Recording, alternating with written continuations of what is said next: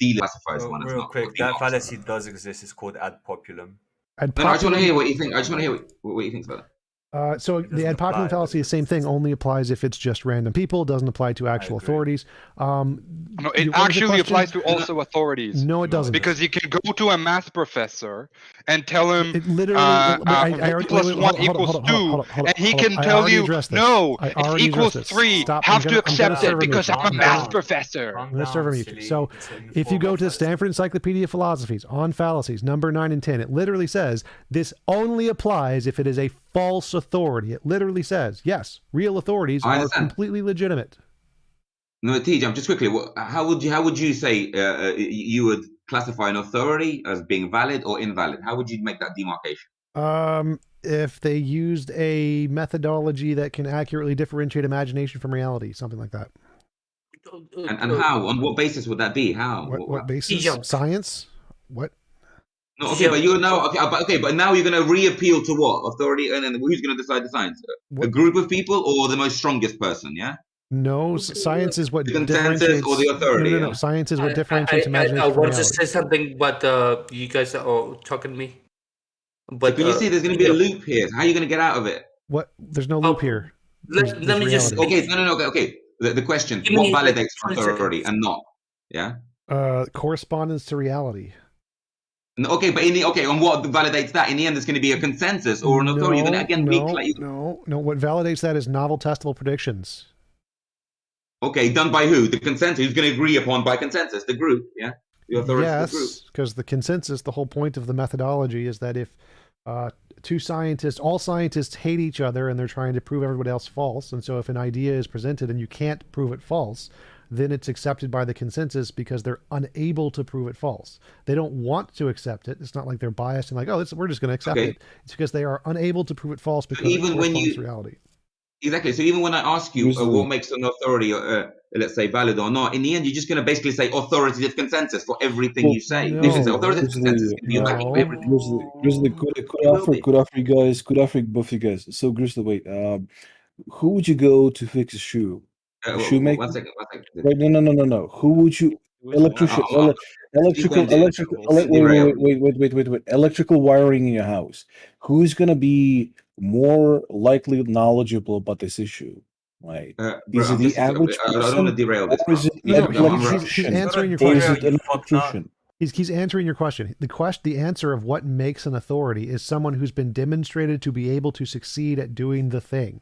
So if they are able, and demonstrated by who? How are you going to what makes demonstration valid? Correspondence to reality. If they can do in reality the thing they say they can do. According to who? Okay, they can do it in reality, but according to who? Who's going to validate that? Stop saying there is no according. If they can literally cause in reality the thing to happen, there is no opinions. You don't get an opinion. I get what you're saying. Yes, so their true talent for it, the true ability. Then who gets to decide that? No one gets to decide that. If they can cause in reality the things they say they can cause, no one gets to decide that. If I said I could blow up a building and I blow up the building, you don't get an opinion. There's not a panel who's like, did he blow up the building? It's not up for debate. It either happened or it didn't. No, because the definition of what blown up, of what successful is, of what certifies something. No, it's not. Let me finish. Hold on. It's not up for debate. Let me just finish something. Right. What certifies something as being we know that to be a fact. Nothing. So, there's no certification. Reality is what does the certification. If I say an event, I understand that, but stop. If I say this event will happen in reality and the event happens, that is what gives you authority. So whether you want to play word games with whether or not what I said, if my statement was I'm going to blow up a building, and by those I use the contemporary definitions of all of those words, and it happens, that means I'm an expert at blowing up buildings.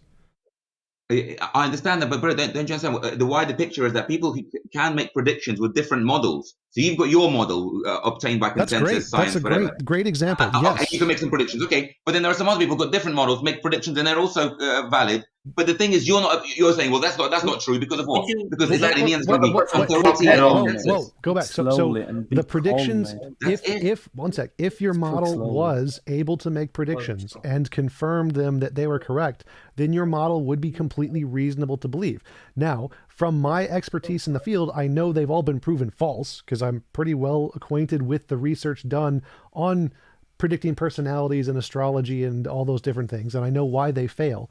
But if you have some new model that's able to do them successfully, that would be great evidence, and you would have to present that, because I'm fairly certain it's all false. Now if you present evidence, bro, you that's can't great. be just looking, bro. You can't just be looking at through one notice board of your you hold reading. the burden of proof.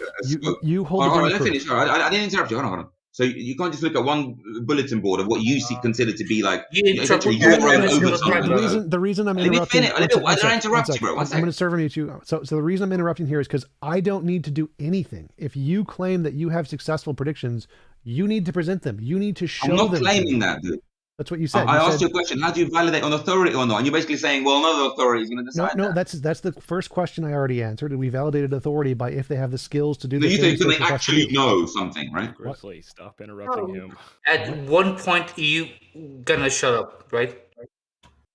He's done most of the talking. I've interjected one or two words, and when I tried to make a statement, he interrupts me. Actually, right? Because I don't think you're addressing the point. Because your argument was how do you prove an authority? And I said an authority is somebody who can do what they claim to do in reality, and the correspondence to reality is what determines them to be an authority. And then you said something about if you have two methodologies that both make testable predictions. I would agree. If they both successfully make novel predictions, they're both reasonable to believe. I just haven't seen any of those made in your camp. And what would happen, sir? What would happen if two different models from two different vantage points are making predictions that are both correct, but they're doing it from two different models? They're both reasonable. They're both reasonable to believe, as long as they make the same predictions or similar scope predictions. Well, that's okay. Fine. So then your material. So when you make all these like for example, claim that spirituality is false, it's all kooky, and all the rest of it. Right. All you're basically saying is, I haven't seen the literature. I haven't seen enough people agree with this kooky stuff. Basically, no. I'm saying you have provided no evidence. We have provided evidence that it's false. We've proven all of the predictions that people who claim those things false. Therefore, it is bad. That is the thing we can say is wrong. We can reasonably conclude that is something people have made up. But the reality is that evidence is obtained in a different method rather than through laboratories. Well, novel predictions. Novel predictions are great. We can. I don't care what way you do them. If you make any novel predictions by shaking a magic 8-ball, that would be fine. We can, as long as we can observe the predictions, that's evidence. We don't need to test it in the lab. Okay, well, the predictions. Okay, I'll refer to them. For example, there are people who can predict someone's personality. You cannot let the person finish the conversation. That's all, folks. Mason, shut up. There are people who can predict someone's personality traits very accurately. It's people who can predict natural events like natural disasters, right? No, they can't. They can. There are even animals that can do it. That are like humans. Wait, no, they can't. You trust those people, but that's scientists? So for example, it's a known fact that animals can predict an earthquake. They don't predict the earthquake. They have, like, birds specifically have parts of their brains that are sensitive to electromagnetic fields, and so fields. Those fields which you're going to call physical all of a sudden. Yeah. Well, yes, those they can also. Physical. I call it spiritual. But I call that spiritual. Though you can call it a potato. Electromagnetic fields are spiritual. Oh, you're going to say physical for that? Yeah, I find when it's quantum stuff, that's is a football field spiritual? Yes. Well, I mean, animals can also hear a much wider range of sounds. Hold on. So when a human being, so for example, when a human being, let's say, meditates and can predict an earthquake, let's say a month in advance, you're going to say, "Whoa, that's just electromagnetic," right? No, they can't. It just doesn't happen. No one has been able to do that, though. The animals that leave in the vicinity of an earthquake almost always do it very close to the time. It's not significantly different, and I'm pretty sure a lot of it has to deal with sound. Okay, fine. Even in that case, you just could someone mute enthusiastic for a while because he wants to dominate the whole conversation here? Please. I'm not the one talking the most. Yeah, he's not over. It doesn't seem like I would only mute him if he was like interrupting. He does seem to give people the chance to talk, so I wouldn't mute him just for that. If you wanted to bring up a different topic, that's fine before too. He came, Jimmy was giving a Kalam argument. Yes, we were talking about that before. He's an Aussie man, so he has to talk. You see, they're just going to make personal jabs. You see, I'm not even Australian. Yeah, I was about to say. Like, it's not an insult. It's not an insult he's to a be British retard. It's just a jab. That's all. It's all right. I gave him one back. Hopefully, he doesn't moan. That's fine. Do we have any other arguments? Oh, stop slapping people with fishes. But all I'm saying is the same stuff spiritualists would call like the soul and all that. You're just calling it fields. Well, no. So again, in science, we have demonstrated. We say we think this exists, and if this exists, here are all the predictions we can make, and then we confirm them. And because of that, this is all justified. Whereas the spiritualists are just making shit up, and they don't confirm anything they say. They just make shit up. So the difference here is that the scientists they don't spend their time in laboratories. One sec. Because the scientists have confirmed theirs is real, they're allowed to say it's physical. The spiritualists are just making stuff up, but anybody can make stuff up. And so the difference here is that you need a method to differentiate imagination from reality. Novel predictions in science does that. Spiritualism doesn't. So they're not allowed to say that it's spiritual. The point is that those spiritualists, they tend to not spend their time in laboratories. They're perceiving all this and let's say codifying all this in a different method, not through like let's say spreadsheets and numbers and microscopes. How do you verify that? So they verify on a personal, interpersonal level. They tell you. They claim it. They say so. Yeah. How the fuck? Why would you believe it? That's the question. But that's not it. And also, referencing the natural world, of course. So they reference the natural world with their individual. Do they reference the natural world in a verifiable way again? Yeah. So for example, so these spiritualists. May I just send you a private message because I cannot speak at all. One thing. So they would refer to things in the external world, things like the astrological alignments and things like plants and roots and trees and all these shamanic activities that people have done, and they can make very accurate predictions. They can make very accurate predictions. Then make those predictions, plot those predictions, and do the math. Like that is something you could literally do. Saying it's interpersonal and you can't do the math would be wrong in this case because clearly they're making predictions. If they come true, they can plot those predictions and reality and see how much their predictions comport to reality. Like that is completely doable. And the reason why no one's done that is because it doesn't work. No. Let me explain, bro. Out of all the possible potential candidates of people that we're going to be doing this, essentially have to be, let's say, high-minded, natural, healthy people, shamanic type people, who then are going to want to go in a laboratory and prove it and go down that path. None of those people want to do that. And then the ones that do, such a small amount, you don't get to see it in your Western, let's say, inbox, dude. You don't need a lab for this. All you need is Excel. All you need is Excel spreadsheet. Come on, that's the equivalent of a lab. If you can prove souls exist, you're going to be the most well-known scientist on the planet. Right? I'll give you an example. The people you wouldn't even need an Excel spreadsheet. You just need a notebook to write down this shit. The people that are, for example, the spiritualists I'm talking about, they would be, for example, notifying all this in their own personal life. So they wouldn't be putting it in Excel. They'll be putting it like maybe in a diary of how they experienced the natural world when they were on mushrooms or something. And they would write down all these predictions in their own mind and in their own diary entries, which you're never going to believe. Actually, how do you verify it though? Why would you believe it? That's the question. Well, so if they're able to do this, there's this thing called the James Randi Foundation, and they offer $1 million prize for anybody who can demonstrate the supernatural, any supernatural thing, souls, mystic personality readings, whatever you want, energies around people. Any of those things. Give out the price. Yeah, and they give out the price. It's like the Can't Help Prize. It's unfalsifiable. You can't. No. $2 million. No. But by the way, if I'm thinking about the James Randi Foundation, the prize, what they actually give out the prize at least once. They give it to a guy who claimed that he could supernaturally know the songs. Know the songs on vanilla, recording discs. The old vanilla recording discs. Like that he could touch it. He could touch it and know the song supernaturally. So the James Randi Foundation, vinyl, yeah. So and so they created it, controlled environment, right, with all of the things.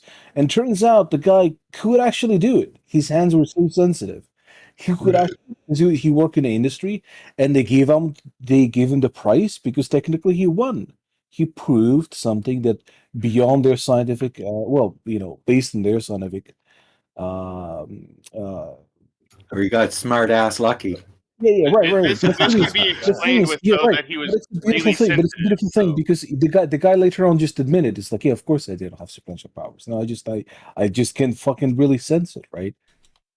There's a guy who could prove beyond statistical chance something similar in a lab. I can't remember his name now, but he said that it doesn't matter. The establishment is just not going to let a foot in the door. so to say. Well, that's What do you false. mean? So What do you mean? science Just give you- does No. accept things that are non-physical. Like there's an entire journal dedicated to psychic soul reading mind stuff, and I've had several interviews with people about this. The science does accept papers on those things. They're just proven false all the time. If you could prove it, there are multiple different awards where you could win millions of dollars. Nobody has ever won them because they've been proven false. That's a bit hyperbolic. What? No, it's not. There's just not millions Not at waiting all. for these guys, man. Come on. Yeah, there literally is. So if you prove this in a Nobel Prize, the monetary prize for winning a Nobel Prize is $1 million. There are millions of dollars if you prove this stuff available. Metaphysics is just not something that can be generally provable in the conventional way. Yes, Well, it can. okay, Oh, too bad. this is where No, TJump and I. no. This is I'm not defending the metaphysics standpoint. I'm defending like the idea of proving metaphysics in the constraints of metaphysics is absurd. That's And not like what he's That's asking. not. like often people who delve in metaphysics demand the dispute to be argued within the realm of metaphysics. Which Okay, is so this is not dishonest. this is wrong framing. So this is where T-Jump and I ended on our last discussion. So T-Jump admitted that if there is an immaterial realm, then it won't be found in physics. So, but you don't have to find it in physics in order to give a demonstration of something that's not material. So, for example, telekinesis or something like that would check that box under lab conditions. Now you're not going to be able to. Telekinesis would entail the manipulation of the brain, especially when it comes to electromagnetism. Why did you just cut me off? By electromagnetism. Why did Because you you're just cut talking me bullshit. off? How is that bullshit? It's absolute bullshit. You can demonstrate things if they exist without using physical processes. But the problem. If you want to prove telekinesis, you must use physical processes. Right, you're telekinesis moving entails something. manipulation of the brain via some sort of mechanistic, electromagnetic way. Well, no. It's just moving an object. that, right? It's just moving an object, right? Telekinesis is about moving an object. That's a physical thing. You can test that. No, but the energy. The energy that was used to move that object didn't come out of nowhere. Because if you're saying that process is not a physical one, then you're describing a creation of energy moving an object, which is nothing absurd. in the universe comes from literally nothing. Yes. Yeah. So that energy has to come from somewhere. No. So the point is this: that whatever that effect is going to have to be reducible to a physical equation. No, not necessarily. If it's not, then you have good reason to believe that something that's not Did you physical really is see the argument to this person like that? Like, I doubt it. Wait, what? Argument of what person? Did you really see the article to this person that's just talking, that said that you agree that if anything outside of the physical exists, it has to be proven in the context of the metaphysical? Like, I doubt that. I didn't say that. No, he said, T-Jump said that if there is an immaterial realm, it's not going to be found in physics. Well, no. So I think it's possible to find an immaterial realm with physics, essentially. I think that if you make a testable prediction that I have an immaterial friend named Bob, and every time I pray to him, he gives me a gold brick, and you pray and you get a gold brick, that would be evidence of the immaterial realm. I think that's perfectly fine.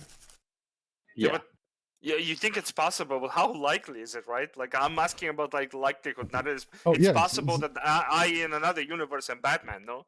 Yes, but that's so I don't find it that's likely. Not an equation. Yeah, I don't find it likely anybody's going to be able to successfully make predictions of the non-physical. That makes sense then. I agree.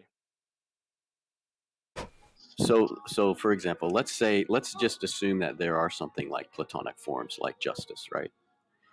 That thing is, don't sigh. Okay, this is like the foundation of Western thought. So when you say, you're gonna get your ass muted. So let's say that exists. Now, it might not exist, but let's hypothetically, for purposes of this argument, say it does. Things like justice aren't going to be reducible to an equation. And so on those grounds is what I mean by if that immaterial realm exists, and if it's true that it's informing this one, you're not going to find it in physics. Now, it could be not true, and T-Jump could be right, that things like justice are just fields. And then, then you could find those in physics. But justice is just a concept. Like it's not the same as saying. Is a concept physical or material? It's not. Okay, well then there's an example of something immaterial. Wait, A concept is a thought, right?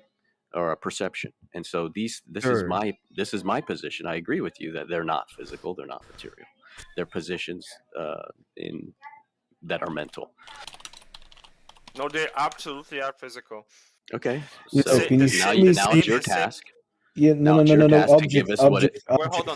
Could you Justice give me? exists as a concept in our minds because our minds use electromagnetic impulses and biological mechanisms to store information and to create concepts. You are know the talking absolute correlation. shit. By the way, if you threaten to mute me one more time, since you're not even the mod of this room, you will be muted If you sigh at Plato, I don't give a shit about Plato. Plato like to then fuck your ass boys. is you ain't gonna last. Plato like to fuck boys. I don't give a shit about Plato. Hey, nothing that can get us banned. No ban all offenses. TJump, that's not gonna get you banned. That's literally stating reality. One sec. I just want to say thank you to Keith X for the super chat. Appreciate it. He says I should charge for these. He's triggered because he can't reduce justice to neurochemistry. So he's triggered now. Okay. Objects, you do have a charm about you. There's no question. Get your Nobel Prize. If you can, then you've just got a Nobel Prize within you guys love each other. Need to get it on You can't get Nobels for metaphysical arguments. Like, what are you saying? If you can reduce concepts to equations, you will get the Nobel. That is you people just love worshipping authority and consensus. Itself is a fallacy. This is a fallacy. Like some weird modification of fallacy out of authority. The guy can. Well, if you're right, we'll win the Nobel Prize whilst I watch Netflix all day. Fair enough. Yeah, it's called solving the hard problem, right? So if he does that, he wins the Nobel. Yeah, he is correct. If you could solve the hard problem of consciousness, you would win a Nobel Prize. I'm not dedicated or claim that I've solved any problems. I'm just saying is that any concept that appears in our brains is due to our mechanistical machine, which is like an organic biological machine. Well, you're begging the question. You're begging the question. Dan Dennett explains that, right? Objects. Begging which question? Well, that's the very question we're asking. Can you like to investigate so much, dude. We're asking the very question is the question is, can concepts be reduced to physical equations? That's the question. Now you're just asserting they can be without giving us any demonstration of that. Humans can be, yes. Okay, that's a conversation. There's a concept that is that was created outside of the human mind. I would agree with you, but concepts that humans use to operate within the material world are definitely some. Good job, bro. Definitely created by proxy by mechanistical organic processes. That's great. Don't you ever rejected the conversation by asserting your Plato is a moron. Also wanted to say thank you for Stanley Williams 19K for the super chat. Give Zoidberg mods in the Discord. Well, by the way, Stanley, thank you. I am a dumbass, but I try to think. That's all I do. Just gave it. I don't know about that. So check out guest text. About 30% of philosophers on the most recent Phil Paper survey. That was me. Don't think there is a hard problem of consciousness. Well, that's because they've swept the problem under the rug with emergence and complexity. I mean, we can. It's still a hard problem. We can potentially. But you just think that because you dismiss a lot of scientific things and a lot of things that actually have relevance in reality. You just dismiss stuff though that's objectively verifiable. No, I accept the correlate. I accept. No. You just dismissed that, and I just wait. Philosophers aren't scientists, and scientists actually disagree with most boneheaded philosophers. So I don't. What? Yeah. For philosophers to say there's no hard problem, it's like, okay, well, ask a physicist then for the equation for the taste of garlic. Go ahead, see how far that gets you. Oh my god. Well, that's not relevant. I went to the Phil Paper survey where 30% of them said no. Comport yourself like a man. No offense. Neuroscientists and others override philosophers. So surveying a bunch of philosophers means nothing. Well, Yeah, neuroscientists. wait. So one sec. So the hard problem of consciousness is only a problem in David philosophy. Chalmers. So neuroscientists don't really take it seriously as a problem because they don't. Most hard scientists don't even consider it. So hard problem of consciousness is specifically a philosophical problem. Right, but if you at ask a universities, physicist, can I just at universities go like MIT, they have the Center for Minds, Brains, Machines. They get a bunch of philosophers, neuroscientists. It's a multidisciplinary research group. David Chalmers, I'm quite aware of the hard problem of consciousness. It's not just a philosophical question. It actually guides a good deal of neuroscience, and neuroscience feeds back into philosophy and vice versa. Any philosopher who doesn't integrate across such things is a fucking idiot. No, there's absolutely no incorporation of the hard problem in any science. We wouldn't even know how to do that. Would you like me to show you? I can right now. Sure, go for it, because it's not. I've had this discussion before too. Like, You are not qualified to have this. I don't know why you're jumping in the conversation. So yeah, you had a conversation with me. You're hopefully unequipped to actually discuss trying to save your life right now. You're getting into a topic that is just. I am not, because I've actually read these papers. So do you want me to provide it? Bro, Shut up. If you want to dig your Put the papers in the TJump text chat. Can I say that it would become a hard problem for a physicist if he's asked the question, give us this equation for the taste of garlic or some any inequality. If he's asked that question, he says this is impossible to do with physics. And so then if he's trying to establish this, that becomes a hard problem for the physicist. But physicists aren't asked this question. I have no idea what you just said there. Like, that was not a coherent sentence. If you ask a physicist to give an equation for the taste of garlic, it becomes a hard problem for that physicist, because it's not within physics to give.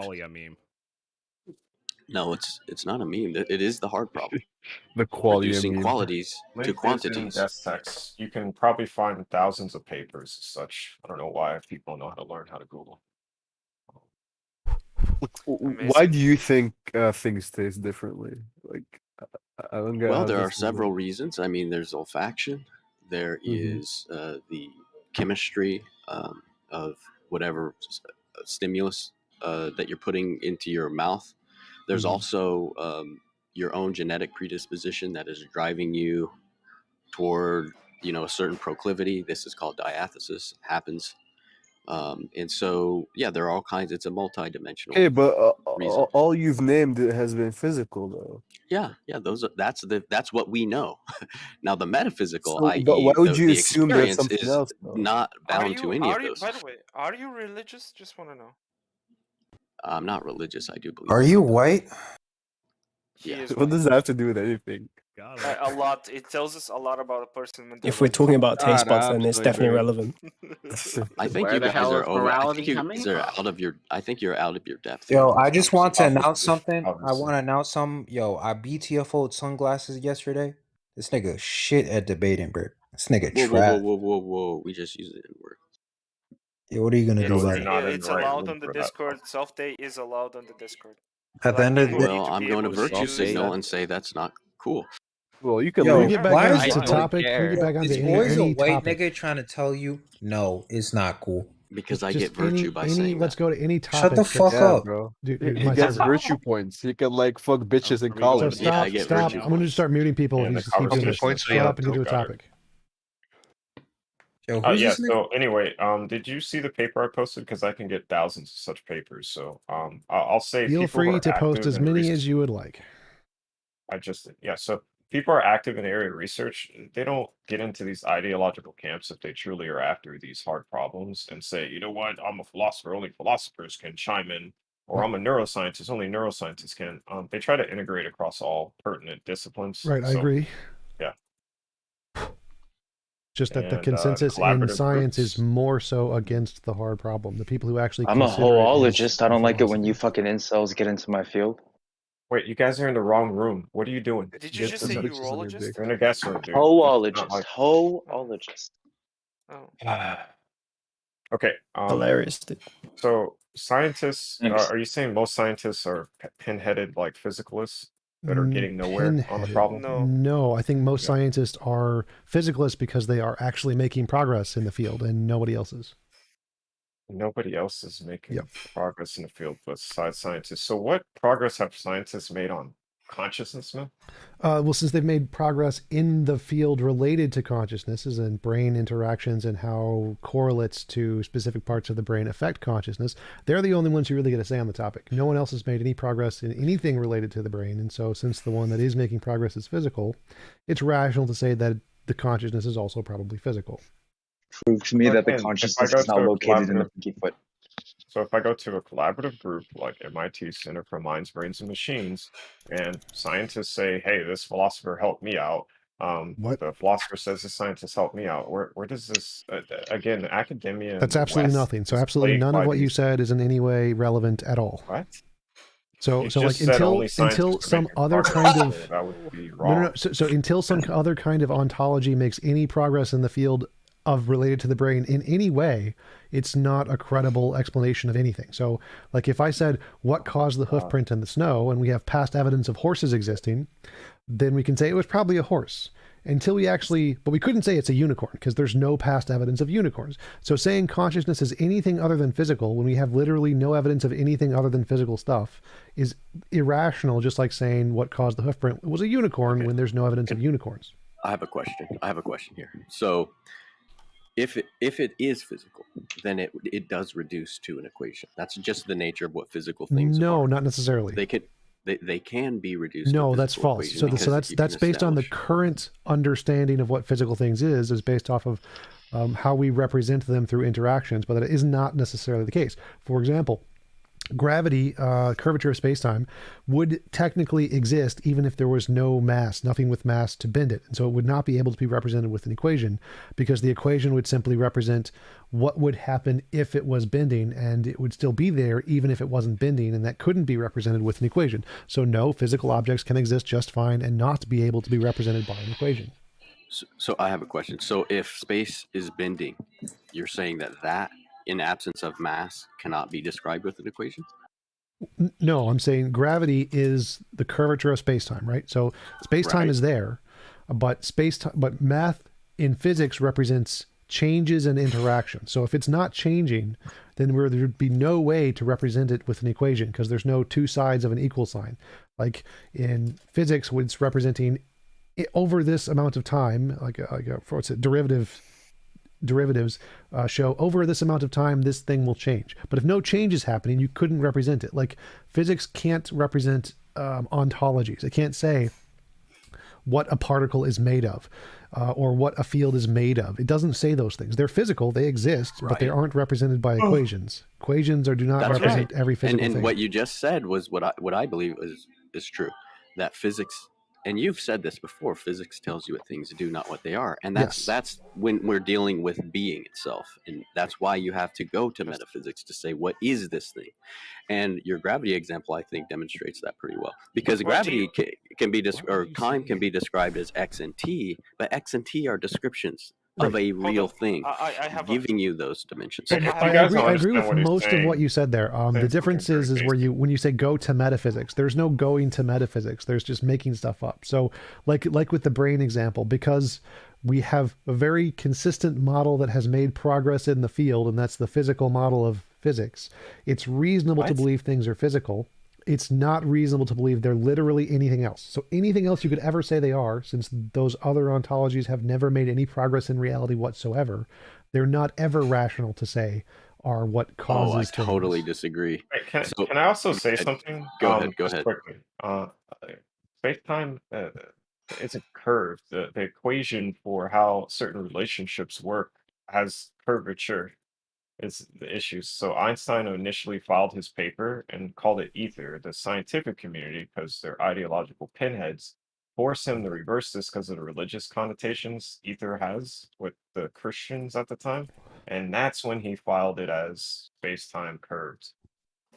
That's but Tom, I don't want to get past this because this is important. Just a quick clarification there. Let me say this. Space-time literally physically bends. That's what gravitational waves are. No, it does not. Yes, it does. It's the equations that describe the relationships between mass bodies in space. Gravitational waves are literally space-time bending. It's literally what it is. They literally bend. Wait, now we're talking about gravitational waves. That's literally the Gravitational waves curvature of are space-time. space-time bending. I'm not going to try to take down Einstein in this Discord. There's nothing You wouldn't to take be down. You if can go and look it up. space-time No, didn't bend, you wouldn't No, I be have able problems with to GRT notice as well, gravitational waves. Pickle. So I'm It's not the way totally mass disagreeing with you. bodies interact in space that is curved, not the fucking actual fabric of space-time. Yes, Nobody's the fabric proven that, itself but you literally can't prove bends. it. That's literally what You can't gravitational prove waves that. are. Yes, we There's can. no experiment That's the for that. entire No, you point can't. of the LIGO experiment. The LIGO experiment literally proves that. Literally I want to does. highlight what TJumps said.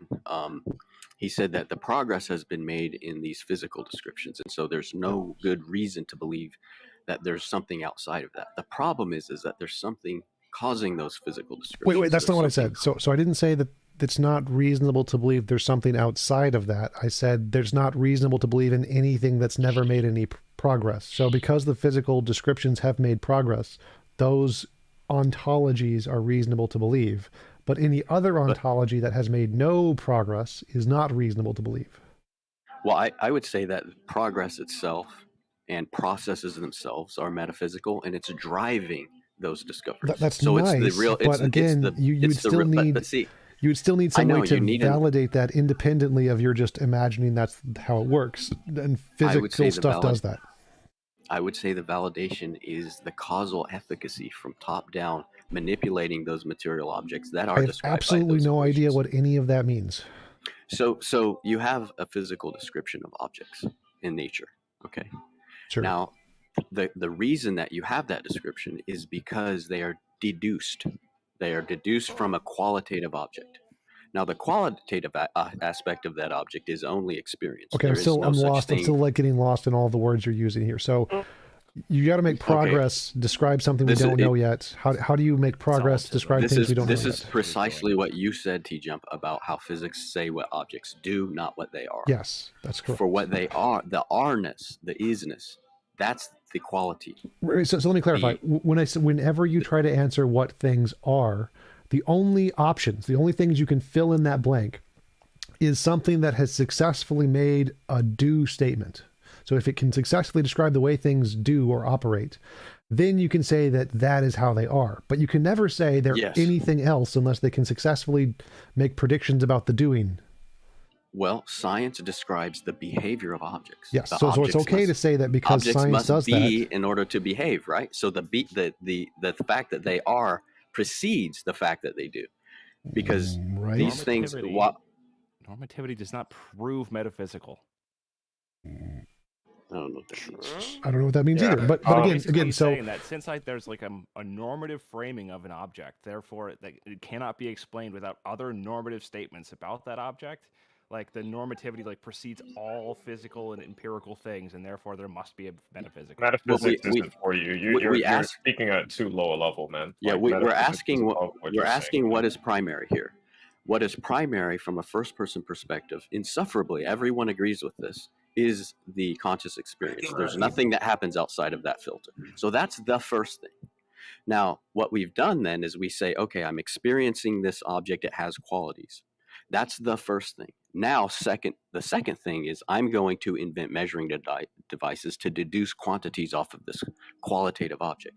Then I'm going to throw that object off the table and say, aha, these quantities are what's real about it. This is a fallacy. And that's what I'm saying, that there's something more happening that's giving us the numbers that are deducible, right. And I think that's allowing us to make predictions. That part I agree with. There's something more going on. That's perfectly reasonable. But in order to say what that is, the only possible things that are reasonable things to assert are what it is, are the things that have successfully made the predictions that we can describe or discover things about the universe. So if it's never made any predictions... Here's the problem with that. That's a bold statement. We never would have discovered anything new if that was the case. Yes, we would. That's science. no pickle. Well, the problem with pickle. that is that you, with the process that TJump is talking about, which I agree with up to a certain extent. Basically, it is through scientific discovery, it allows us, well, first we have assumptions about the object. Then science allows us to verify those assumptions. But do you know what happens every time you verify an assumption? brand new assumptions pop it to the fore. But none of that matters. It goes Literally on none for, of that matters. So well, again, no, and the reason, here's why it matters. Literally does. Because the assumptions will go on for infinity. It doesn't matter. Again, none of the, you can have infinite assumptions, that's fine. You can have infinite presuppositions, that's fine. But if you're going to say, That's here's some, reasonable to you? yes, it's perfectly reasonable. You can assume whatever you want to assume. But in order to make it reasonable to use your assumptions to infer something about reality, you need some correspondence to reality. So if I say, let's say I assume that there's a magical pixie leprechaun named Bob, and I say, if my magical pixie leprechaun friend exists and I pray to him, he'll give me a gold brick. I pray to him and I get a gold brick. Now that's great correspondence to reality. Now I can say I have a justified reason to believe in the magical pixie leprechaun Bob. And now I can say, if I see a gold brick on your table, I can be like, you know, Bob, he does that. He could have put that gold brick there because I already have some past evidence that my belief that there is such a thing corresponds to reality. Now, if I said no evidence that Bob exists, and I just saw a gold brick, you know what, and just made Bob up, like, you know what, a magical pixie leprechaun could explain that. That would not be evidence. So the same thing applies here in the physical reality. We don't know what matter is made of because physics doesn't tell us what it's made of, but we do know that it can accurately predict things about reality and interactions. Therefore, it's reasonable to infer that whatever this physical stuff is based on that model of physicalism. And you're not allowed to add anything else in there until it can make predictions also. Okay, the ism is the part that fucks any idea. Like, it's the ism. It's It almost doesn't a matter what religion. isms you Yeah, use. can I finish? Change it. It doesn't change anything. All isms are fundamentally flawed for this reason. You end up like marrying a position only strictly. Everything is physical. My dude, everything is physical, and then what is physical? We maybe have covered like 0.5% of all physical things in this universe. Okay, but none of that addresses what I said. Can I finish? Can I No, finish? not unless So you're going to this address what I said. I literally am, and you're not letting me. Well, no, you're not. You scared of something? What I said was the only times you can infer what is existing is if you have a successful method to demonstrate something in reality. There's no ism. We there. I don't didn't bring up any ism. Wait. So buddy, if we only cover 0.5% of all physical things, and that's what physics is at this moment, you understand? There's like 95.5% That's fine. of things that would be unimaginable to current day physics. Well, that literally doesn't matter. So let's say you're right and we only know 5%. Let's say you're right. Stop interrupting. I'm going to mute you. Let's say you're right and we only know 5%. In order to be rationally infer anything beyond that 5%, you're only allowed to use the stuff in the 5%. You can't make up a new thing. That's induction. Really stupid. It's called induction. No, I'm sorry. No, dude, deduction is also a thing. Okay. But, Right. and so I would love for you to prove like quantum physics through induction before we actually Induction understood is what the hell it was. proves it. That's how science works. Science is all induction. Buddy. Let me just chime in here to You're messing TJump up real on quick. high school level physics. So Tom, I agree with you. The reason that process can happen, the reason that you can deduce those numbers off of those objects is because every object is associated with a quantity in our material realm. But there are two objects. There's one that's experienced. That there is no equation for that experience. Let's go ahead and move up.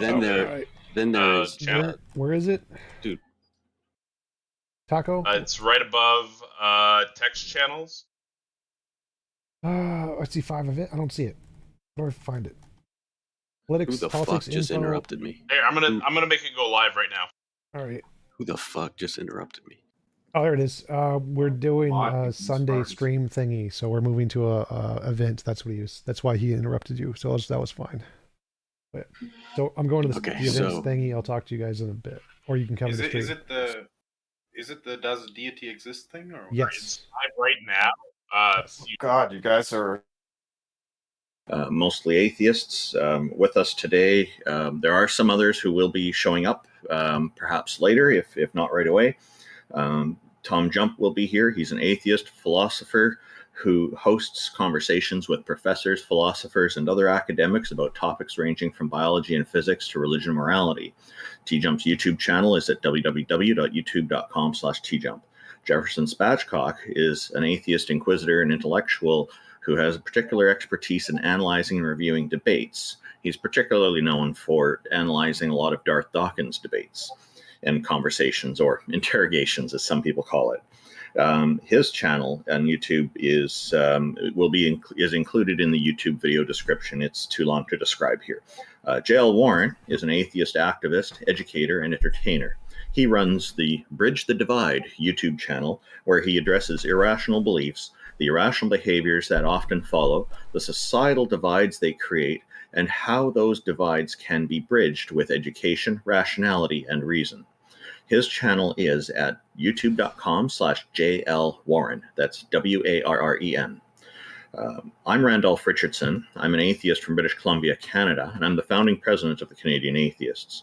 I'm also an advocate for freedom, fair justice, and critical thinking, with concerns that oppression anywhere is a threat to freedom everywhere, which is similar to something that another famous person said, MLK, he's known as. You can find out more about the Canadian Atheists at www.canadianatheists.ca. My YouTube channel is at youtube.com/Randolph Richardson. The IX is a Tom Unboxes subscriber and former atheist community of Discord admin who enjoys long walks through evolutionary biology-inspired computer science, archaeological, academic, biblical criticisms, etc. Jack Burton, middle-aged, college-educated nobody who drives the Pork Chop Express truck in his spare time. He's a deist and mostly non-committal to philosophical stances. Peter de Tucker, also known as Gonna Go For It, is an atheist from the Netherlands who handles the production of various YouTube channels, including Iron Raws, and generously contributes his professional artistic skills to the atheists all around the world. Peter de Tucker's YouTube channel is at youtube.com/Gonna Go For It. Taco, the organizer of this entire setup, is a #1 Discord debater who has never lost a Discord debate in his life. Thank you again to everybody for tuning in, and we have some people who are already, I believe, interested in talking with us. I saw one earlier. Taco, are you handling this, or did anybody else have anything they wanted to interject before we begin?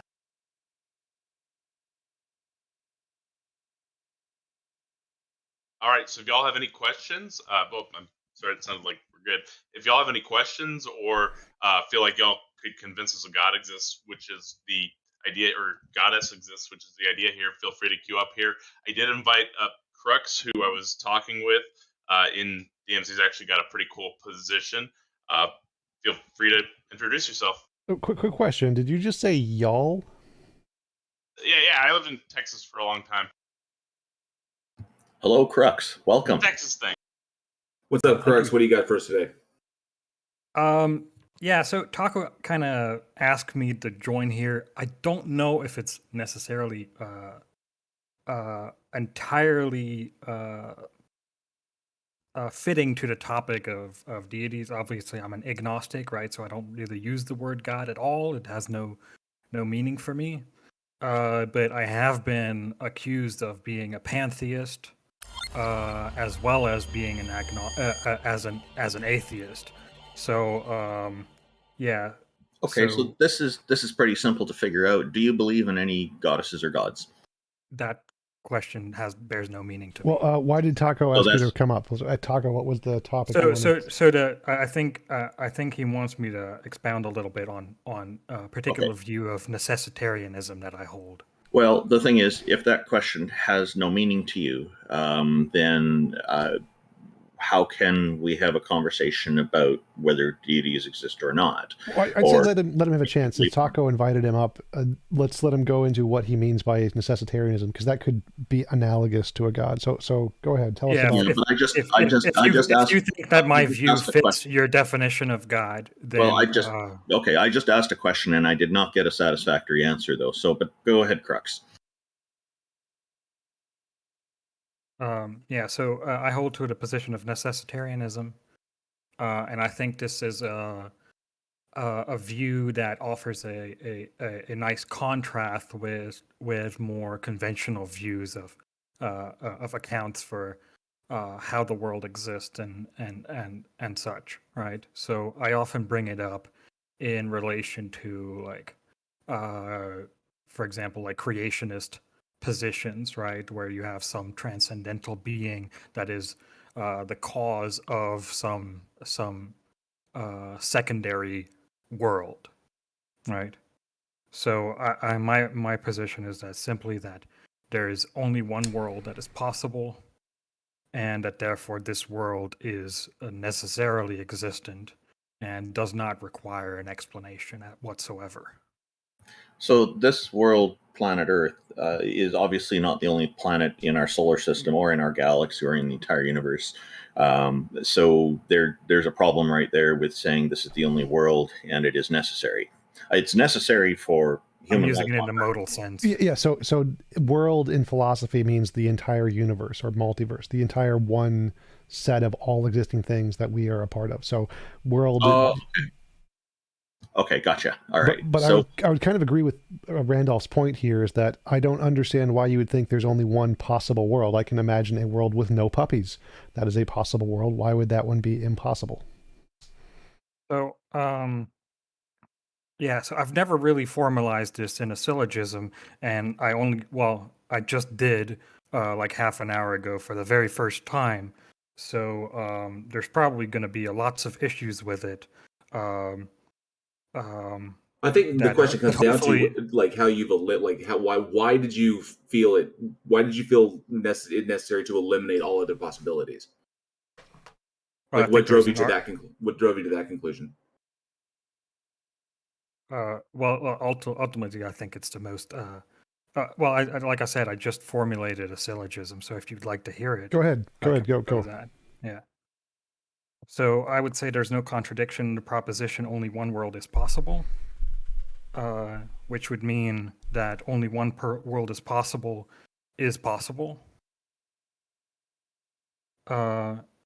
There are states of affairs in this world that are necessary, since they would be true in this world and it would be the only world.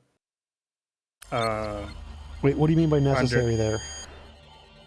That they are true in all possible worlds. Okay. And under this proposition, there's only one possible world. Right.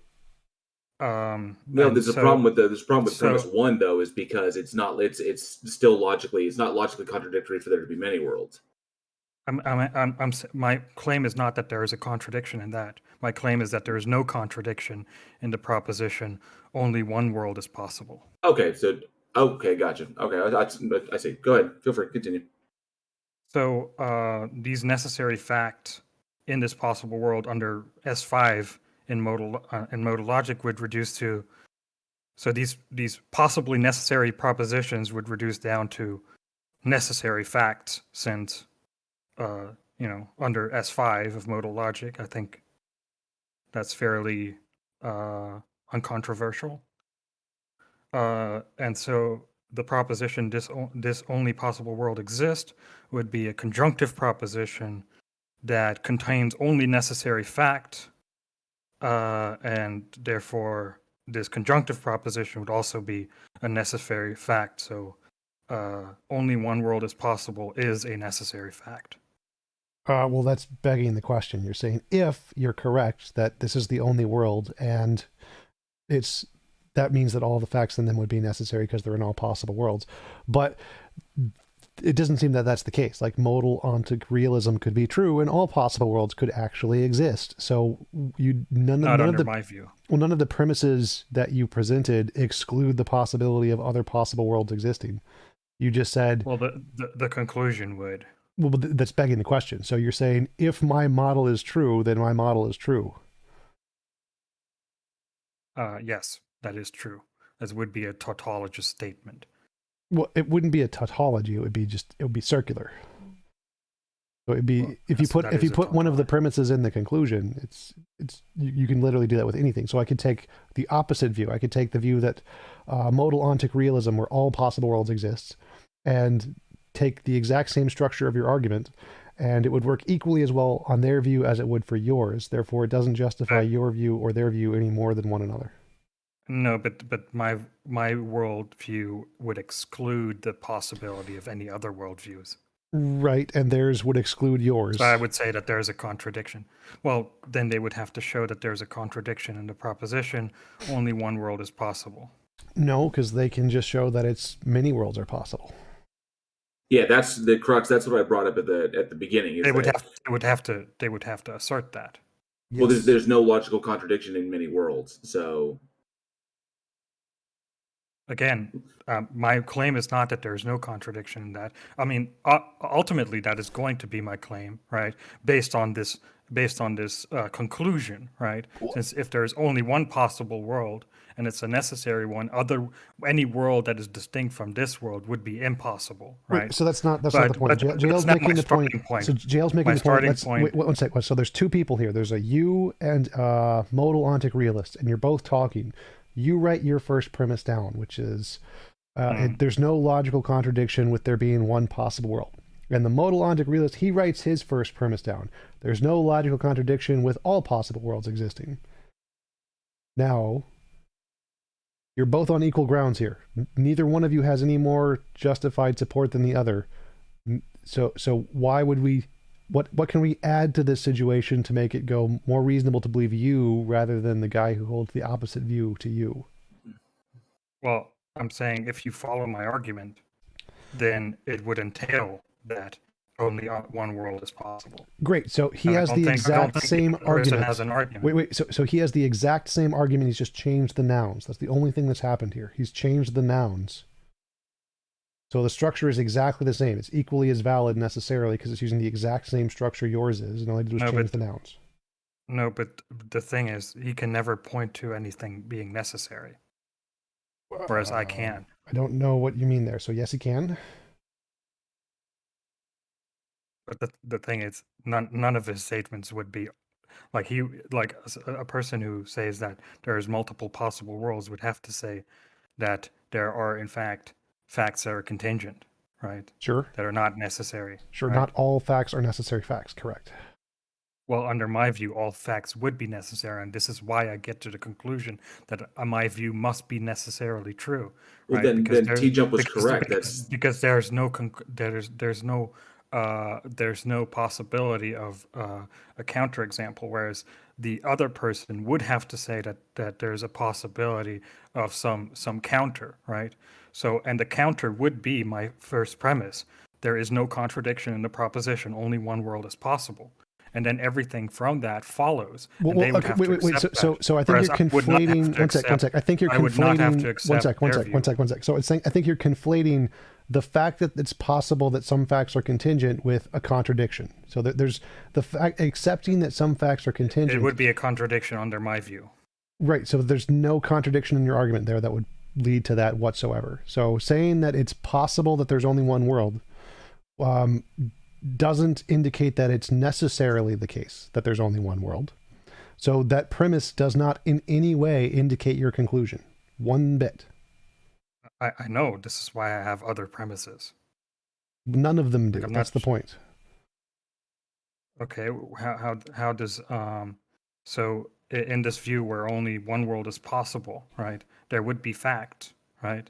And those facts would be by definition necessary facts since they're true in all possible worlds. Right. Okay. So there's necessary facts in my worldview. Can you agree? Yes. In fact, all fact would be necessary facts in this worldview. Yes. Right? Including the fact there's only one possible world. If your worldview is true, then that fact would be a necessary fact. No, it's not. It's if you accept the first premise. No. That would follow. No, because the first premise does not entail that it's the only necessary world. So if it's possible... No, it does. It only entails that it's possible. Right. So if it's possible that there is only one necessary world is a necessary fact, that's possible. It's also possible it's not a necessary fact. It's a contingent fact. I don't agree with that. Right? Well, nothing in your argument nothing in your argument eliminates that possibility. It's nothing in your argument. The conclusion does. Well, the conclusion can't eliminate the possibility. No, it can't. It's not how it works. Yes. If this world exists, if only one world is possible is a necessary fact, then that would exclude the possibility of any other world. But that goes back to the if, and TJump already pointed out that that's begging the question. But I'm not saying if this world is true. I'm saying if there is no contradiction in this proposition. which I'm not doesn't. Like, I'm not presupposing the existence of my worldview as I don't true. think you I'm just saying that understand there's how no S5 contradiction. works. I don't think you understand how S5 modal logic works. Like what you're saying literally does not follow. If I Do you said think possible necessities do not boil down to necessary facts? that doesn't make sense. So possible and necessary as being conjunctions in that way don't work in the way that that sentence was said. That's literally made no sense what you just said. So like when theists say God, it's possible that God exists. And God is a necessary being. A necessary being is one that exists in all possible worlds. What they're doing is they're taking the definition of the word. I'm not taking that argument. Wait, so but they're using it correctly. So they are using S5 correctly. You are using it incorrectly. Why there would be things that are under this view necessary fact, right? Right, and that's fine. All worldviews have that for the most part. Okay. So these facts, since you agree that only one world is possible, entails no contradiction. These facts are necessary facts that are possible. In your worldview, right? if your worldview is true. But No, again, if you accept the none of that. if you accept the premises. No. I can accept premise one and reject the conclusion because the conclusion does not follow from the premises. I'm not seeing how it doesn't follow. So I can accept it's possible there is a bunny in the box. And if the That's not bunny... what I'm asking you to do. No. So it's possible there's a bunny in the box. If a bunny in the box is a necessary fact, because there's only one possible world, then it's necessarily the case that there's a bunny in the box. But it may not be. So do you understand that if you say it's possible there's a bunny in the box, no contradictions. This is a distinct claim from what I'm claiming. No, it's not. It's the exact same. The structure of the argument is the exact same.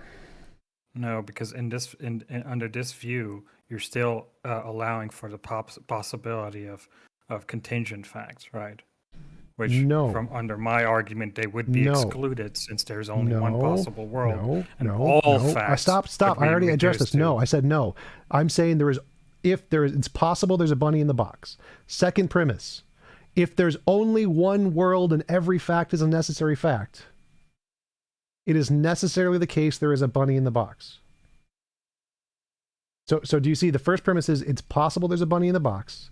Second premise, there's only one world. All facts in the world are necessary facts. Does it follow that there is a bunny in the box? It's different because my just answer the question. Does it follow? Does it follow there's a bunny in the box? The answer you're looking for is no. Yeah. But again, this is not analogous to what I'm claiming. Okay, so explain to me how your first premise is not because analogous. my claim is about possible worlds. It's not about some fact in within possible worlds. That doesn't matter. It's about the possible worlds doesn't matter. themselves. So it doesn't matter if the fact is about the possible worlds or about the bunny. The aboutness of the fact does not in any way change the structure of the argument. So how is the structure of your argument any different? It would entail that if saying it would entail doesn't address the argument. So walk me through the steps. You said it's possible that there is only one possible world. And I said it's possible there's a bunny in the box or only one bunny in the box. How are those different? Because the bunny in the box doesn't get you to a necessary fact. Right. Neither does the possibility that there's only one possible world. You don't think that if only one world is possible entails that if there is a fact in that world, that would be a necessary fact? If there is any necessary fact, it would follow from any possible world. So if there's a bunny in the box, if it's possible there's a bunny in the box, that would also entail a necessary fact. No, I'm asking you, if only one world is possible and there's a fact in this world, right? Right. So I'm saying that fact, right? That fact would be a necessary fact since it is true in all possible worlds. Yes, and that doesn't matter. So I can come to necessary facts under this premise, whereas you cannot do that with the bunny. Yes, you can, but again, that doesn't matter. I don't see how you can. Because you don't come to necessary facts, you assert something could possibly be a necessary fact. It could be a necessary fact that there is a bunny in the box. It might be a necessary fact, but it might not be a necessary fact. So it's possible the one world is the only world, in which case any fact you pick is a necessary fact. But under this view, and yes, exactly. So but they might not be. They would not be. The fact that they could be does not imply that they are facts, necessary facts. They could not be. They may all be contingent facts. So the thing you think is a necessary fact so could then be you contingent. don't think that the first premise is possible. No, you can grant the first premise, and it doesn't lead to the conclusion. I've literally just showed you how you can do that. What's the I don't need to show a Again, contradiction. I can grant the first premise, so no contradiction, and it doesn't lead to the conclusion.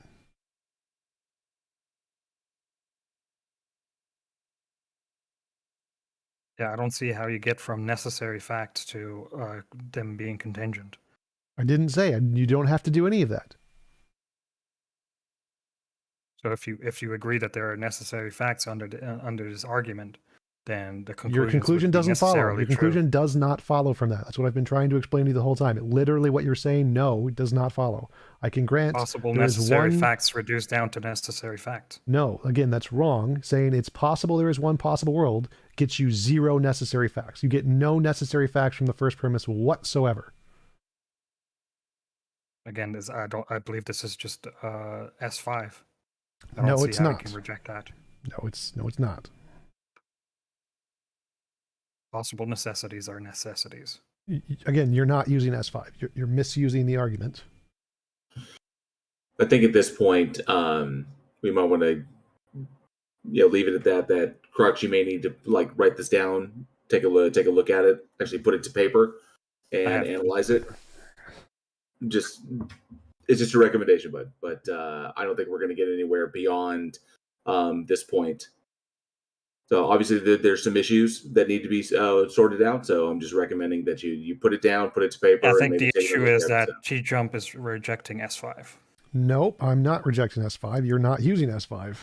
Because I've actually talked with experts in S5 on the ontological argument. You're literally not using the correct structure of the argument. That's why I tried to explain it to you from the Christian argument perspective. Okay, I don't accept the Christian argument, but my argument is different. No, the structure. They're using S5 correctly. If you're not accepting their argument, then you're not using S5.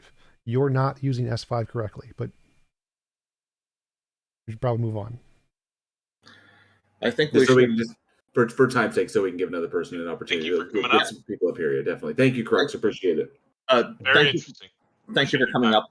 Taco, I think our next one should be Akira, but I noticed Owens was blinking rapidly. If Owens had something to just respond to that, I think that'd be okay to bring them on for a moment. I'm pulling up Owens and check the message that I sent you, because there's, yeah. But hello, Owens, what's going on? So who believes God exists? We're wondering if you do. Oh, no, doesn't. Oh. Okay. Question asked and answered. All right. Okay. All right, that was quick and easy. So I guess we'll move on to the next one, which would probably be Akira. That's one down. We're going to go ahead and pull up Nico for now. Please check your message, Randolph. Nico, how's it going? What you got for us today? I think I'm going to have to come back with my laptop because I can't hear you guys on my phone. So if I can go back to the audience and come back, that'd be great. Okay. Okay, that sounds good. You're knocking them down today. Right? Oh, Will Smith post-Oscar joke. Oh, that God. sounds like an interesting one. I don't agree. Falling like flies today. How's it going today? Hi, it's going well. Awesome. So you're here to convince us a God exists? Yes, I am. Which, if I may ask, which religion do you adhere to, and if Christianity, which denomination? Christianity, and it will be non-denominational, most likely. Non-denom? Okay, cool. Thank you. Appreciate it. Go ahead. Okay, well, this is an argument that I have made myself. It's a very simple argument. The first premise is that actually I think maybe it would be better if I just go more freelance rather than with premises. So basically, all physical things have at the quantum realm are like constantly like moving. You often hear about particles in the quantum realm moving about, blinking in and out of existence. But yeah, basically, physical things are constantly like changing through time, and I think I feel that like this is a necessary fact for physical things that they're constantly changing. Would you agree with that? There's some interference coming in the background there for you, but like I said, this is Aquinas' argument. That's King Xerxes. King Xerxes is your mom. You got like some kind of voice modulator going on. He smoked some strong weed. She's running at a different speed than we are. Will, this sounds very much like Aquinas. Well, the difference between this and Aquinas' argument is Aquinas was an unmoved mover. This is more about change rather than movement. Changer. So change exists, therefore so, what? Yeah. Change exists, therefore what? So physical things are constantly changing. Something that brought about all of physical reality. Given that physical reality would also include time, because obviously space-time is like a linked. It's almost like one entity. It would be something that does not change, because if it was something that changed, so the same way physical things change at the macro and micro level, then it would need to be something within time for time measures to change. So no, like physical things can exist without change, and physical things can exist without time. Okay, so in what way can a physical thing exist without changing? I mean, it seems like every single physical thing has a quantum level, and at the quantum level, things are vibrating, things are, there's quantum entanglement and all these different kinds of things. So there's, for something to actually be completely stationary at the quantum level, it would need to be like at minus 200 and something so like degrees. the There needs to be absolute zero, which is fields impossible. don't change. The fields themselves don't change. The things in the fields change. The fields don't change. The fields are there. They don't change. Okay, what would these fields be made of? I don't know how to answer that question in physics. We don't know what they're made of. Strings are a possibility. Yeah, string theory is definitely a decent possibility, but string theory would be the building blocks of all things. Remember, these are vibrating strings. No, not necessarily. So you can have the building blocks of all reality be a thing which was unchanging, and it created the universe was changed, and that's perfectly possible. Physical, you don't need a god for that. The only problem is that instead of diving down this rabbit hole of higher order physics, perhaps City, what else you are in could it? just explain to us why. Okay. Why should King Xerxes, your audio is really distorted. I'm not sure what's going on, but it's coming through as an extremely deep voice that's difficult to understand. Yeah, it kind of sounds like I'm actually talking to God himself. Maybe that's evidence. Yeah, I think it's slowed down. It sounds like that was really funny. to me, it sounds like it's slowed down, really, and then the slowing down causes it to increase or decrease the decibel level. I think our guest here, Will Smith, had the best response. That was hilarious. Yeah, I mean, my argument is obviously I am. It's Peter. Was that? Oh Peter no, here? now it's Peter too. Yeah, my argument was that pretty simple. The only way for a physical thing to be completely stationary is for it to lack any sort of like energy, whether kinetic, whether it's like heat energy and or any other kind of energy, and for that it would need to be at absolute zero in terms of temperature. I think it's like minus 270 something. Not all physical Celsius. things can be described in the ways that are interactions in our universe. So there could be another kind of physical thing that's completely stationary, no problem. Yeah, but to the Do best not of our fix it. knowledge, these physical things cannot get to absolute zero. It almost brings So about absolute zero doesn't contradictions. matter here. There can be physical things that have no temperature that exist just fine, irrelevant to absolute zero. So like if you want to assert that you need a god to be the first change, we can assert a new kind of physical thing that does that. And so just saying that none of the one sec, none of the known physical stuff can do that, I agree. But God isn't known either. You're just making up a God and asserting he can do it. We can make up a physical thing and assert it can do it too. Yeah, but the only thing is that it seems that all physical things have energy. I mean, well, that's the thing. Will, is that it's a hypothesis, is what it is. You're hypothesizing that basically your hypothesis is built off an observation of what we currently have, and then looking at what could potentially be the entailment. But essentially, you're hypothesizing about something that we currently have no data about. So going like beyond, like where this all started, where this all came, it's still a hypothesis. And unfortunately, at this current state in time, with our current level of knowledge about reality and stuff, it's unfalsifiable. So the question now becomes is like, sure, you could hypothesize anything as to why things are the way they are, or why things move the way they move, or why things change, and where did that change come from, what initiated that change. So you can start with that, of course. But any question you ask, we're not going to be able to prove or disprove. It's pretty much going to be a hypothesis. And I'm curious as to why, and because of this, I'm curious as to why you think, or why you think you're justified in saying it's God when it could be anything else. Because we can't eliminate the possibility of, like what TJumps said, we can't eliminate the possibility that it's some natural phenomena that we don't yet currently understand. Because we could just take God out of the equation and just make it X, and X could equal anything, you know? And so, why God? Well, I think what I would have done is, if you would have accepted something, I mean, to me, it seems, it seems obvious. It seems something that you'd even find in textbooks, that physical things at the quantum level are constantly changing. Physical things must have energy. I mean, I'm pretty sure it violates one of the laws of thermodynamics for something to be a physical thing to be at absolute zero. And if it's not absolute zero, it has energy and is therefore changing. Okay, then what about when the universe hits thermal equilibrium? Well, it still wouldn't be absolute zero. But my there'd be no thermal change. I mean, everything. No, so it's impossible to get to absolute zero in physics because of quantum fluctuations. Will Smith is correct about that. That's exactly my point. Yeah. But so the argument here is that it's an argument from ignorance. It's saying, here is something we know about. It can't explain the phenomenon. The UFO example. So, oh look, a UFO.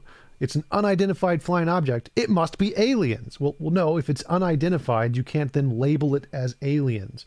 So the fact that there is we don't know what would this unchanging thing would be. You can't then conclude it must be God. That's an argument from ignorance. It could be an unknown physical thing. We don't have any reason to believe that physical things can do it, but we also don't have any reason to believe anything else can do it either. So simply saying that we do stuff, because of quantum fluctuations. Because of quantum fluctuations, you can't get to absolute zero with a physical thing. Like what I said can't happen. Listen again to what I said. So we don't know what can do it. We don't. So we have a thing that can't do it. We don't know the known stuff can't do it. Does that mean it's God? No. You can't say because this doesn't explain it, therefore it's God. That's an argument from ignorance. And that's why I was asking, like, why do you feel justified in saying that it is God? Because that will help us to understand why you believe in this thing.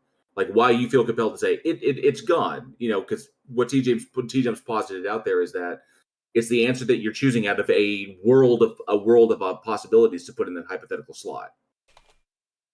I suppose the reason why I believe in that this argument does eventually lead you to a God is because since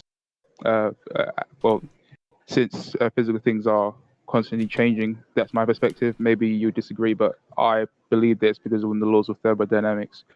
Since these physical things are always changing, then they are contingent, because contingent things rely on other things for their existence. At any point in time, my current state of all the particles, even down to the quantum level, is explained by the previous instant and whatever forces were enacting on them. So it's clear that this entire physical realm, since at the very smallest building blocks, the fundamental particles are made up of physical tiny things that are dependent upon the previous instant.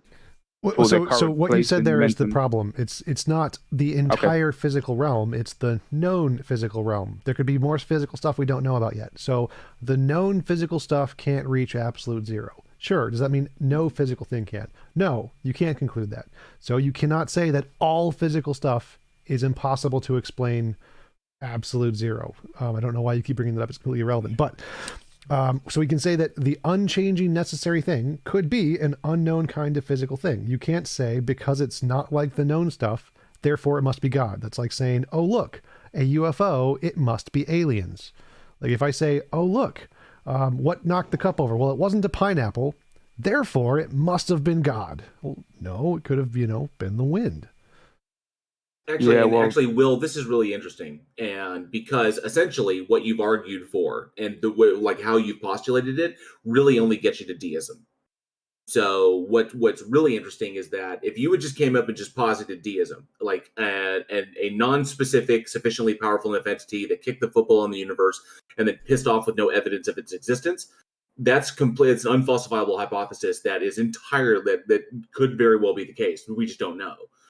And that is that you could logically conclude, you could rationally conclude that without any logical contradiction. But you say the Christian God because you're Christian and you're non-denominational. You think it's the Christian God. So why do you think it's the Christian God and not just deism? Well, I mean, you are right. It would get you to deism, and that's about as far as you can get, going by strong facts of science and logic. But the thing is, deism is a form of theism. It's just a form of theism in which God does, brings about the universe and just something that seems quite similar to God brings about the universe and just does nothing else and leaves no evidence. Right. So why the Christian God and not say Brahma?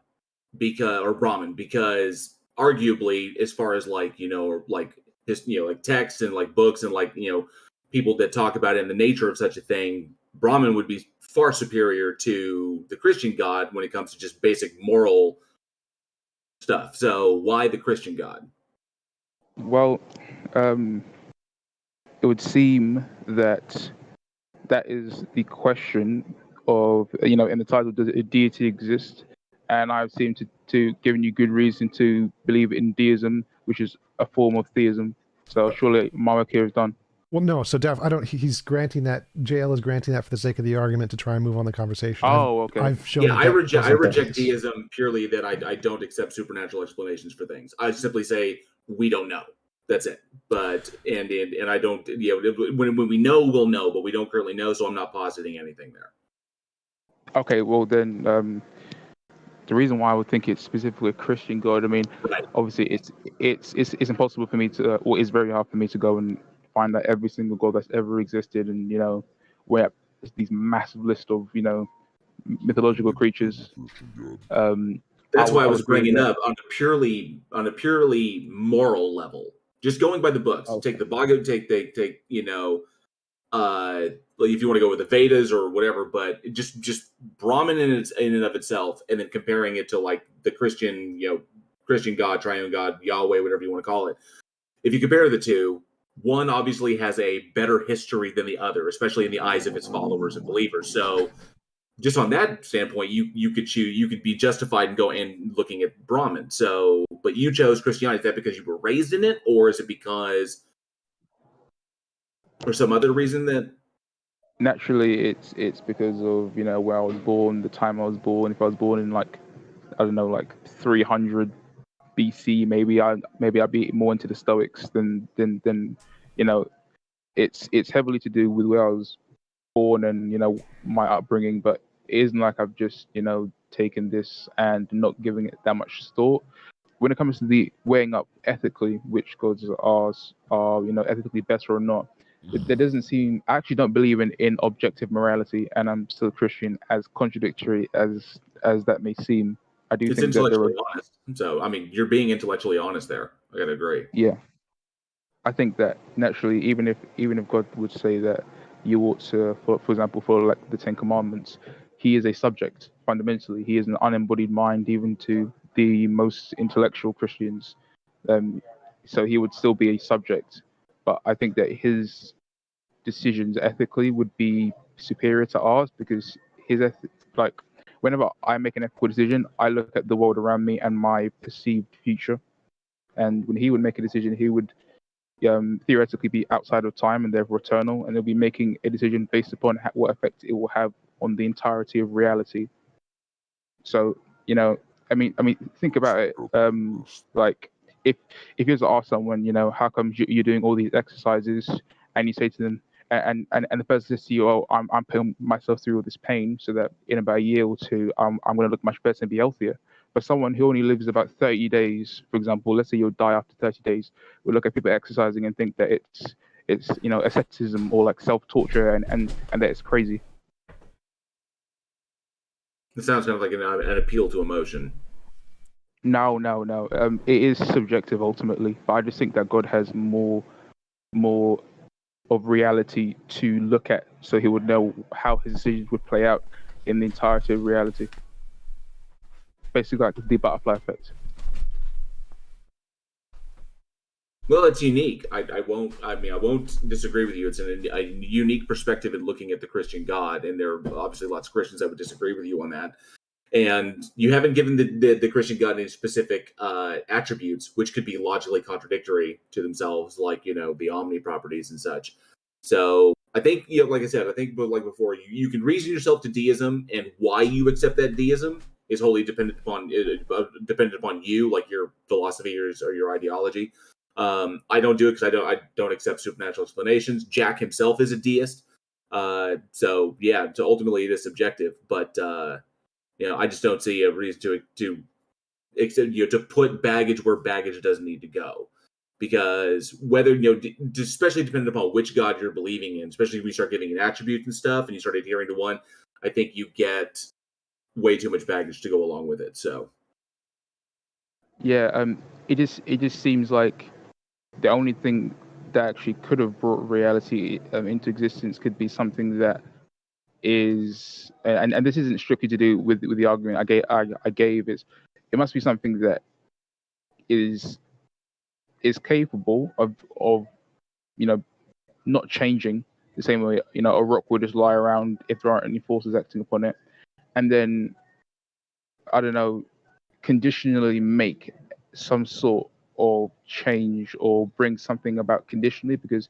if it was something that was physical things just they move or they get hotter or they get colder based upon external things. So if you had this one thing in existence, like the first thing, if you were to believe in that, it would, if it was a physical thing or something that wasn't, that couldn't conditionally cause things to come to existence, like a rock, then nothing would ever exist, and it would just be on its own. But it seems that the only things that can conditionally bring things into existence are minds. I can choose to get up, I can choose to stay seated. It seems that this is the only way you actually get contingent things coming from a necessary start. I see again, why how you can come to that conclusion. I still think it's unfalsifiable. So it's like I said, if it serves a psychological or physiological utility for you, I can understand that. I don't think it can justify it personally to you, but I wouldn't agree that it's like a justifiable reason to believe in these things just because it serves some purpose or answers a question for you that can't currently be answered.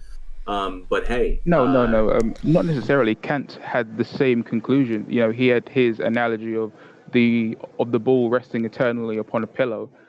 Something that is unconscious, something that just that acts in a way that is not conditional, would just have its effects. Would also be necessary. The ball resting upon the cushion creates an indent upon the cushion eternally, as it lays on the cushion eternally. But if it was my hand on the cushion and I was eternal, I can willfully create a change by lifting my hand up, or I can willfully maintain the state of affairs by keeping my hand upon the cushion. This is something that even Kant used as an argument. Yeah, but the problem is that there's no logical contradiction in an infinite regress of change. There's also Kant didn't know anything about the modern progress in wills or quantum mechanics. So there's absolutely no evidence that wills or decisions can exist outside of physics. It's like saying a pineapple can exist outside of physics. Like, nope, all pineapples we know of are a result of physics. So there's absolutely no evidence that a will could do anything outside of space or time or matter, because there's no evidence of any such thing. The best explanation is that quantum fields and quantum fluctuations are the only best explanation of what could cause the initial motion or the initial change. Everything else is like wills aren't even an option. It's like saying a pineapple did it. It's completely incoherent. There is that was a good point, but the thing is, yes, there's no even if it was a grant, there's no evidence for a will existing outside of physics. There's no evidence against it, so it's still a possibility. And then from the possibilities that we have, we then weigh up the best. No, not necessarily, because then we can use evidence, logical evidence or scientific, to weigh up the possibilities and whichever one's the most likely. That still only gets you to deism rationally. Well, I keep disagreeing with. Which is a form I don't know of why deism. So it doesn't get you to deism. It literally does not get you to deism. So I don't know. Like saying there's nothing's proven it wrong doesn't matter. Like nothing has proven magical pixie leprechauns wrong. It's still rational to think they don't exist because no positive evidence has been presented for it. So saying that it doesn't disprove God is irrelevant. You hold the burden of proof to provide evidence, and what you provided isn't evidence. I wouldn't say so, because it's obvious that things that change are contingent. Their existence is contingent upon something else. My existence is contingent upon my parents. I agree. None of that doesn't physical indicate things. God. Okay, physical things are either quantum, like I don't know, like quarks, for example. Well, no. So anytime you say physical things are either, you're equivocating our known knowledge to all knowledge. So again, you can't say wills have anything to do with it. We shouldn't use science then. No, you can use science just fine. Well, I just use science. I'm using basic science of, splitting reality into the quantum realm and into the macro realm of planets and science. people. But so again, here, if That you is want to science, say that's physics. No, physics doesn't do that. But if you want to say that whatever caused the beginning of the universe isn't of the known physics, that's perfectly reasonable, wrong based off of all the evidence in physics. But if you wanted to say that, that's fine. But you could never conclude it was God, ever. Based off of that. That's an argument from ignorance. Saying it's not X will never be it is Y. So it doesn't matter how many times you say it's not the physics that we know about. That will never indicate God. Ever. For it to indicate God, you need positive evidence.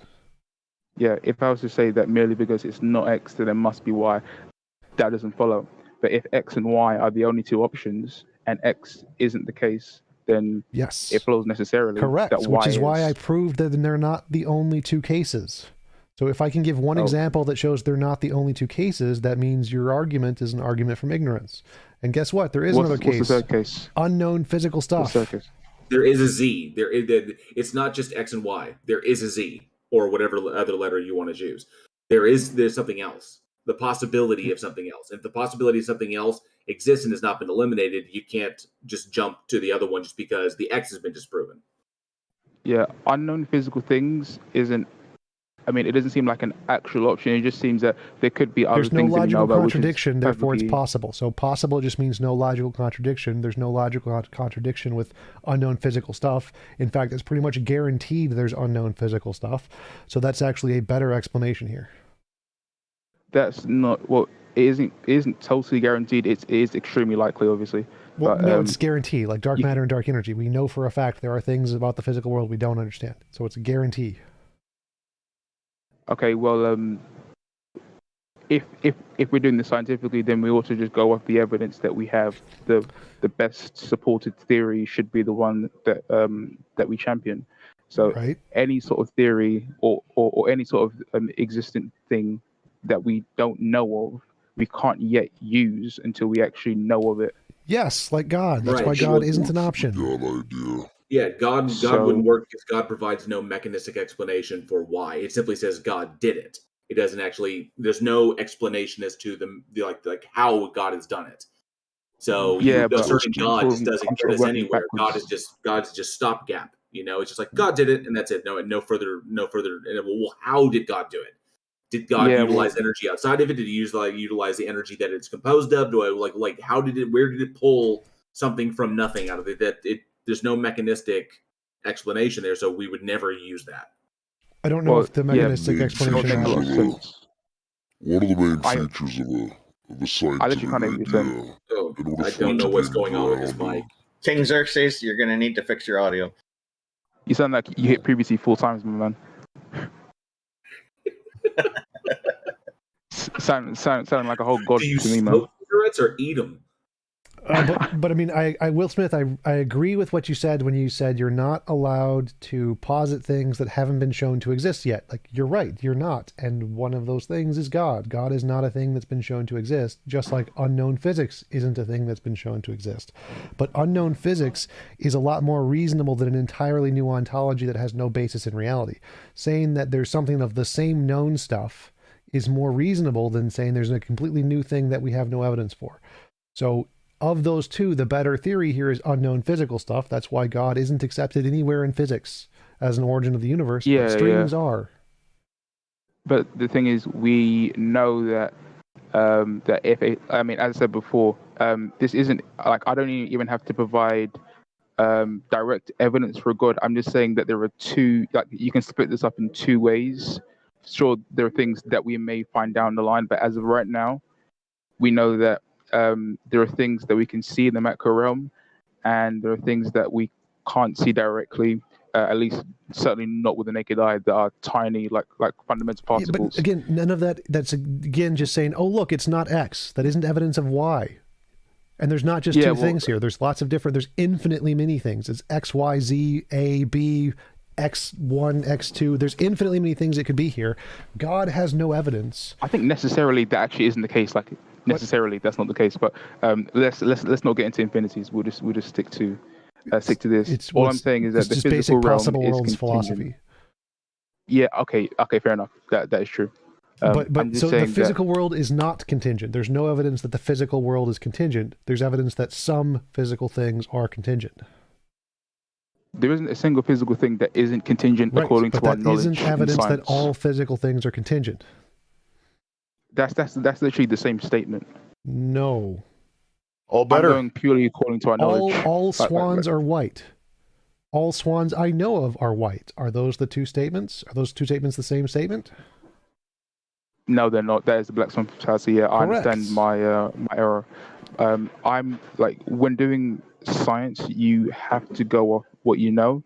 From all that we know. Yes, I agree. You keep saying that, and I keep agreeing, but you keep missing the part of we know of God. We do not know of God. If I say, what caused? Let's say what caused dark matter? We know it wasn't protons and neutrons because those reflect light, and it's not reflecting light. Does that mean it's leprechauns? No, because there's no evidence of leprechauns.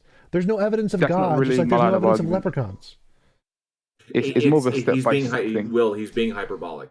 It's okay. Yeah, fair enough. Yeah. I guess I just have a terrible sense of humor. But I guess if he has said already that from what we know, physical things are contingent. The known physical things are contingent. Yes, okay. And the known supernatural things are also contingent. Well, we don't really know of any supernatural things. 100% of all known supernatural things are contingent. There are no examples of a non-contingent supernatural thing ever. That's not the case, because you could also then say that they're all necessary because we don't know of any of them, and yet they can't all be contingent and necessary. It would just be neither, because it's like dealing with correct. zero. Since we have no examples of them, we're just making stuff up. But we do have examples of physical stuff. Saying it's physical, a new kind of physical thing, is reasonable. And since we don't have any evidence of supernatural things at all, the only rational conclusion is that all supernatural things are things people have made up in their head, which are contingent and don't exist. If we're dealing with absolute knowledge, we don't know of anything supernatural, but there's certainly genuinely good evidence for it. Well, that would be a good part to start. We should start with that one. What is the good evidence for supernatural things before you start to invoke supernatural things? we do this not by investigating any supernatural thing you may believe in, but by investigating the natural world. We investigate the natural world and see that based upon our knowledge, things are contingent, and then we say contingent things cannot bring themselves into existence. Necessary thing does it's a not mean necessary thing. supernatural. Necessary can be a physical thing we don't know about. Didn't So say again, that. how do we get to a supernatural thing? Not to our knowledge. To our knowledge, all physical things are contingent. I don't care about physical So- things. You cannot reference physical things here at all. How do you get to a supernatural thing? You I could guess have it's brute supernatural. contingencies. That's an option. Yes, it is. Brute contingencies are it's a little bit of a it's a little bit of a cheat. I mean, obviously it's possible, but that is definitely non-falsifiable. It's not any more of a cheat than just defining God with certain characteristics or properties that you think makes it to the case that he must exist. But the whole God is necessary idea doesn't really track, because if there was ever a state of affairs wherein God was the only thing that existed, saying that he existed necessarily is incoherent. And necessity implies a relation to something else. Right? If the universe exists, necessary then you can in say God comparison to exists the universe. necessarily because we exist and we had to be created by a God for whatever XYZ bullshit reasons. Therefore, God must exist. It's a modus ponens. But if God is the only thing that exists in some state of affairs, then in that state of affairs, he wasn't necessary. He was random. No different than any other brute fact. No, like things aren't necessary based upon their relation to other things. Things are necessary if and only if they exist in all possible worlds. It can be the only thing in existence, but as long as it exists in all Well, possible God worlds, could then it's randomly necessary. exist in all possible worlds. It doesn't have to be the case that he exists in all possible worlds. Like, he doesn't have to exist in all possible worlds. He just does. Or maybe he doesn't. We don't know. 'Cause we don't know all possible worlds. Will Smith is correct here in possible world semantics. If there's any like variable, like a randomness thing or whatever, then the possible worlds would necessarily take up all of the possible randomnesses. So there couldn't be like, it couldn't just happen like all dices roll sixes, because in possible worlds it means every possible option did in fact happen. And so if there's a randomness variable, all of the things that could randomly occur must have always occurred, or must have occurred at least in one possible world. So his definition of God as a thing that exists in all possible worlds couldn't be random in that context. But again, he's presented no positive evidence of God. He's just said, known physical stuff can't do X. Okay, why should we think a God exists and can do X? I'll explain, because wherever this X is, it must be something that doesn't change. For if it did change, it would be within time. For time measures change. I agree with that. None of that indicates a God. There's no positive evidence a God cannot change.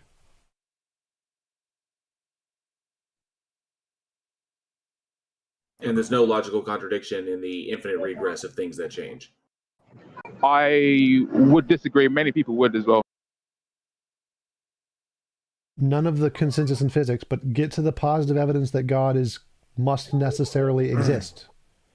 Yeah, I mean, from this point, it's pretty much inductive. It's pretty much these people from like however many millennia ago, living in the sand, just so happen to bring up qualities of a entity, and specifically a mental being, the kind of thing that could conditionally bring about change, even though it's necessary, and happen to be unchanging, even though they had no knowledge of like modal logic and basically like something that they believed in back when they didn't have the tools to investigate. Now investigate. Well, I mean, when you're asking questions about what the lines of thinking of people of antiquity, put yourself in their sandals. Okay, when you look at it, the conclusions you have to draw are only from what you can observe, right? Yeah, of course. So they're trying to explain things and trying to understand things given the level of technology, the level of understanding about reality. I mean, we're talking about groups of people that weren't even aware that there was any more land on the planet than the areas that they currently occupied. So we have to look at the limitation of what they had and what they were working. So look at that framework and look at how many conclusions you can draw from within that very, very tiny ignorant framework. So there are things going on. There's phenomena going on. There's volcanoes, and there's earthquakes and lightning, and then there's tsunamis, and then like children die in childbirth, or evil people never get punished, and you're trying to find explanations that make these things rational and make them line up. It'd be like, these occur. What's the purpose of this? It seems to have no purpose, but there must be purpose because it happened. And so you try to come up with things in your very, very tiny little worldview about why these things happen. So, and then, God, coming up with gods is not so impossible, or coming up with something extraneous to human beings that in some way comports with what is observed about reality. You're talking about like 2,000 years ago, 25, 3,000, even 100,000 years ago when it was just anima. When it was just animism, like human beings looking at each other and animals, like what animates them, what makes them get up and go, what makes them move, what gives them feelings. Then you're going to ask questions like, well, it's nothing I can see, it's nothing I can touch, and apparently it goes away when I die, and for some reason it just pops up and it's there when I'm alive. So where does it come from? And you posit questions because you have no knowledge of anatomy, you have no knowledge of physics, you have no knowledge of chemistry. So you come up with whatever you can, and for depending upon your culture, it was wildly different depending upon where those people were. We know now that there is not a dragon that exists underneath Mount Fuji that makes it rumble when it is angry. So yeah, this is a bit of a problem. I mean, I like these arguments take steps. A lot of arguments because existence take a lot more steps than mine do, or the mind does. It's only about 2 steps or 3. You brought up a lot of moral criticisms of God. Yeah, I also believe that God's actions, to my perspective, is seriously messed up. Like I see death, despair, Ukraine and like Russia and many sort of like wars even before my existence, and I can't possibly justify from my own perspective, based on what I know, that this is okay. But Will, yeah. Really quickly, because you just said that God is an acting, thinking agent. He can't be the unmoved mover. He's in motion as well. He experiences change. He experiences what? He experiences change, and thus he's temporal. He's an acting, thinking agent. If he's conscious, Exactly. he's Yeah. He thinks. So your initial argument doesn't even get us to your God because your God wouldn't fulfill the conclusion of your argument. That isn't exactly the case because this is known as simultaneous causation. If you've seen some of William Lane Craig, which is almost inevitable, he does talk about this a little bit. So what happens is you have God existing timelessly. God makes a decision to bring the universe into existence, and therefore time as well. So God exists in a changeless state, and then he just suddenly changes for no apparent reason. Yeah, as in the state is changeless because God has yet to make a change. It isn't like there's something confining him. It's just defined as changes because no change is taking place. So then God would will God the universe wasn't thinking. No. He wasn't even conscious. He was, but the thing is, consciousness is non-quiescent. It can't be changeless. Not exactly. God's first consciousness is literally defined as the ongoing interactions of a mind, thought processes. I understand. Yeah. Sequence. Yeah. So if you're going to posit to me yeah. that a God exists who possesses a mind, but not in any way that's comparable to any mind that we've ever observed or experienced, then I don't know what the fuck you're talking about. You might as well be trying to talk to me about a triangle that doesn't have 3 corners. Yeah, I agree with everything you said, but the thing is, it doesn't make logical sense, and here's why. As I said before, time and state. God wills the universe to come into existence with his mind, because that's all there is. From a state of affairs where he didn't create the universe to where he did create the universe, so he changed. Yeah, exactly. The reason why that state was changeless is because God didn't change anything. We can think about it this way. His first thought was to will the universe into existence, because God willed the universe into existence. No. Look. So how could you even identify his existence? Look, I understand how this is difficult to understand, but you have to let me at least finish. All right. So at time t0, God exists changelessly. At time t1, what sense does it make to say that something exists for no amount of time? Something to exist for no amount of time. No. God would have existed probably for an infinite amount of time. What does it mean to exist? For something to exist is for something to obtain. To obtain what is he obtaining? He himself obtains. It's an ontological state of existence. He is real. rather than something that You just isn't put the in the same thing actual world. twice. He exists Okay, because he he's in exists. the. I'm asking what it He's means. in What the are you actual world. describing about something when you say that it exists? It obtains in the actual world. That's a modal definition of it. Well, it's the So actual anyway. world because in our apparent physical reality, he doesn't appear to exist. Yeah, and even but, for your own argument, he exists outside of that, whatever the fuck that means, prepositionally speaking. Well, a great response to that would be one that Kant would give. He would say that your perception of the world and reality is not the complete set of things that actually exists. You perceive. Okay, that's fine. I don't care. But the point is that your argument is relying on definitions that don't corroborate our experiences. So you're just changing the meanings of a particular word. Whenever I say something else exists, like a rock or a planet or a sun or whatever, those things exist. That means they're made of something, they take up some amount of space, and they move through a temporal realm. They change. Right? They have the capacity to alter states or to be affected. Like I said before, there's a physical things relationship always there. do that. With your God, there's none of that. Your God shares nothing in common with anything else that exists. His mental It's state completely changed. dissimilar. No. His mental state did change. Okay, but the point is that he didn't even have a mental state prior to his willing the universe into existence.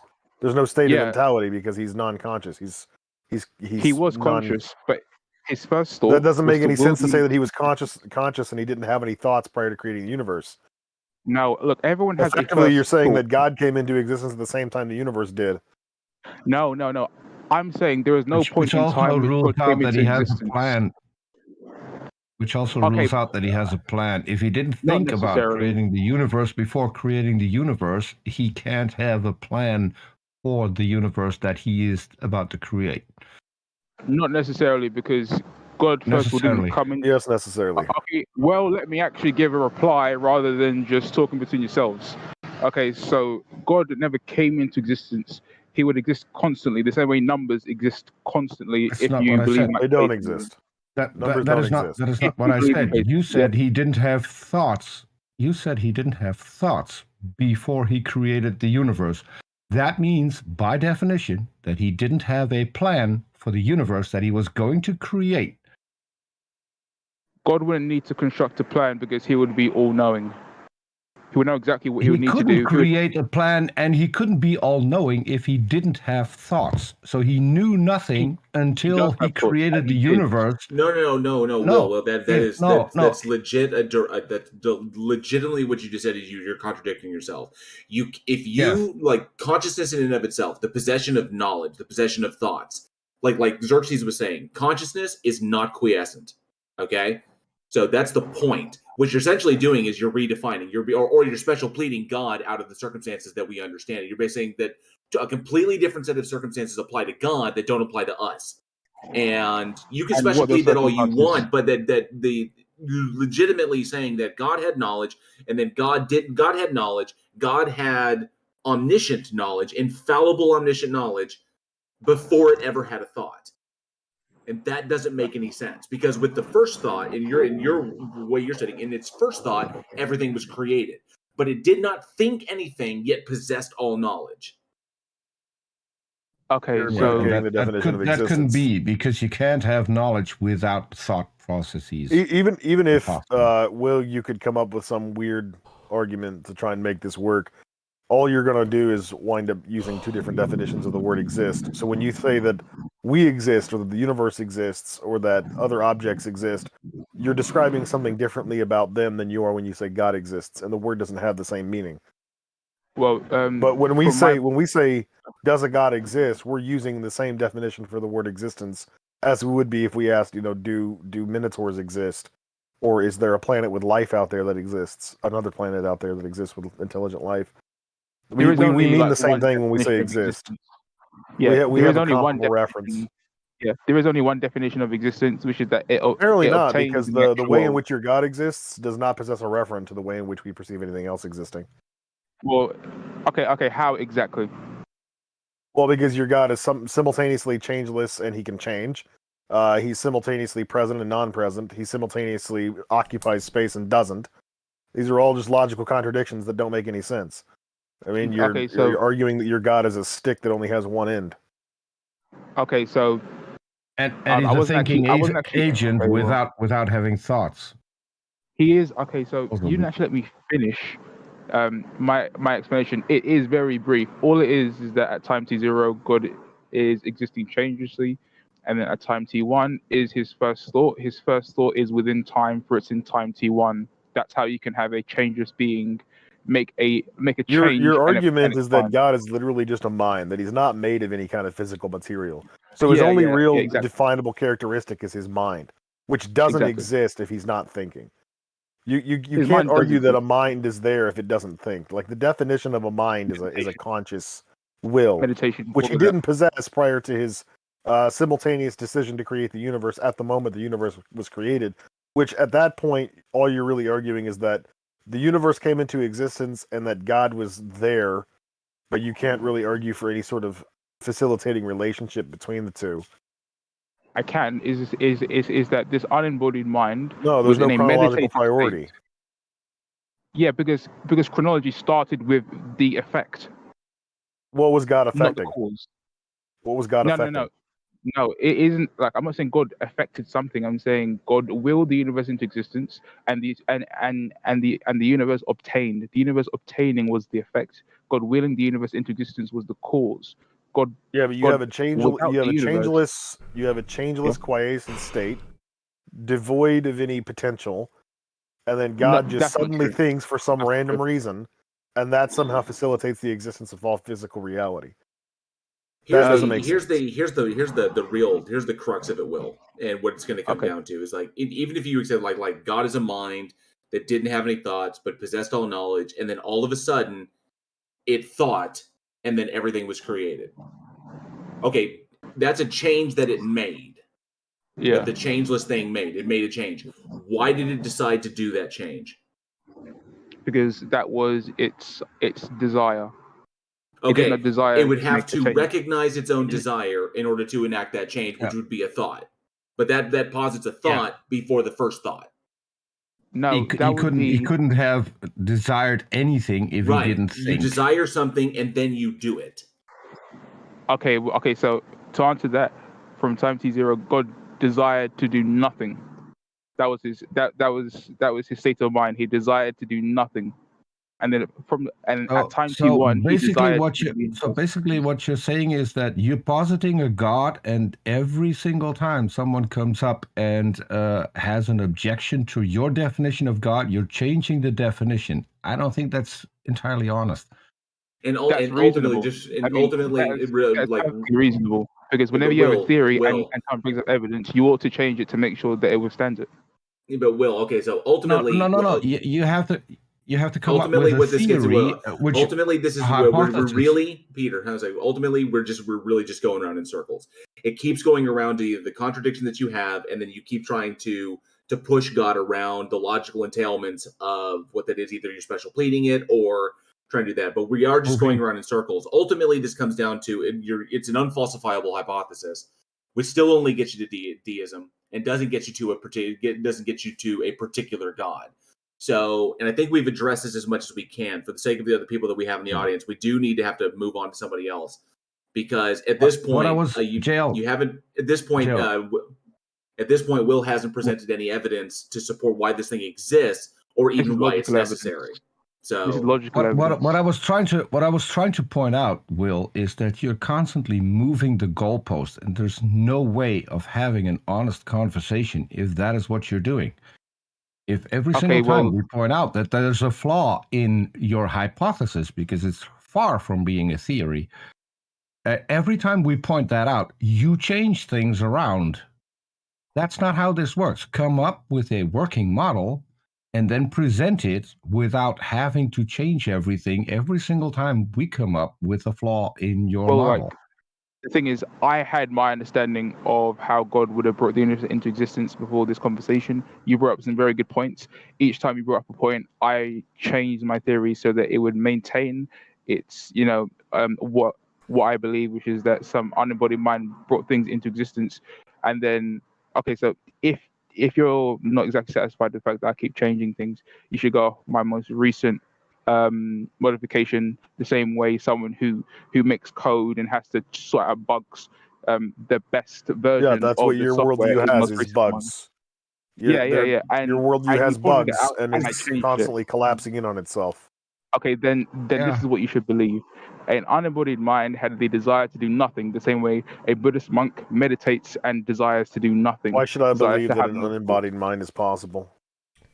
An unembodied mind, well, because there isn't any logical contradiction in it. I have one serious question. Define a mind How as do that you being know? the How generation do of a you physical know brain. God's Hang on a second. mind? Hey, guy, we Wait, can't if I talk over each defined other. a mind, if I defined a mind as the emergent property of a physical brain, then it would be a logical contradiction. Okay, well, and all the evidence I have available to me presently defines a mind, leads me to the logical conclusion that a Not mind exactly, is because, that which is the emergent property of a physical brain. there are immaterial aspects to the mind. There's qualia, which is sense data. We have no way of actually showing that as a physical thing. We have memories. I'm still and curious. How do you know God's mind? How do you know what he did or did not think? Where did you get this knowledge from? I get this knowledge from rubbing a crystal ball. In fact, no, I'm kidding. I literally just look at all of the options, and then any option that is fails logically or because of science, I just cut away. So far, the only thing that is remaining is that a mind from eternity chose to do nothing, the same way millions of Buddhists meditate and choose to do nothing. We can cut that away as well, because every single mind we're aware of is reliant on a brain and is reliant on a body. We don't know any disembodied minds. You also run into the logical contradiction. Will, you also run into the logical contradiction of omniscience. Because the problem with omniscience is that if you're saying that God is a mind and God is conscious, God is a mind, and God can make choices after it made its first thought, which is the point of creation, then God can make choices after that, or God can have thoughts after that. The problem is that if God is omniscient, God can't change its mind, because changing one's mind when there's a mind, changing one's mind entails changing one's position on a thing, or changing one's outlook based upon new information. So you have your set amount of information, you receive new information, and then you change your position on it, just like we've been doing in this conversation. The problem is God can't do that. God can't change its mind, because God possesses all knowledge. So if God infallibly knows everything via omniscience, then God would never change its mind. God is just this static mind card traveling down a track that doesn't ever do anything. Yeah, exactly. So then that God can't do anything, that God doesn't make choices, that God doesn't it's all. He does make choices. It's just that his choices are based upon total knowledge. But it can't make choices because it already knows what the next thing is already going to be, truthfully. And of all the possibility of all true propositions, including the actions of God, it knows what to, because if I have 10 possible choices to make and all of them are true propositions, 9 of them are false, because I already know infallibly what the one I'm going to choose is. Yeah. So that means that the other 9 are not true propositions; they're false propositions. They're logically consistent, but they're false because they're not the one I'm going to choose. Which means if God omnisciently knows what true propositions are, it has no choice but to follow through with what it already knows is true. No, okay, so God. A way of explaining that is just to say that God is following a script. That God's following a script. The thing is, a proposition isn't true or false until it comes into the actual world, or does not come into the actual world. God wouldn't know what he would do. For example, assuming you're God is not omniscient. No, how? You just said God. Then God wouldn't know. God would know what? I mean, I don't. No, you said God wouldn't know, but God does know, because God knows omnisciently. No, okay, I'm saying this. God knows all possibilities, and he knows what he would do in that situation the same way you would know what you would do in a hypothetical situation. And then once he gets to isn't it even that once he gets there, he just knows what he would do, so he just does it.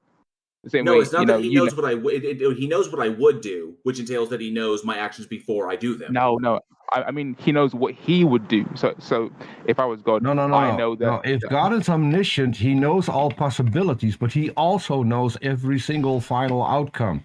Yeah. So there's no way of changing anything. So if God knows all possible final outcomes, yes. Okay, so of all the realm of all true propositions, and of all choices that are logically logical, then any choice that is made becomes the true proposition.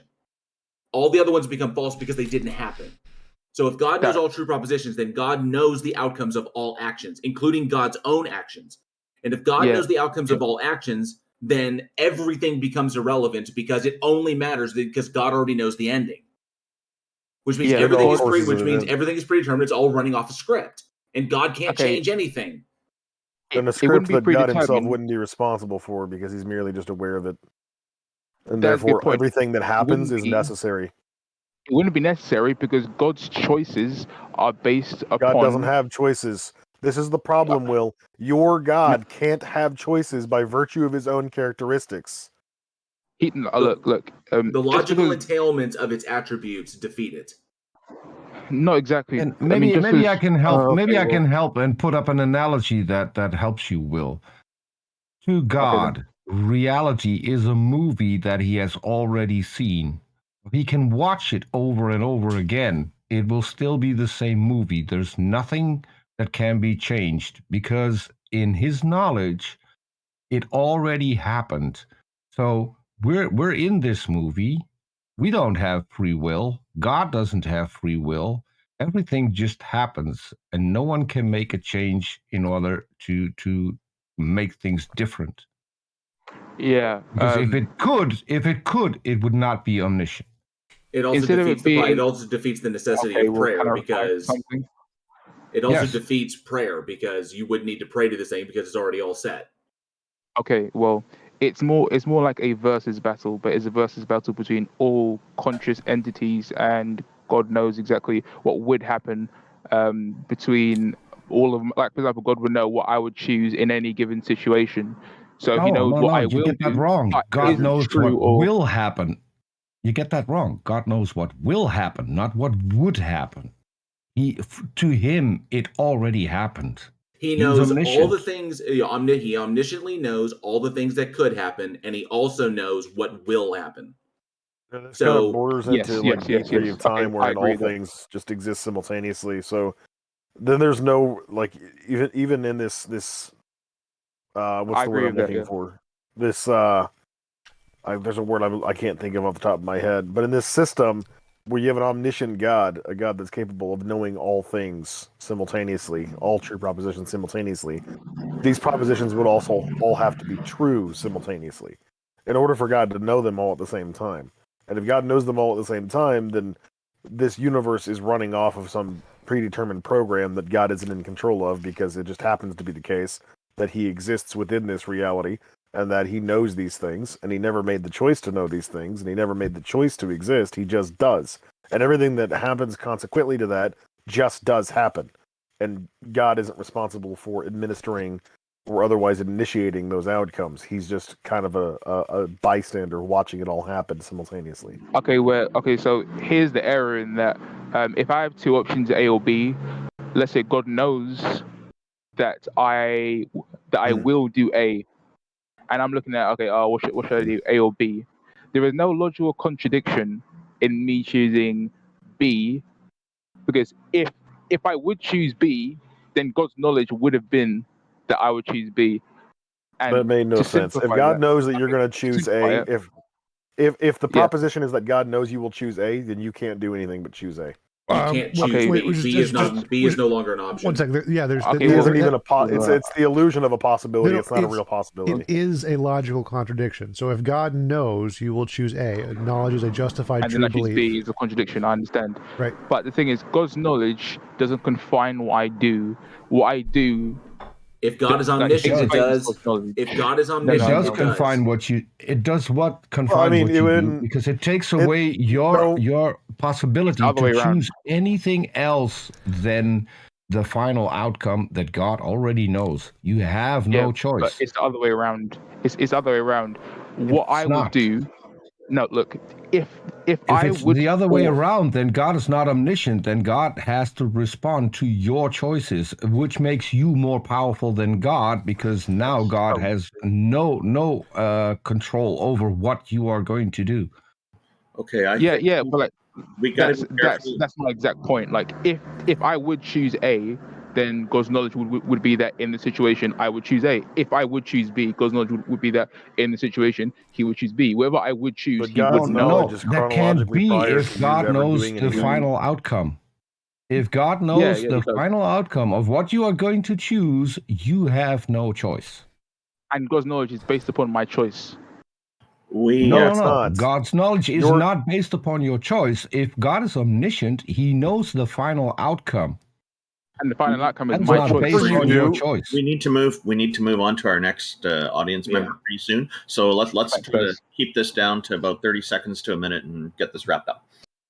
Whatever you do is going to be the consequence of some predetermined script that God is just merely aware of. It's not that He's personally influencing your behaviors, but the fact that He has the capacity to know what everything is, or what everything's going to be, it means that all those propositions are already true. That there's some extant force that has already dictated every course of the universe. You have an illusion of choice. That doesn't mean you actually did anything there. You are just following the script the same way God is, and it appears to be the case that you're making the choice in the moment. No, just because your knowledge is limited on the choices fact. are literally the storyline. My choices are the storyline, and God knows the script. Does God know what you will choose? Yes, He knows what I will choose, but His knowledge of what I will choose is based upon me. So God knows all the choices you will make before you make them. And yes, but that doesn't confine me. It's purely based on what I choose. Whatever I choose is that's not the way that works. No. Whatever I choose is the truth. Will, that is contradictory. If God knows what you're going to choose, then that's the choice that you're going to make. You cannot make another choice. Yeah, but you can't have a last-minute change of mind and choose something differently. If I have an apple and an orange, and I have a choice between the two, and God knows infallibly that I will choose apple, that is the same as saying I cannot choose orange. Yeah, but the thing is, God's foreknowledge could have been different, because my choice could have been different. And you shift the goalposts again. That isn't shifting the goalposts. Been different. That is moving. Everything that happens is a matter of necessity at that point. No, it's called the evolution of a theory. If you make an objection to what I've said, and it's a good objection, called the evolution of a theory. It's called moving the goalposts. It's not fallacious. It's moving the goalposts. It's not the evolution of a theory. We can move on. Look, Darwin's original theory of evolution. I know this is a poor choice of words, but Darwin's original theory has nothing to do with your capacity to make choices. Okay, 30 seconds have passed. We appreciate you coming up. You have an awesome day. We're going to go ahead and pull up the next guest. Thank you for coming up here and talking with us. Nico has been waiting for a really, really long time, so I just invited you up. Feel free to begin. Hey, so this is... I see the title, but I don't really... I'm sorry to interrupt you, Nico. Can you turn up your volume or speak closer to your mic? It's your voice is very faint. Can you guys hear me better now? A little bit, yes. Okay, so I don't think I can convince you guys, but I'm just here to discuss. So... Well, start off with, what do you believe? Are you Christian, Muslim? Are you particular denomination? No. I used to be atheist. Now I'm just confused, I guess. So... Okay, so we need to get some clarity here. Do you believe in a god, a goddess, or a bunch of them, or do you not believe in any? I think a god is more likely. Okay, so you lean toward the possibility of a god existing. And can you tell us a bit about this god? Okay, so... or maybe more precise, can you express what caused your doubt? Actually, we're going to go with the first question. Peter, he was just about to explain about his deity. We'll just listen to that first. Mm-hmm. Okay, so basically, I think in reality, consciousness is a thing we can be certain of. And did you say non-duality? Is that what you said? Yeah. I'm not saying things beside consciousness can't exist. I just think like so let me just explain. So I think consciousness is the only thing in reality we can be absolutely certain of existing. And I think that would require something like necessarily conscious holding up the thing that we call external world. For example, us being conscious beings, right? So when we don't look at something, for example, let's say a candle, let's say we light up a candle and go somewhere else and we come back. Like we're not consciously perceiving that candle, but when we come back, we see it still burning. So like something is controlling that thing. So I think that God thing exists is because object permanence. in a sense, I don't know what that means, but if it's like what I said, but But, like Nico, can I ask you a question? yeah, sure. If consciousness, like this sounds somewhat like a monistic idea wherein everything is just the product of the consciousness. Like we exist purely as conscious agents, and everything else is just a manifestation of that consciousness. So there is no real physical reality. Yeah. What experiment could you conduct to determine whether or not that's the case? I mean, do we need experiences since like we all know we are conscious? No. My question is, what experiment can you use to determine that physical reality doesn't exist and it's just merely the product of consciousness? I mean, I can't do that, right? Because So what you're faced with here is a principle of underdeterminism, wherein you have no way of determining whether or not physical reality actually exists, versus just everything being a product of consciousness. Wouldn't that be an assumption thinking like something external to consciousness exists?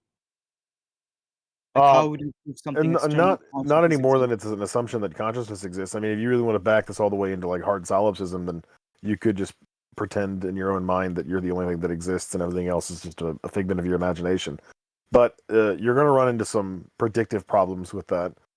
We can predict outcomes of our physical reality based on observations and experiences, and oftentimes we can be wrong about those things, which would incline us to assume that physical reality does exist independently of our minds, given the fact that we have been wrong about things in the past and we learn new information about our reality as time moves on.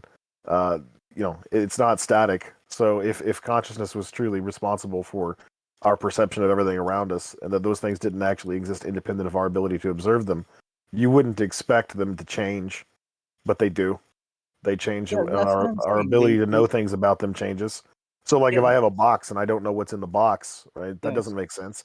If everything exists as a product of my consciousness, I should know what's in the box prior to me opening it. But I don't. I have to open it to find out.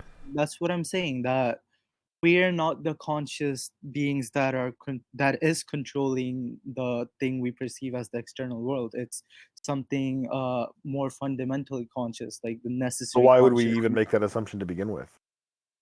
Because something has to run the things we see, since our consciousness doesn't affect it. So why should we assume it's consciousness at all then? If our only observable experience with consciousness, if the only consciousnesses that we can actually interact with and predict don't possess this ability, why should we assume that it's the product of consciousness at all? That just seems like anthropocentrism. Because we can't be sure about anything else except consciousness. Like, do you think the TV? I can't be sure about anything else except my own consciousness, right? That's the only thing I can know for certain exists. My own self-awareness, me, I, whatever that is. But the things that I experience extant to that, the fact that I can not know certain things about the properties of those extant objects, that doesn't seem to compute within. If I were to take a compare and contrast list, what would I expect in a world where everything is the product of my consciousness, and what would I expect in a world where there's a physical reality that exists extant of me and I'm just perceiving that?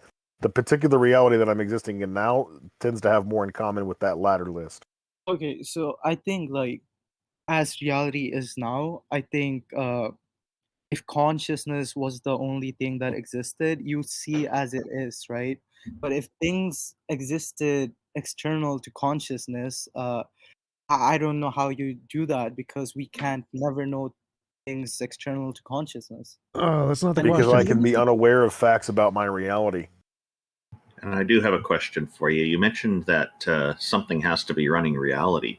I'm wondering how you come to determine that that's the case, that reality must be run by something, and it's not just a matter of natural processes. I mean, okay, it could be something natural, but it has to run by something. Like something needs to be like the first cause, in my opinion. Why? Because I mean, you guys did say that infinite regress is possible. I don't see how, because if things are Well, there's no internal contradiction in infinite regress. It's just that things happen in a sequence that's not exactly harmonious to our prescriptive way of thinking about things. But it doesn't necessarily violate any of the conventional laws of logic. how so? Because like, as I'm seeing it now, right? So I think like, if there was infinite regress of causes, we wouldn't come to this cause because the causes before us goes infinitely back. Wait, so in an infinite regress of, let's say, an infinite regress of numbers, does that mean you'd never arrive at 4? Or 5, or 6, or 7, or 8? I say yes because there's like infinite numbers, like negative numbers before that. But you would never arrive at 4. Yeah, in a sense. So how would you know what 5 Well, was?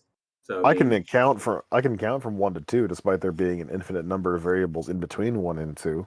Right. But the other thing to consider here is that even if we were to operate based on your idea, you wouldn't get out of this infinite trap, because then you would have a conscious agent who exists infinitely and never arrives at the point where it decides to create things extant to itself. But doesn't the first cause have to be timeless? Since like we know time started to exist. No, we know we have an time is just the observable measurement point. of change. We have an observable point, but we don't know anything beyond that. So essentially, what you're doing is you're doing the same thing that the previous person did, is that you're applying an answer to something we have no data about.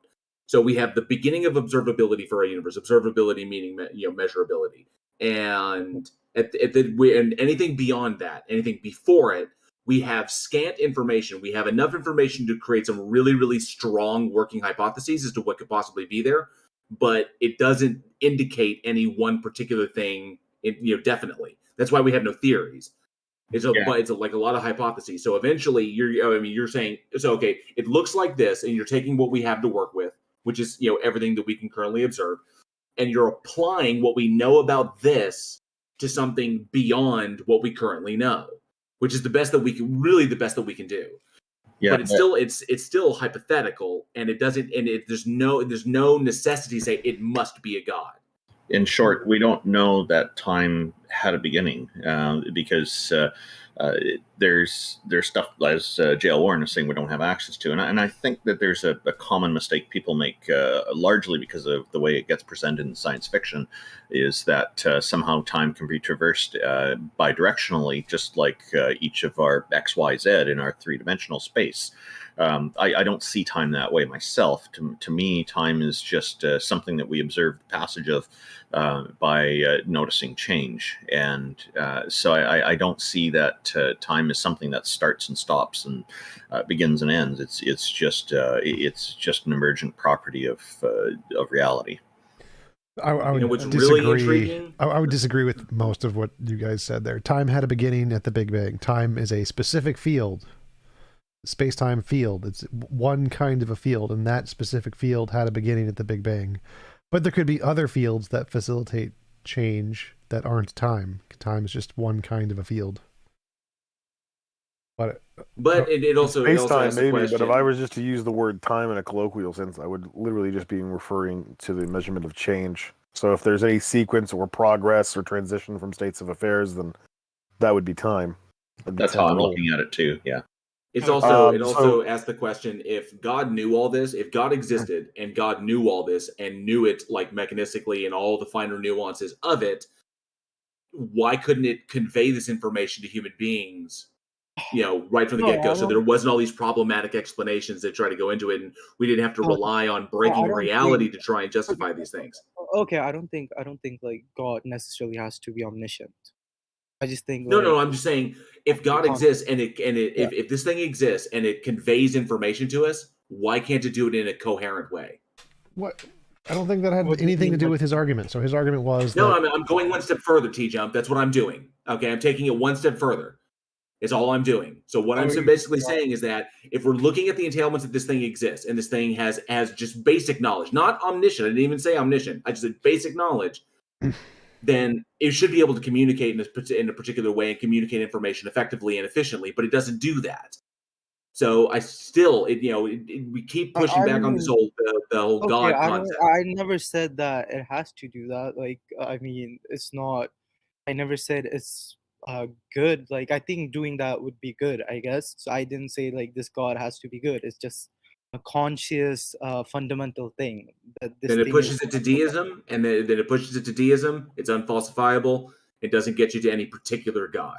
Just a sufficiently powerful enough one. I never said that, bro. if they show deism, they win. That's the whole point. I don't know why you keep saying it shows deism. Like that's just admitting that they're right, essentially. His argument was that consciousness, there needs to be some fundamental consciousness. I don't see any reason why that's the case. So yes, our consciousness exists.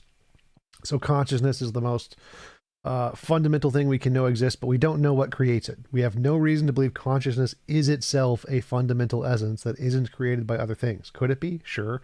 Might it not be? Yes. So why should we think that there's consciousness is fundamental in any way? Just by the first statement, that's the only thing we can be certain of. Anything else We know it exists. We know consciousness exists, but it could be made of other stuff. It could be, but what is the other stuff? Don't know, but there's no evidence it's not, so you can't assume it isn't. I mean, like, inductively, I know this thing exists, right? Yes. I don't know if some other thing exists. So Right. inductively, the most fundamental thing would be something I know exists for sure. No. I know an apple exists. I don't know what apples are made of. Therefore, apples are fundamental. Like, no. No. I didn't say I don't know what apples are made of. Like, if apples were the analogy. only... Yeah, so basically, as I was saying, like, if apples are the only thing I can be certain of existing, I shouldn't assume something other than apples are going to be fundamental. Sure you can. You don't have any reason to believe the apple is fundamental. No reason has been presented to say the apple is fundamental just because you know it exists. So we know consciousness exists. Great. Is that evidence that consciousness is fundamental? No. I mean, I think you do have a point there. I'm not going to argue against that. But it was, I don't have a point against that. It was a nice conversation. You guys, I guess, win. And yeah, thank you for this. I'll go back to the audience. We appreciate your time. Thank you for coming up. I see Aquila in the audience. Aquila, I'm sure, is going to convince all of us that a God exists. So, yeah, go ahead. Well, I mean, I'm a Catholic and I have to be true to my paradigm, so I can't actually convince you that God exists, but I can question your beliefs, if that's acceptable. You can try. I don't like. Are you talking about beliefs in deities? Because I don't have any in this department. Everyone has beliefs, not necessarily in deities. Sure, but we're talking about trying to convince us that a goddess or a god exists, a deity exists. So if you want to talk about other beliefs, we're going to have to understand how they're relevant to the conversation. Okay, well, it seems, I mean, to me, there's at least three choices of what could be classified as necessary or, believable being. And that would be a collection of necessary beings, which you would call the universe, the world, or multiverses, or whatever it is. The self in some sort of solipsistic belief system, or an non-finite or infinite being that's outside of time and it isn't in place. It's not finite in any particular sense. At least three. There may be more. And believing that you're the only thing that exists, as solipsists do, it's not very appealing. The universe one's more tangible and acceptable in many ways, and the one in God is more appealing if it's true. That's my perspective. And so I'd question, what is your belief? Do you believe that you exist and nothing else, or the universe is and you're part of it and that exists necessarily, or that God exists? Well, I wanted to pick up on something you said there. You said the God belief is more compelling if it's true. Well, no, it's more compelling for most people even if it's false, because the fact that people believe something doesn't make it true. The fact that it's true doesn't make it compelling. Compellingness has nothing to do with truth. So why should we think that it's true? Well, the thing is, like, in making this choice, and I think in some way, people are free to make this choice, like, believe they're the only thing, the universe is the only thing, God is the most important thing, and all the other things are true, yourself and the universe included. Those choices come with certain consequences and biases to the choice. Like, if you were to believe in God, and on top of just God existing, that he became incarnate and revealed himself and established a church and established a means to accessing him, and stated there's consequences for not reaching him. Like, what's tied up with taking that belief, there's costs. And as a Catholic, I can tell you. Can you clarify one thing for me? Did you say make a choice to believe that God exists, because you cannot choose what you believe? I think I can. I mean, like, I've certainly at times in my life when I was Can you choose this very moment, for instance, to believe in the great Juju on the mountain as the creator of all things? Can you be convinced that that is the case? Can you believe that right now? I could, but it would come at a cost, and it would come at a mental cost. It would come at a sense of. How could you do that? I could just. Too, Peter. Yeah, I could literally adopt a belief, but what I would be sacrificing is my current beliefs as well as some semblance of mental dignity. It's like I'm just going to arbitrarily believe in some nonsense on top of a mountain. I could choose to do that. Maybe it's just me, but I couldn't believe something that I'm not convinced of is real. Well, I mean, I don't know if I really care about the choices thing. Like, why should we choose to believe God is real? Like, I usually choose to believe things that have evidence. Do we have any evidence?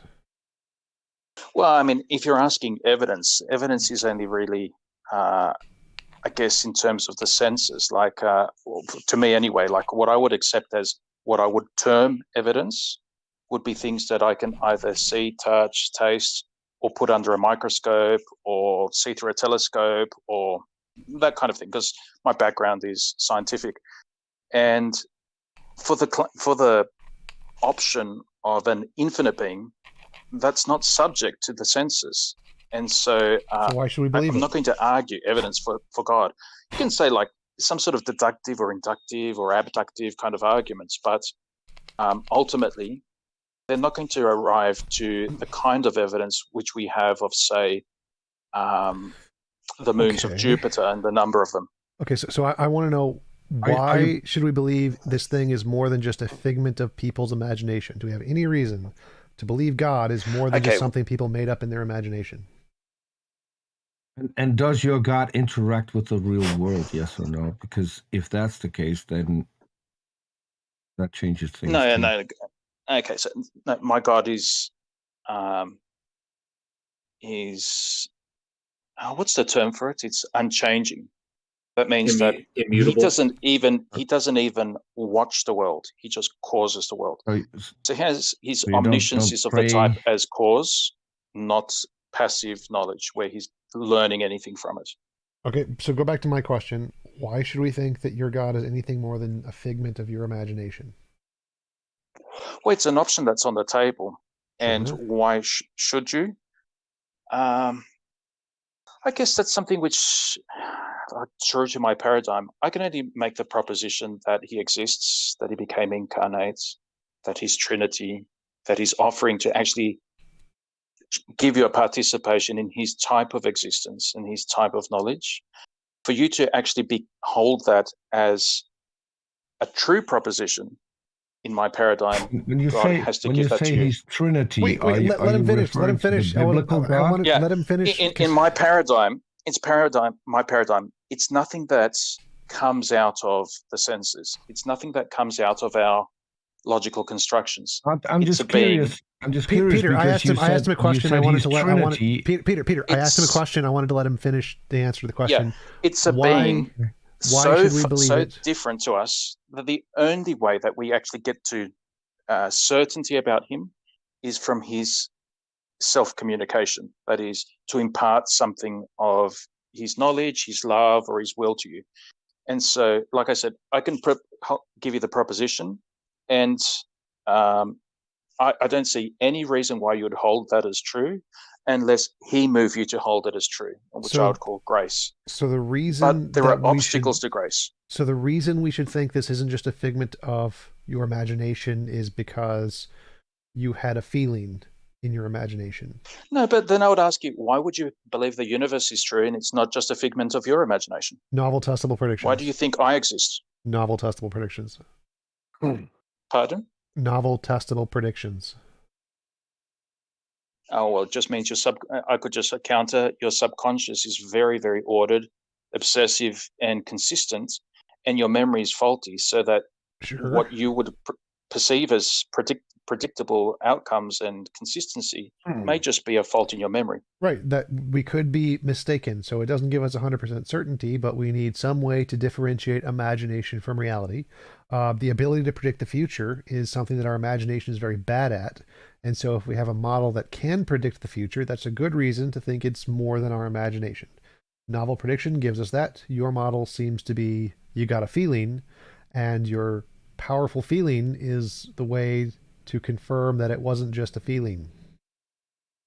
Well, this is why I say the universe being the necessary reality is more tangible and in many ways more acceptable. But this is why I want to question. Can I ask you a completely different question? Can I ask you a completely different question? I did want, yes, but I want to get around to questioning why you believe what you believe. Go ahead. Well, it's not really the purpose of the stage, to be honest. You're proposing a God that doesn't interact with this world, and you want to convince us that that God exists, which to me is the equivalent of you saying there's a blue rock with a white dot on Venus. Can you please believe that that exists? How is that going to impact my life? It's not going to help anything. It doesn't do anything. So why would I even choose to believe that your God exists if there are no benefits, doesn't interact, can't change anything, doesn't listen to prayer? What does your God do for you? Okay, well, in terms of interaction, it's I wouldn't say no. He doesn't gain anything from it. He has a unchanging perfection, and there's nothing he can learn from it because he's actually causing it. So whatever exists is because he already knows it. I didn't ask what he got out of it. Yeah. I didn't ask what he got out of it. I asked what you got out of it. If it doesn't interact with you, doesn't do anything. What I get out of it is that the pursuits of something like being the center of my universe is kind of appealing in a narcissistic kind of way, but ultimately dissatisfying. And it relies heavily on self-deception, not self-knowledge. And so practices like meditation, practices like self-reflection, to actually hold that I am the center would require me to have complete disinterest in myself, because the more you reflect on yourself, the more dissatisfying you are. You realize that you are to yourself. And the world itself, yes, it's very appealing. I have gone through, in my youth, hedonistic phases, and these reach a point of exhaustion as well. It's only so many times you can do something, and it's ultimately dissatisfying as well. But Moderation what I is find key. appealing in God is that He's not finite, and it's not subject to the exhaustion of the senses, but rather an infinite being. So Well, infinitely you know, satisfying. But he doesn't. That's He doesn't do peculiar. anything for you. So what's the appeal? Well, he does. He offers to share his own type of life and knowledge and love with me. But you said it And didn't. that's something. He didn't interact. How does he do that? Sorry, Yeah, how you does he said do he that? did- he The didn't same interact. way. The same way. Yeah, he doesn't interact. So, like my praying to him, he doesn't. In a very in a certain He doesn't sense, he listen. doesn't hear my prayers. Only metaphorically, he hears my prayers. God doesn't. He doesn't hear my prayers. It's like he's impassible. And he He's doesn't care. perfect and eternal. So why do I pray to He him? doesn't care. Yeah. Oh, he does care, because I wouldn't exist if he didn't care. Yeah, if he I cared, couldn't he exist would unless he listen. was willing me. Yeah. But the reason I pray. No. If he cared, he would listen to your prayer, and you just said he doesn't. Yeah, metaphorically, he does, but in reality, he doesn't. Metaphorically, But he why does, do I which pray means then? He doesn't. Why do I pray then? The If in reason I reality pray. he doesn't, then he, I in would love to reality finish. he doesn't care. I would love to Guys. finish what I'm saying. Peter, you I'd love gotta let him finish his Okay. deal. Go ahead, Yep. Aquila. The Okay. reason I pray is not to change God. He's unchangeable. It's to change myself. And the belief system is centered around God being a good God who wants to bestow something greater than a pile of money, greater than a pile of mountains, greater than a pile of kingdoms, a pile of huge dick and endless sex. It's to impart the greatest possible thing, himself. But the biggest obstacle to that is me, myself.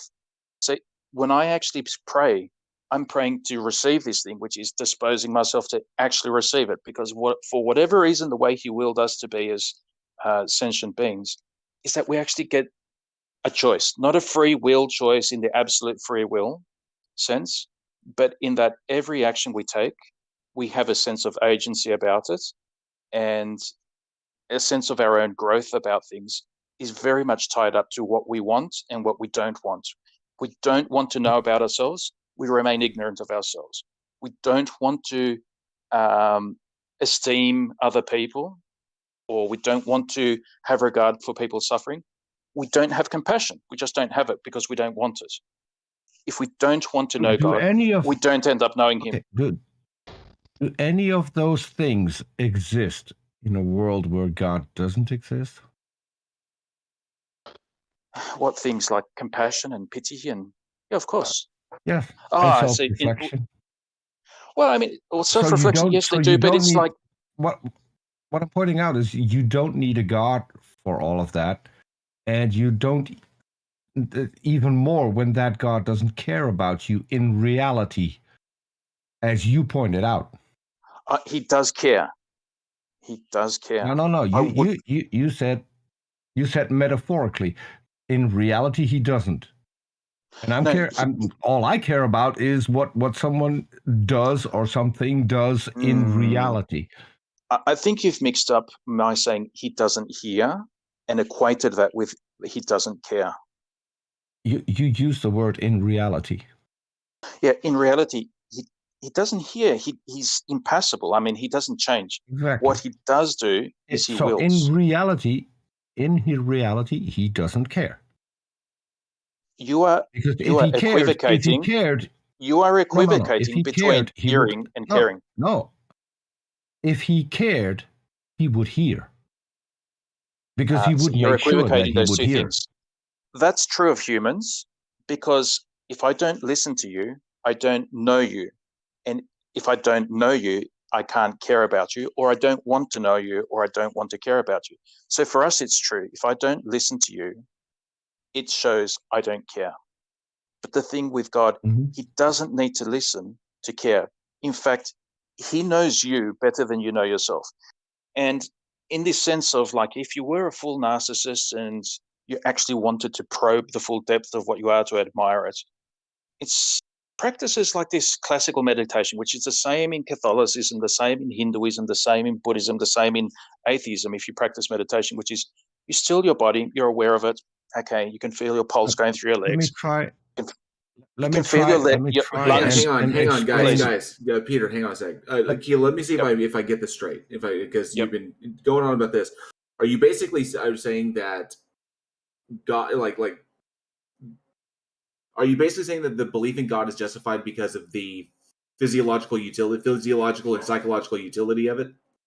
No, no, no, Because because then that's what I it's keep like getting from this appeal to meditation and prayer and no, stuff like no. this. The meditation, it's like what with I meditation. I was would just going be to make a curious. point. Peter, let him respond, man. Yeah, the point I was just going to make with meditation is that when you get to that point where you're not trying to think anything, you're just passively observing your thoughts. You can be thinking randomly, like some sort of sensual thing, some boring, mundane thing, and you're just observing your thoughts with a stilled body.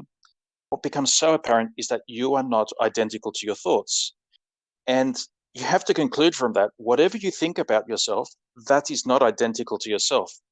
And for a Catholic, this has some sort of import because my concept of myself and my holiness or lack thereof, that concept is not what has to go to heaven. It has to be the actual being myself. Okay, When but I the problem reflect is upon that all when I of this is reflect upon the reality of myself, Aquila, all of this is predicated on the existence of this being, right? Well, no, I mean, this is the thing. It's like I can be skeptical whether I even exist because if the holographic universe is real, then whatever I'm experiencing is just a projection of some, 2D surface.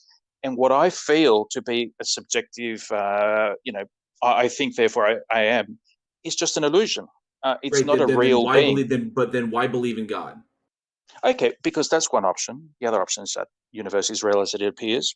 Other option is I'm the Descartesian cogito ergo sum, or that God exists. In terms of propositions that are along the way, the reason I believe in God, I can only attribute to God having moved me to accept this proposition as being true. And so it's belief, it's not Gnosticism. It's like I don't know for a fact. It's an emotional appeal. No, it isn't. It's You an said option. God moved in terms you. of That's an emotional Yeah, appeal. but I don't- God moved you to believe in the thing. It's an emotional appeal that provides a psychological or a physiological utility for you, and therefore it's true for you. But it doesn't necessarily mean that it's true for the world, because just because a feeling or engaging in a physical or engaging in a behavior provides a utility to you doesn't mean that the thing you're appealing to actually exists. It actually comes at a very great cost to me. So I wouldn't say it's like, and I wouldn't ascribe it to a feeling either. It's just this sense, which is a feeling, I guess, of certainty. And also you contradicted yourself. Let me get this out. You contradicted yourself. You're proposing a God that doesn't do anything in reality, that doesn't care in reality. Yet you go to heaven. I've already corrected this equivocation. Yet he couldn't exist unless he cared. Heaven in reality. That doesn't follow. But we can exist even if there is no God. That's one proposition, and I presume that's one that you hold as true. Well, because there's no evidence to support that that our existence is necessitated by, or requires God to necessitate it. So no. So there's no evidence to support it, to draw this conclusion. And it essentially falls into that realm of hypotheses. Okay, I understand.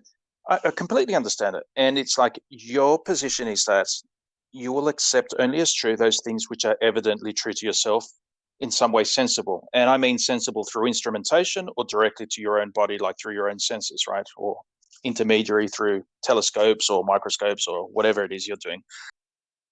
But you've made the choice. That's your position. You're not a solipsist. You haven't made that choice by the sounds of it.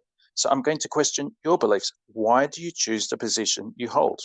But that's okay.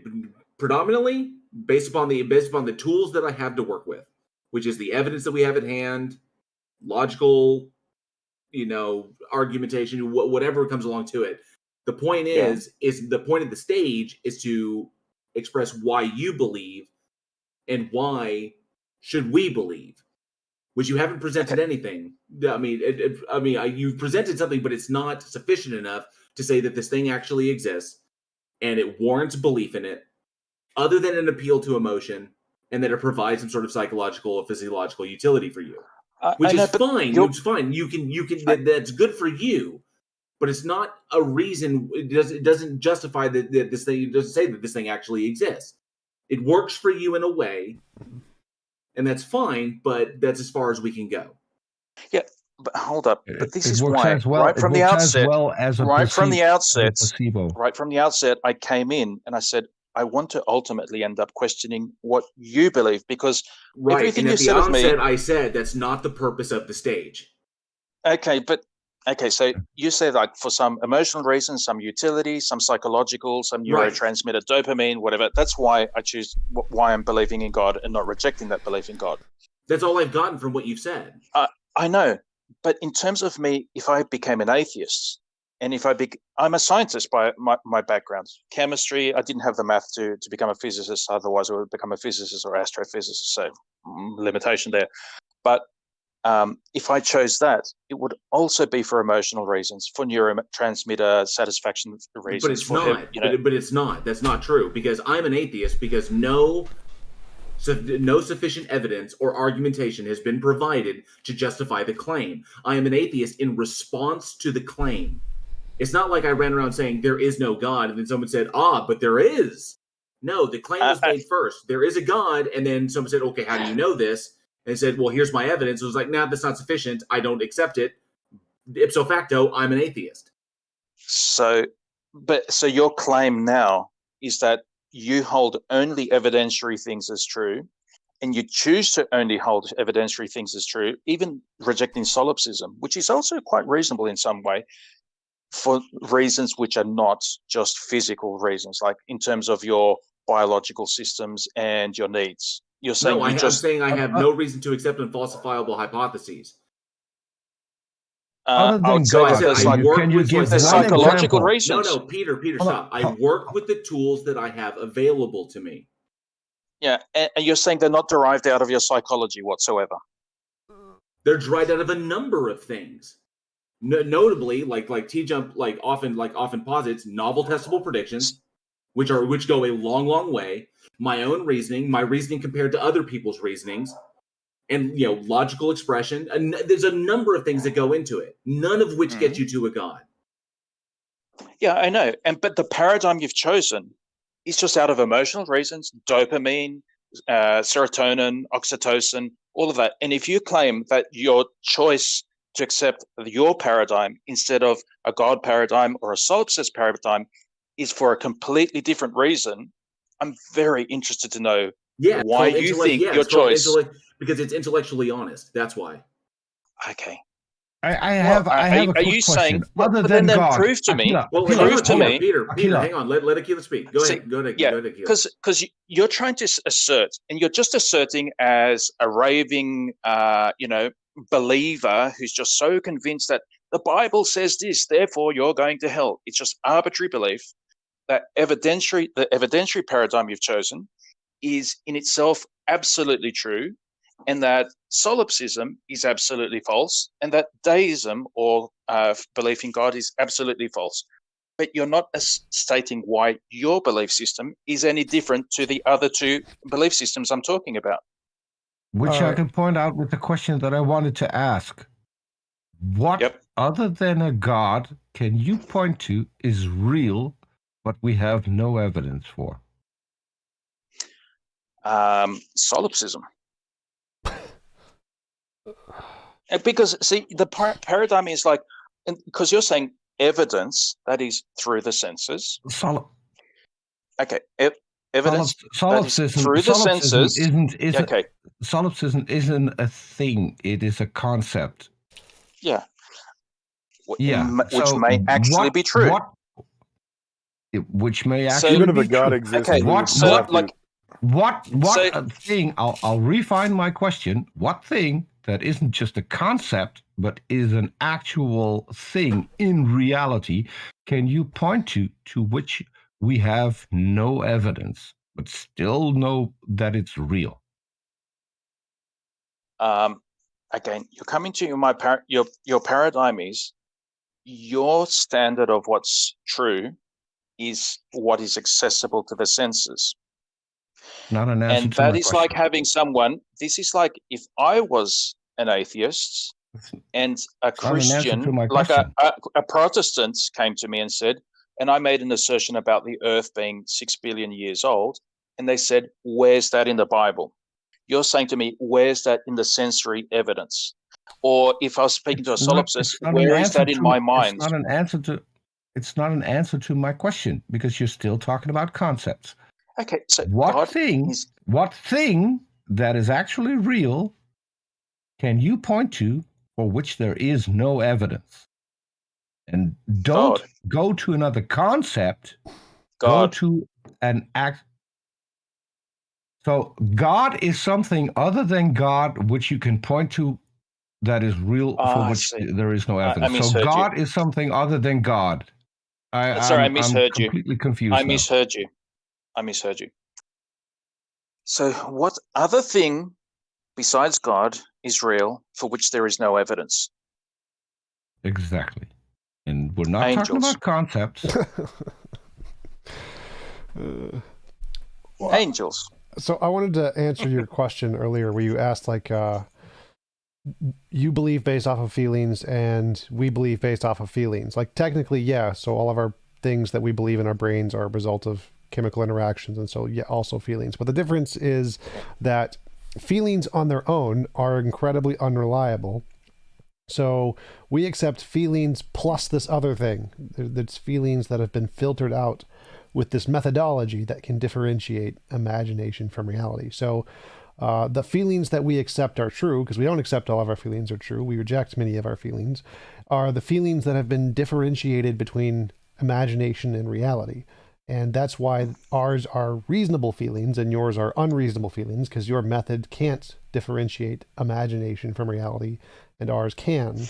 Well, I mean, I'd say like the feelings part, if it is feelings or whatever it is that's moving our choices, like to adopt the worldview of solipsism, only the physicalism or materialism, whatever it is, or deism, which whatever worldview which you choose, you can get very simplistic people. So you have like these dumb atheists, you have dumb solipists, and you have dumb Christians. Sure. But they're not close to the scope of being reasonable. And so as a Catholic, I find Protestants extremely distasteful because all they say is like, here in the Bible, and there's one user, I won't name him, he's elderly, he's got a whistly, toothy kind of way of speaking. He just goes on these big rants about the earth only being 6,000 years old. I think you can do the scientific inquiry and integrate it into, I believe God exists. I believe he's the creator of the universe. The universe in itself is very interesting.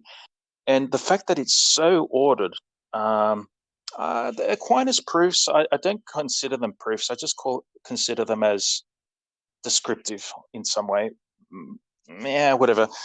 The absolute absence of chaos, of true randomness. Well, that would go against physics. Seems sort of. Oh, I know, but I mean, I'm curious. You just said you have a problem with Protestants pointing things out in the Bible, and you think that is silly, whereas you earlier on pointed something out in the Bible and said that the thing in the Bible was extremely silly. And then you came up with another thing that is pointed out in the Bible, which is angels, and that this seems is very to be generic. true. You get specific. So I'm not really convinced here. What I'm getting to is that according to the Bible, God interacts with this world. According to you, he doesn't. He doesn't even care in reality. He does care. No. According to you, he can't perform a miracle, for instance, because that would be him interacting in real time with reality. That's the part of the Bible that you reject. You reject the fact that God listens to prayer and acts upon it because he cares. You dismissed that. You're dismissing an awful lot in the Bible, and then come up with angels who exist only in the Bible, and you stream say of accusations. Imagine evidence we're for those? talking to a Protestant. Yeah. So that wasn't his point, Peter. His I'm point just was, pointing out what I've heard. I've already rejected One what sec. your straw man is of me. It's like, Right. so I don't know. You want to repeat it for whatever reason? There's some psychological reason you feel the need to repeat it. I don't know. You do not clarify his reject point. the fact that God interacts with the real world. Let me clarify his point. So his point is that a Protestant person is unreasonable for accepting something just because they said it was true in the Bible. That, as a reason of justification, is bad. It doesn't matter whether or not he accepts certain things in the Bible or not. It's just saying that it's from the Bible. What I dislike isn't. about Protestants is that they'll take the Bible, some of them, not all of them, some of them will take it so literally that they will take that to the exclusion of any other type of knowledge. We don't care about Protestants. For instance, like when the Bible says angels exist and then have no evidence for it, but they still claim they exist. Something like that. Like in the Bible, they add up a chronology and they say the Earth can only be 6,000 years old, and then they come into this ridiculous thing about finding carbon-14 in diamonds. I agree with you. I agree with you on that piece. Yeah. But what I'm curious about is you earlier said that angels exist. The only reason that you know about angels is because they are mentioned in the Bible. There's no other way you could have heard about angels other than from the Bible. So you're doing exactly what the Protestant does, just with different verses. So how are you different from a Protestant? Okay, so I'm sorry, Aquila. Could I answer a question instead of just a stream of actors? No, I say, Aquila, we got to jump in here for the sake of the individuals we have with their hands up. We have a bunch of people that want to talk. We've been going on this for a minute. We really are just going in circles. So ultimately, I think we've come to an impasse in this, in that we pointed out that there are these personal appeals that you're making, which are fine for you. They don't convince us that that there's a reason to believe that any of these things exist outside of what we currently have. So possibly if we have more, and we could possibly bring you back up a little bit later, we can try and get around to you. But we got some other people got their hands up. Could I have a quick sum up, like less than 1 minute? Yeah, go ahead. Take 30 seconds. Say your piece. Okay, so the motivation to choose one world or another is obviously for some psychological or subjective benefits. The reason not to choose some worldviews is because they do come at greater and greater costs. And I think the one that comes with the greatest costs is to believe in God. And that comes at the cost of so many things like sleeping around, lying for convenience. And these things, I just tell you subjectively, are very unpleasant. And it's also in failing, in wanting to adopt that, and failing and ending up at confession, that's also very unpleasant. So I can fully understand someone who just knows implicitly, if you start believing in God, it comes at an unpleasant cost. But I think in ultimate, it's like love doesn't count costs, and love comes with those. Love actually enjoys those costs because they're expressions of true love. That was my sum up. Thank you for joining us. Appreciate it. Thanks for having me on. Thanks, Aquila. See ya. I think what's interesting is Aquila's presenting some values that seem to be consistent with Catholicism, discouraging promiscuity, like sleeping around and things like that. And the issue I have with that is you're saying that those are not enjoyable things, if I understood you correctly. But there are a lot of people who clearly enjoy those things. Otherwise, a lot of people wouldn't be doing them. So if you have one last thing you want to respond to that's fine. I'll give you that.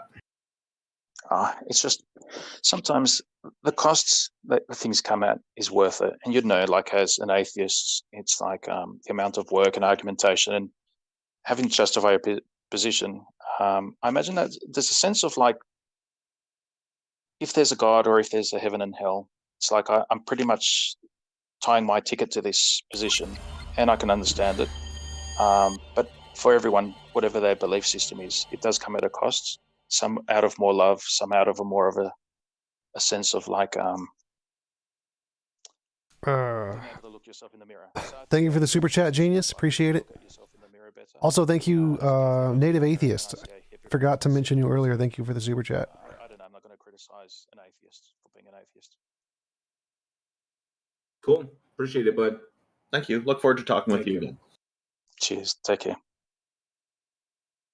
All right. So thank you for coming up, Aquila. We've got Otangelo in the audience. He's had his hand raised a little while. We'll be pulling up Jason next as well. But I saw Otangelo, and so we talked with them, and they were cool with it. So we got Otangelo up.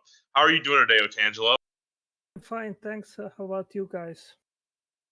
Pretty good. Hi, great. Hello. What have you got for us that convinces us that I'm God blocked by you, Otangelo, so I'm great. What you got for us today, bud? I think one of the prime reasons why a creator is a better explanation for our existence rather than not is the fact that besides biology, where there is supposedly a selection mechanism, which is natural selection, there is no natural selection for energies, the fundamental for energies required in the universe to have stable atoms, and neither there is a selection mechanisms for the four fundamental building blocks for life. So if you don't have that selection mechanism, then there is basically an infinite range of possible forces in regards of the four fundamental forces which could be there.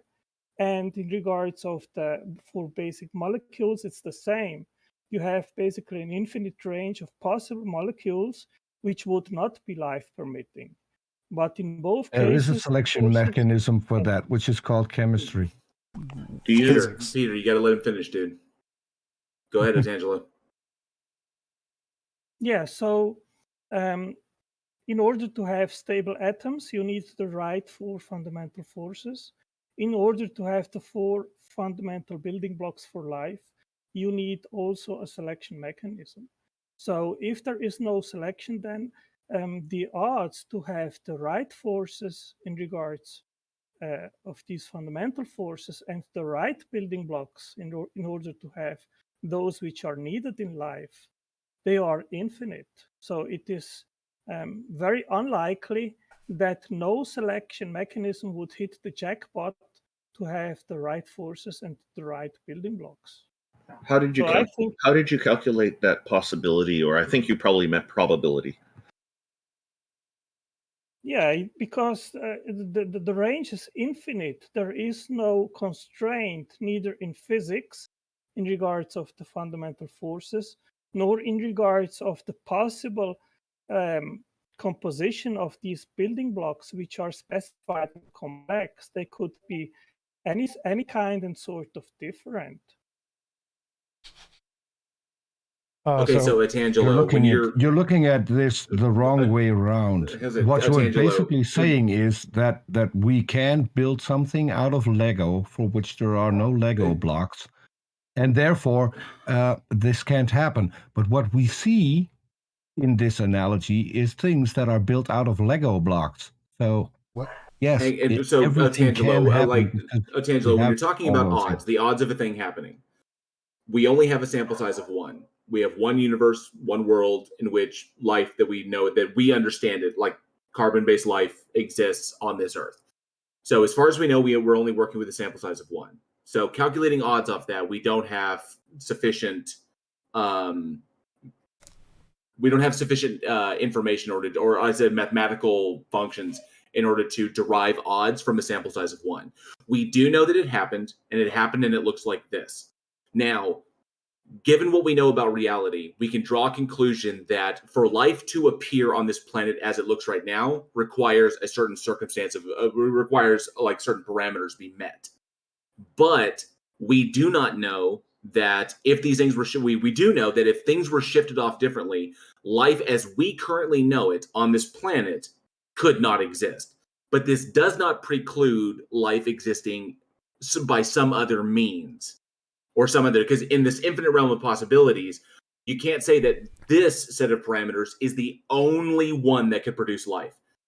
It's the only one that could produce life that we see, like human life on this planet existing the way it does, carbon-based in the current circuit. But it doesn't say that if the circumstances were different from the onset, that it could exist in some other form. Because once you start changing the fundamental properties of the universe, you're not only funking with, or you're not only screwing around with like gravity or the weak and strong nuclear forces. When you mess with the fundamentals, you change the fundamental structure of chemistry, and human beings are the result of chemistry. Okay, so if you mess with chemistry, then everything functions differently. But that just because it functions differently, because the fundamental forces are different, doesn't mean life wouldn't appear in a wildly different manner. You can't eliminate that possibility. So you're basically looking at what we have and saying this is the only way it could be. In the infinite realm of possibility, this is the only way it could be. So something must have chosen to make it this way. when you haven't eliminated the possibility that it could appear somewhere else and look completely different if the circumstances were different, because you can't say that because we only have a sample size of 1. Yeah, I could and also people have come up with pretty good models that describe silicon-based life. So the life that we see isn't necessarily the only possible form of life, because we can already come up with it with another model. So go ahead, Atangelo. Yeah, I mean, I can go even further back and say that even in order to have a universe, you need the right expansion rate of the universe. And that expansion rate depends on 8 different factors which need to be finely adjusted. And if you sum up all these fine-tuned parameters, then you come to the order of 1 to 10 to the 400th power. So yeah, but the problem, Otangelo, is that we only have one universe to work with. So, like I said, if the parameters of this universe are not met, we know that the universe as we currently observe it would not exist as we observe it. It doesn't mean the universe wouldn't exist in another state that we currently we are not aware that that doesn't exist or not. So we know the setup. Okay. We know we got the pitch, we've got the swing, we've got the hit, we got all the setup, and that's the way it is. But assuming that it can't be another way, out of the infinite possibilities that it could have been, that doesn't track, because we only have one sample to work with, and that is what we currently have: life on Earth in this universe, of which there is one. So you can't derive these odds from this, especially if there's an infinite number of ways it could have potentially spun out. You're basically saying, out of the infinite number of ways it could have potentially spun out, this is the only way it could have spun out. And you can't say that.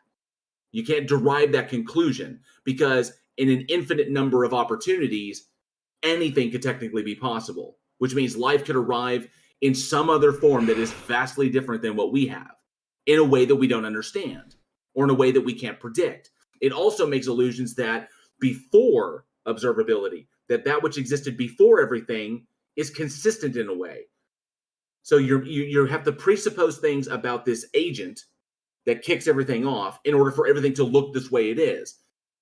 So it still goes back to the existence of this being, and it goes back to presupposing things about this being and its intentions in how everything popped out, which you can't justify because you can't demonstrate it to be true. You follow? Yes, I follow. I Okay. disagree. I disagree because there would be no universe, for example, if we would have a too fast expansion rate or a too slow expansion rate. No, we wouldn't have this universe. We wouldn't have this universe. No. What would happen is that, for example, if these parameters would be different, it would be probably then just go back to a singularity. You wouldn't have a universe whatsoever. And if the expansion rate would be too fast, then you would probably have just a void universe without atoms whatsoever. It would that's entirely possible, and there's no way. Yes, okay, just space. Okay, so you're right. You're right, Ortangelo. You're right. That is possible, but that doesn't preclude the possibility that this is one that popped up out of an infinite line, because there's no logical contradiction in an infinite regress, and this just happens to be the one that popped up now. And also, between those two extremes, you have infinite amount of possibilities of other universes that could exist, that could sustain life. Maybe in a shorter amount of time, it still would be able to exist. So you still haven't made a single coherent point. Question is why are there even possibilities at all? And why is there? You're breaking up. Yeah, you broke up a little bit, Otangelo. Go ahead. Try again. Yeah, the question also, even going deeper, is why are there possibilities at all? There could also be a state of affairs where there are no possibilities and where there is no movement at all. And That of Yes. course that leads to the In question. that particular why state, did it in even, that particular why state, did, your why God did, couldn't why even did, Peter, exist. Peter, why, Peter, you got to let him finish, man. Go ahead, dude. I mean, I can come back to a first way. You need a prime mover, something that starts everything. And if you don't have that prime mover, then probably you would be in a state of affairs where there would be no movement at all. So I wanted to pick up on the fine tuning a little bit. Go ahead, T. JL was correct that even if the expansion rate completely changed, and so all of the particles we know about were expand away from each other and can never combine or are collapsed into a singularity, there could be just other laws that are orders of magnitude weaker or orders of magnitude stronger, that if our expansion rate was significantly faster, those other laws would then be able to take effect and form new kinds of particles based off those laws and not our laws. So even if we changed all of the expansion rate things to a drastic amount, there could still be life. There could still be particles. But even so the fact that the way they are now doesn't indicate a God, because it could be explained by just the other forces. But more importantly, the probability you listed, the 1 in 410 to the 400 power or whatever, that's wrong, because that assumes that there's no constraints. There could be constraints. The laws could be interdetermined, and if you change one, the others will proportionally change necessarily because they're interdetermined, in which case the probability is significantly more likely, not less likely. And so the fact JL was also correct when he said you can't assume the probabilities are whatever you assume them to be, because we only have a sample size of 1. And so we don't know if they are or are not connected. And so the probability could actually be significantly higher than what you assume it is, based off of your conclusion that you can imagine the laws are differently. Therefore, you include the imagined differences as one of the cases that increases the probability. So none of that indicates a God. And even if you wanted to say there was a God, God must be equally as fine-tuned as the universe, because God's nature, maybe he wants a universe of only puppies or only black holes. So all of the possible ways the universe could be, there is a possible God that could want it to be that way. And so of all the possible kinds of gods, there is a 1-to-1 correlation to all the possible kinds of universes. And so God must necessarily be as fine-tuned as the universe. And if your argument holds, that means who fine-tuned God? Yeah, my answer to that, T-Jump, is that if it comes to the laws of physics, there is also the question, why are the fundamental laws constant and intelligible? And the forces for fundamental forces, rather than being stable as we observe, they could be also oscillating. And the question is, of course, why are these laws stable? What secures them? Because that is not something obvious. And also the equations which are used, there are 3 parameters which are fundamental, and that means they are not grounded in anything deeper. You need to experimentally to find them, and once you have them, then you don't know why these numbers are the way they are and which make the universe work. You could put in these equations any different number, and you wouldn't have any life-permitting universe. So you're bringing in an assumption that these laws need to be secured by something. They're just an emergent property of nature by the looks of it. This doesn't necessarily mean there's something holding them in place from varying to different values. And that's where we're kind of running into a problem here with your arguments. Well, Randolph, nature is And we've already what... pointed out that if the laws are different, then we could have a different universe in which life is still possible. So it's a non-argument. What was that? Well, Randolph, to answer what you said, the existence of nature is precisely what we try to explain. So you cannot invoke nature to explain nature. Sure you can. Why wouldn't? That's literally what we're doing in science all the time. Like, why are there earthquakes? Well, because of tectonic plates. We're literally invoking nature to explain nature. That's what you have to do. Oh, and isn't that ostensibly what you're doing with God? That you invoke God to explain God? Good no, God, I believe in God based on 2 facts, and that is that we exist, and secondly, because he revealed himself to us through the Bible. So are you using nature to explain God? Nature is the evidence, and it requires an explanation. And I think that God is the best explanation for the existence of nature. They're asking like who created And God? What reasons do you have to know that the Bible is true? There are many reasons, Peter. I think there is internal consistency. You can Google, for example, in regards of the New Testament of the Gospels, undesigned coincidences. There are extra biblical confirmations, archaeology, confirmed prophecies. I can accept all of those. And I can point out that in the books of Harry Potter there is internal consistency. There is extra Harry Potter evidence for let's say the existence of London. It's exactly the same.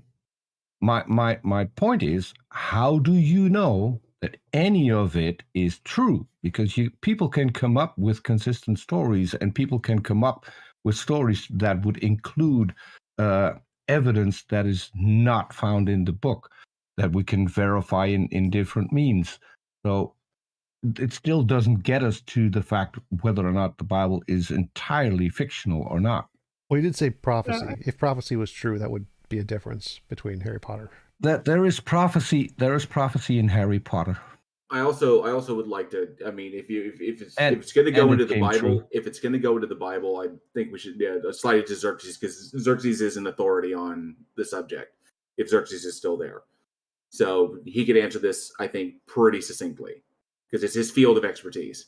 Yeah, but let me quick answer to Peter. I think it's preposterous to compare the Bible with Harry Potter, because in 2000 I didn't compare it, and it wasn't meant as an insult. It was meant as an example that people can come up with pretty consistent books that would include things that are verifiable outside of the book. I'm not trying to insult you, that although that maybe come across like that. That's not what I'm trying to do. I'm also not making a comparison. I'm just pointing out that people are capable of writing such a book. He's based entirely on fiction. He's just saying. So he's saying that your analogy to Harry Potter isn't analogous. Here's the difference. That's all he's saying. I just wanted to point out that it's not used in a way to be insulting or demeaning. That's what I wanted to point out. So ultimately, Tangela, you said your belief derives from what you interpret to be evidence and the Bible in itself. And I think you understand that. I think we could agree that you'd have to presuppose that the Bible, to say that the Bible is true, because it's that reasoning is circular. So I think we can agree on that, right? Yeah. In the end, it is circular, and I think it is a warranted circular, because somewhere you have to end, you have to start. Okay. Wait, what do you mean by warranted circular? Like warranted circularity? What do you mean by that? Well, somewhere reality, the explanation of reality, somewhere it ends, and there where it ends, you cannot go and explain deeper. Like, for example, God reveals himself as eternal. So why is he eternal? I have no clue. Why does he exist? I have no clue. What I know is that I believe that he revealed himself in the Bible, and that through that revelation, we can understand why we exist. Now, deeper than that, I cannot go. So there it becomes circular. Well, you can't have and I can accept the fact that you say we have to end somewhere. My question was still, why are you choosing the Bible? Because there are other books that make the same predictions, that make the same claims. So why this book specifically? I would say that the Bible is unique amongst all the world religions, Peter. So I disagree with you that you will find any other religious book which even comes close to the Bible in regards of what it represents and what it communicates and what it but that is your claim, Otangelo. With all due respect, that is your claim. And that is exactly what a Muslim told me 2 days ago. Exactly the same. So why is he wrong and why are you right? I mean, the dialogue between Muslims and Christians, it is a big one. There are many reasons which we could come up with, which we disagree with, and I don't think it is the scope of this stage here to go into details in regards of that. But I had recently some No, interactions. and that's not what I'm asking. That's not what I'm asking. Peter. What I'm asking is what reasons do you have specifically to choose the Bible over the Quran, for instance? For example, a prime reason for me, which is the quest of justice. When you compare the justice system in the Bible with the justice system of the Quran, then it seems to me that the justice system of the Quran, it is not just and it is incoherent, because forgiveness and salvation and going to heaven, basically it is something arbitrary by Allah. So, for example, they say that Muhammad be peace upon him. Why do they say that? Because they don't even know if their main prophet is accepted by Allah and is in heaven. So it is completely arbitrary. And in the Bible, it is different. The Bible is very clear. The Bible says that the consequence of sin is death. And there is no forgiveness unless blood is shredded. Yeah, but Otangelo, there's no way to determine if that is true. And talking about justice is just an appeal to an emotion, is how you emotionally feel about their version of justice versus the Bible's version of justice. The problem is that assuming that the Bible is true, hang on, Peter, hang on.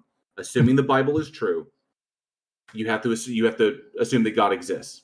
Okay, so that whole reason circular, it's not just it. I mean, it doesn't work. Okay, so appealing to the Bible to prove God, the Bible is the claim in and of itself. So no, that doesn't work. So you have to go. So I was answering to Peter why I prefer the Bible over. I get that. It's an emotional appeal. I get that. It wasn't an argument in the sense that you are. I get that. It's an emotional appeal. It is. It's an emotional appeal while you prefer the Bible over the Quran. I understand that. It has nothing to do with emotional. It has to do with justice, where I understand that wrongdoing requires punishment, and the Bible has a coherent system of punishment, while Islam and the Quran does not. It is coherent, Otangelo. Arbitrary decision of Allah. He can Otangelo, that is an emotional. Otangelo, it's coherent to you. It makes more sense to you. It makes more sense to them that the Quran is an emotional appeal, Otangelo, because you don't feel that their level of justice or how they mete out justice in their faith is coherent. But they would say the opposite of you. So yes, it is an emotional appeal. I would say the opposite. I would say the opposite. If I look at the Bible, where it says that if a woman is raped, both the raped woman and the rapist should be stoned to death. To me, that's not justice. So that only that alone would dismiss the Bible as being just. So we've established that you can't appeal to the Bible as a reason why God exists. Or that was not the point, J.L. Warren. And I don't either think that it has something to do with emotion. The quest is what is just. And in my understanding, justice can only be established if there is a punishment for wrongdoing. Sure, we can. Yeah, humans can establish it. We can establish what justice is. Okay, so I see that the Bible establishes that the result of sin and wrongdoing is death. There is a consequence which you cannot avoid. Yes, but Otangelo, all human beings die. So the consequence of life is death. All right, doesn't matter if you're sinful or not. You can be the most pious person on the planet. You're still going to die. Well, All let's living go things to die. Adam and Eve Animals in the die, Garden bugs of die, Eden. plants die, trees die, the grass dies. Death being a punishment for sin is kind of stupid when you think about it, because literally everything else dies. Why would we expect ourselves to be any different? As far as a justice system in the Bible is concerned, it's devoid of one.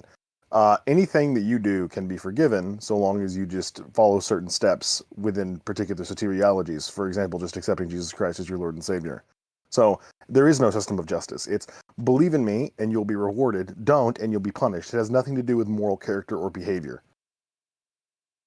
There is someone which has paid for the sins of the world. So there is a punishment which is Jesus paid for it on the cross. And in Islam, you don't have that. Basically, you can do there Yeah, in Islam, you're whatever responsible you for your own want. actions. Go figure. I would consider that a more coherent system of justice. But doing bad things does not get you punished according to Christian soteriology. Whether or not you believe in Jesus Christ as your Lord and Savior is what determines your destination in the afterlife. You go to hell for not believing, you go to heaven for believing. It does not matter what your moral character on earth was, what you were guilty of, what sins you committed.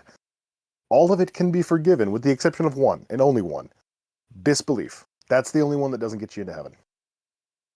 Well, you decide if you accept that Christ paid for you or not. And if he didn't, so you pay for yourself. That's the I'm essence of the gospel. unconvinced in the proposition. So it doesn't matter, like you just admitted it, it doesn't matter how good of a person I am, what my moral character is. If I'm fucking Ted Bundy, right, and after a final meal of fried chicken on death row, I accept Jesus Christ as my Lord and Savior, I'm going to heaven. It doesn't matter what heinous Jeffrey Dahmer, malfeasance I was up to in my life. Yeah, I So mean, you don't have can- a system of justice. You don't at all. You have a system of extortion. Well, the thing is, if you see Jeffrey Dahmer, he was a serial killer, a cannibal, and he in prison he received Christ as Lord and Savior, and he probably now is in heaven. So he was forgiven. But Yeah, why great. was So he my forgiven? reward for accepting But- Jesus Christ is getting to live my eternal existence with somebody like Jeffrey Dahmer. Yeah, Sounds like a but great system of justice to me. I'm sorry. Oh, Tangela, you basically just stated that Jeffrey Dahmer, a serial killer who committed the atrocities that he committed, was in prison, accepted Christ, and then was beaten to death by another inmate. And then now he's in heaven. And yet me, who has used every ounce of his critical faculties and his reasoning, and has come to the conclusion, intellectually, honestly, that there is no God, will go to hell. That's what you're positing here. And If you've you killed read less Romans- people. Well, if you read Romans 3, it is very clear. And it Why would I says- appeal to the Bible?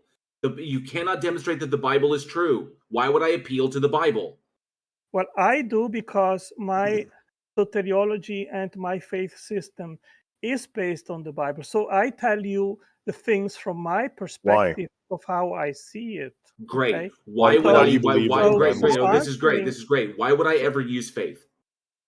No, so answering to what you just said, why can you be a much, in your terms, better person than Jeffrey Dahmer, and he goes to heaven and I go to hell? Well, the Bible is very clear in Romans 3:11. It says, "There is no one righteous, not even one. There is no one who understands. There is no one who seeks God. All have turned away. They have together become worthless. There is no one who does good, not even one."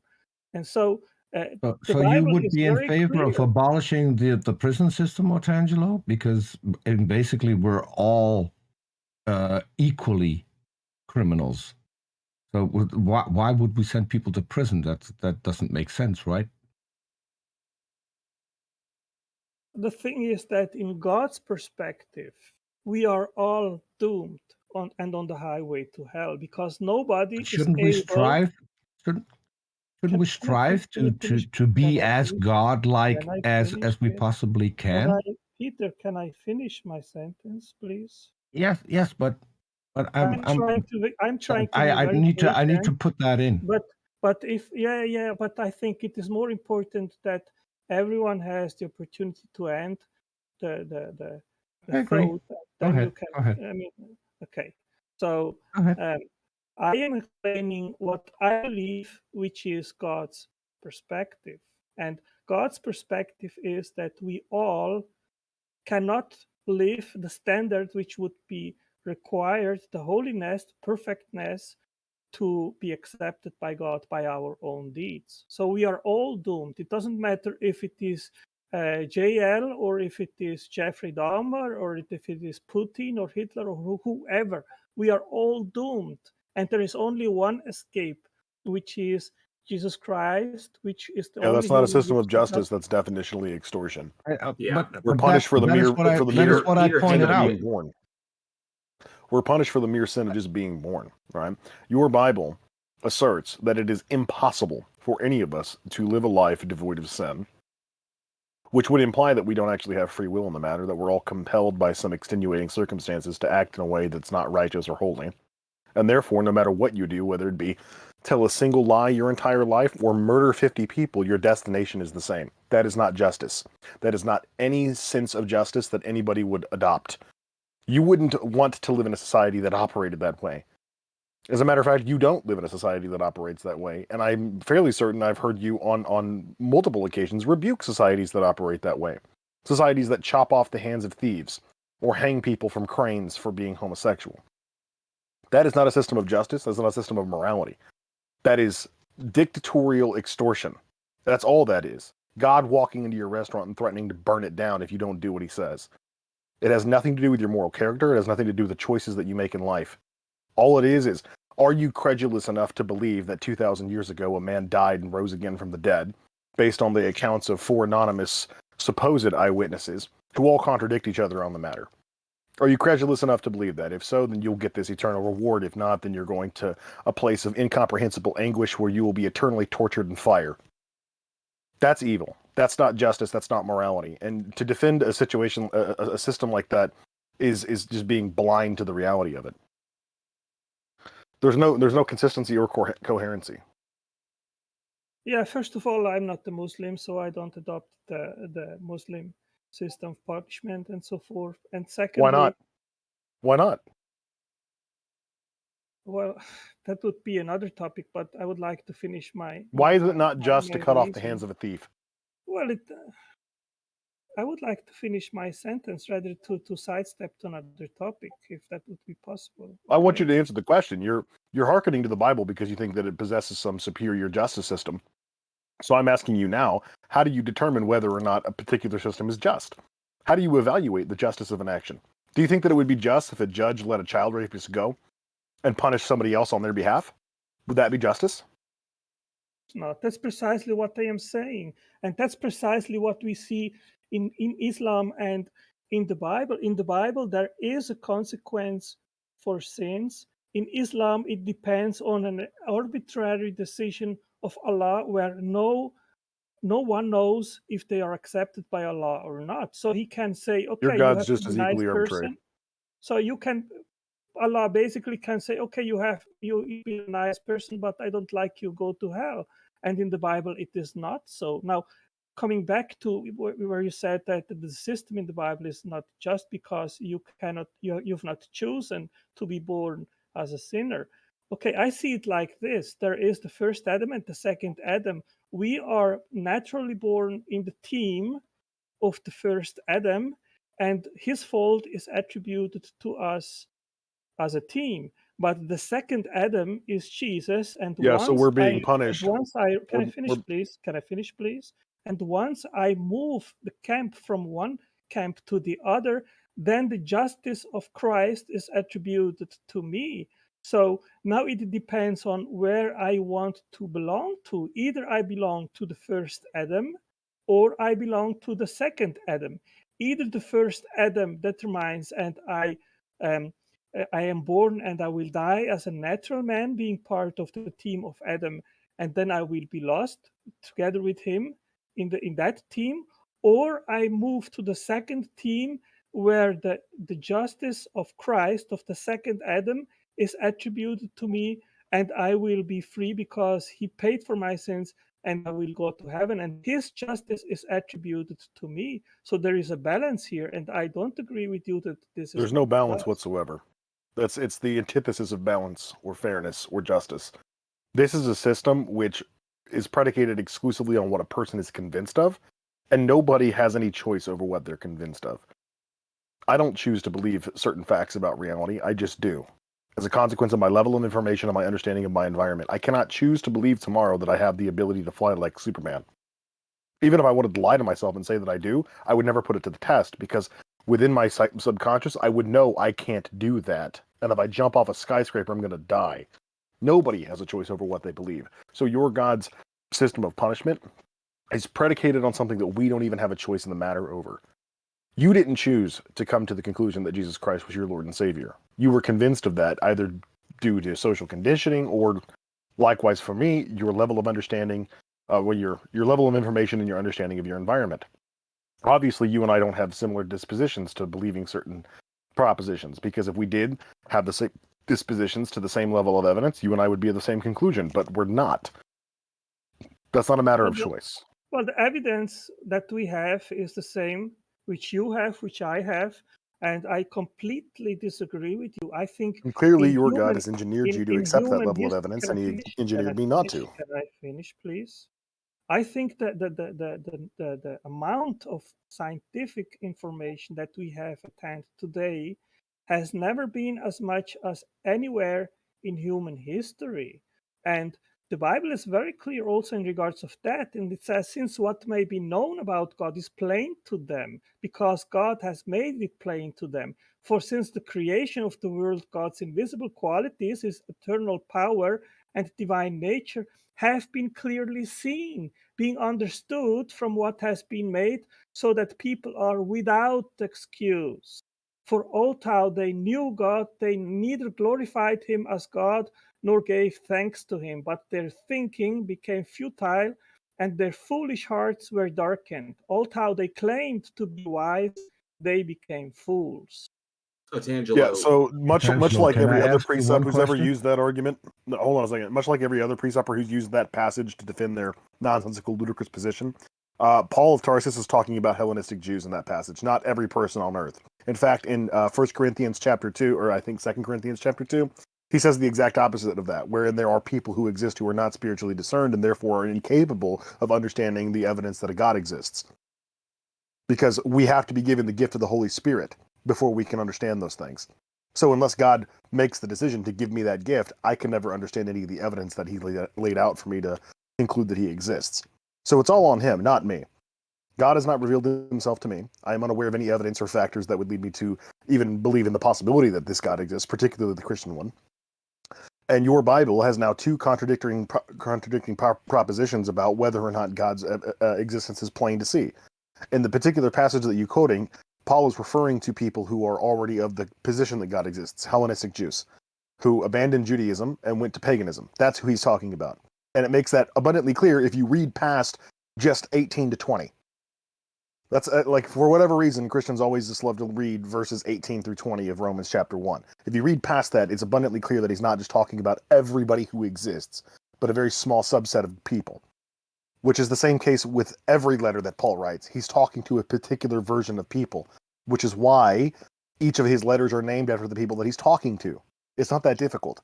But I shouldn't expect Christians to have a consistent or well thought out understanding of their Bible. They just pick and choose whatever they want to conform with whatever position they're attempting to argue for in the moment. But I've now given you another verse that contradicts the point that you just made. So your own Bible says explicitly that there are people who are incapable of understanding things of spiritual natures because we were not given the gift of spiritual discernment. And how am I supposed to operate and evaluate the world around me if your God refuses to enlighten me on how to do that?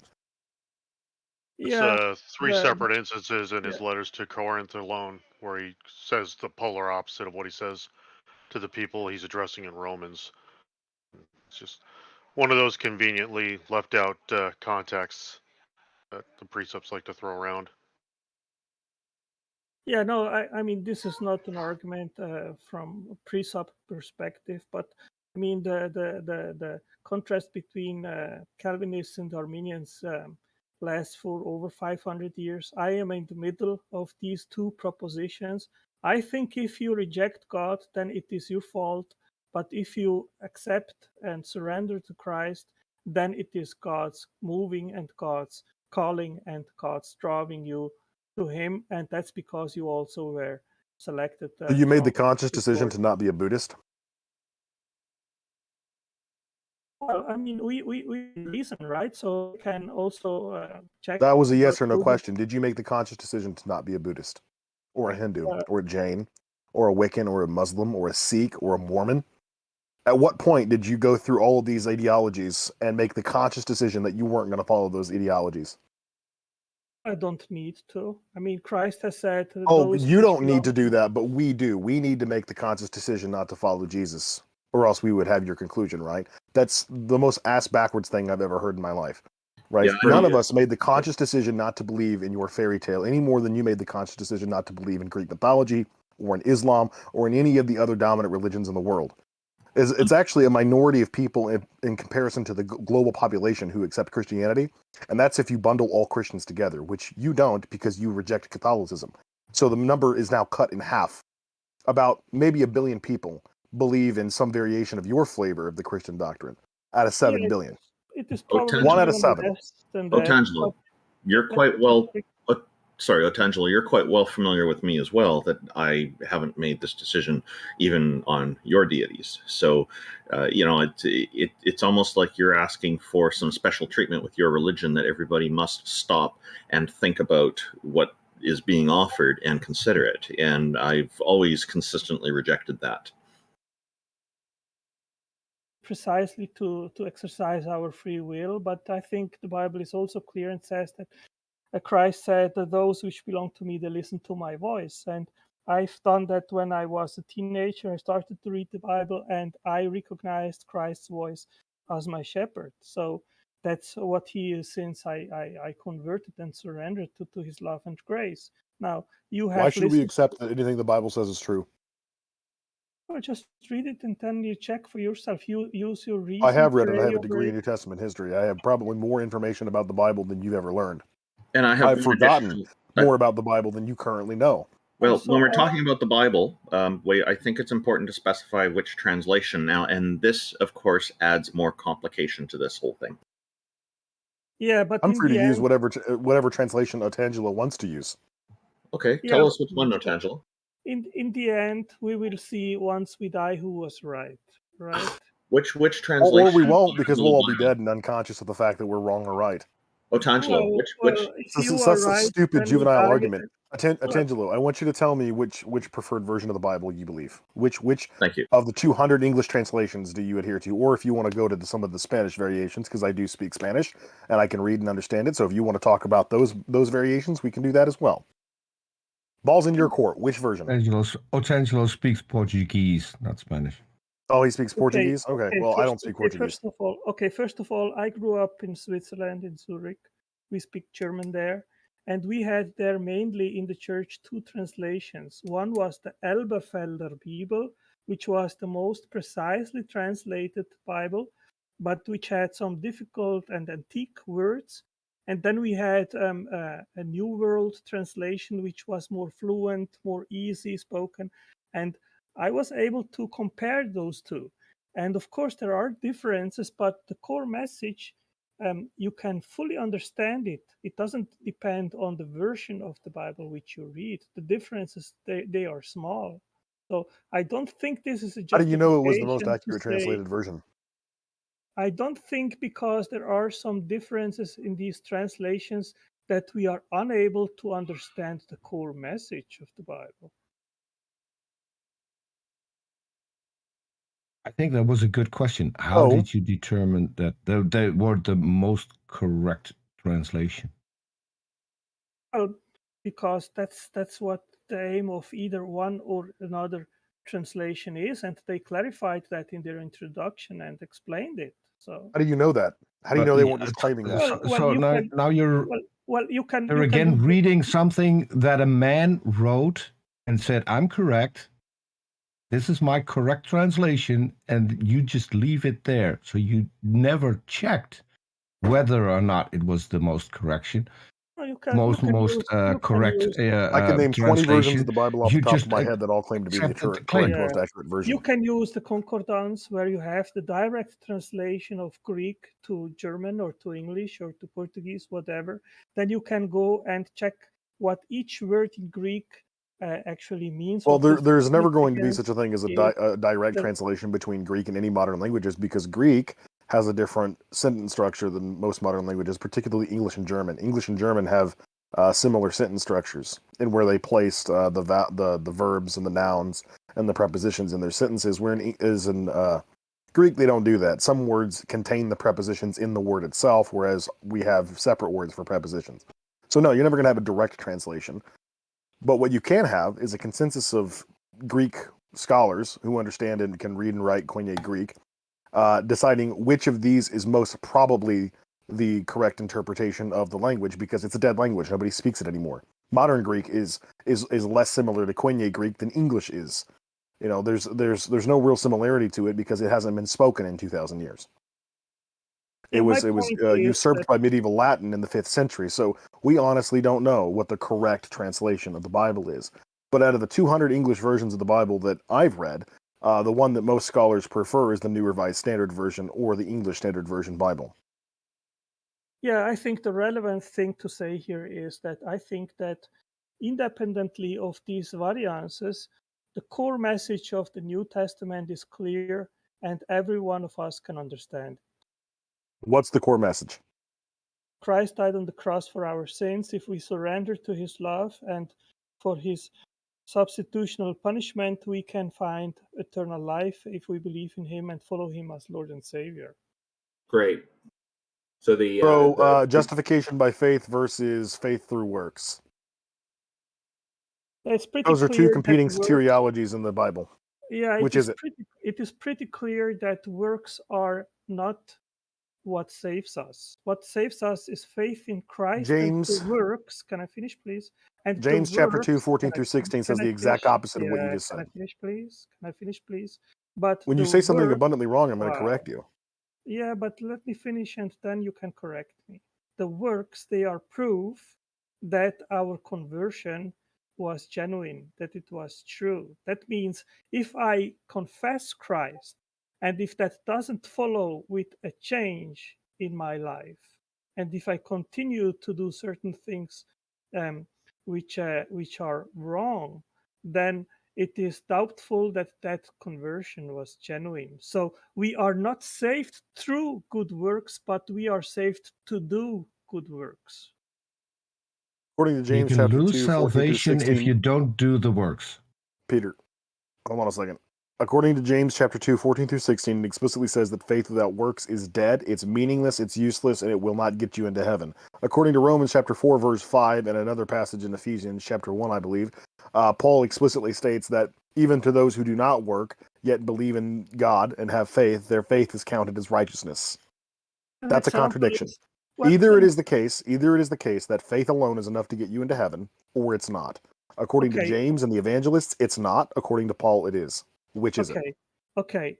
The thief on the left of Jesus who confessed him, he didn't have the opportunity to do any good, and he, according to Jesus, he went to heaven. Now, if my dad Depends on which is gospel on- you read. I mean, I don't know if it is in all of the four gospels, but it is very clear. No, it's that only in one of them. there were- I would have to go and see in which one that it is. Of course written, you but would, it's because you clear haven't that actually one- investigated that- this beyond your own you myopic know the worldview that story. it's true. You know the This story isn't really that there was- convincing at all. Okay, there was a thief on the left of Jesus who confessed that Jesus didn't do any wrongdoing, and Jesus Depends said on to which him gospel you today- read.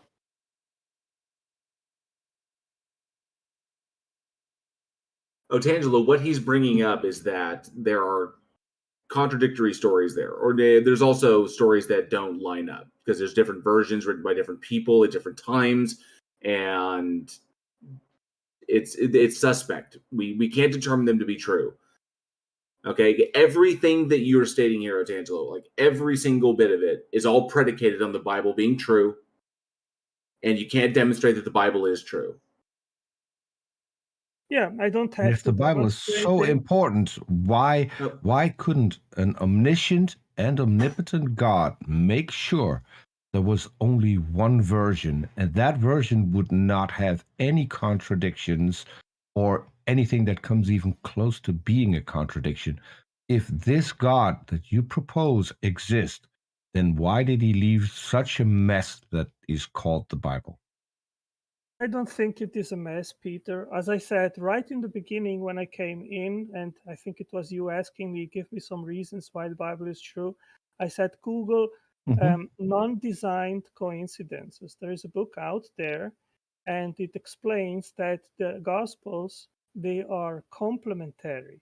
And there are things which you see in one Gospel, and then you say, well, but for example, why did Jesus wash the feet of the disciples?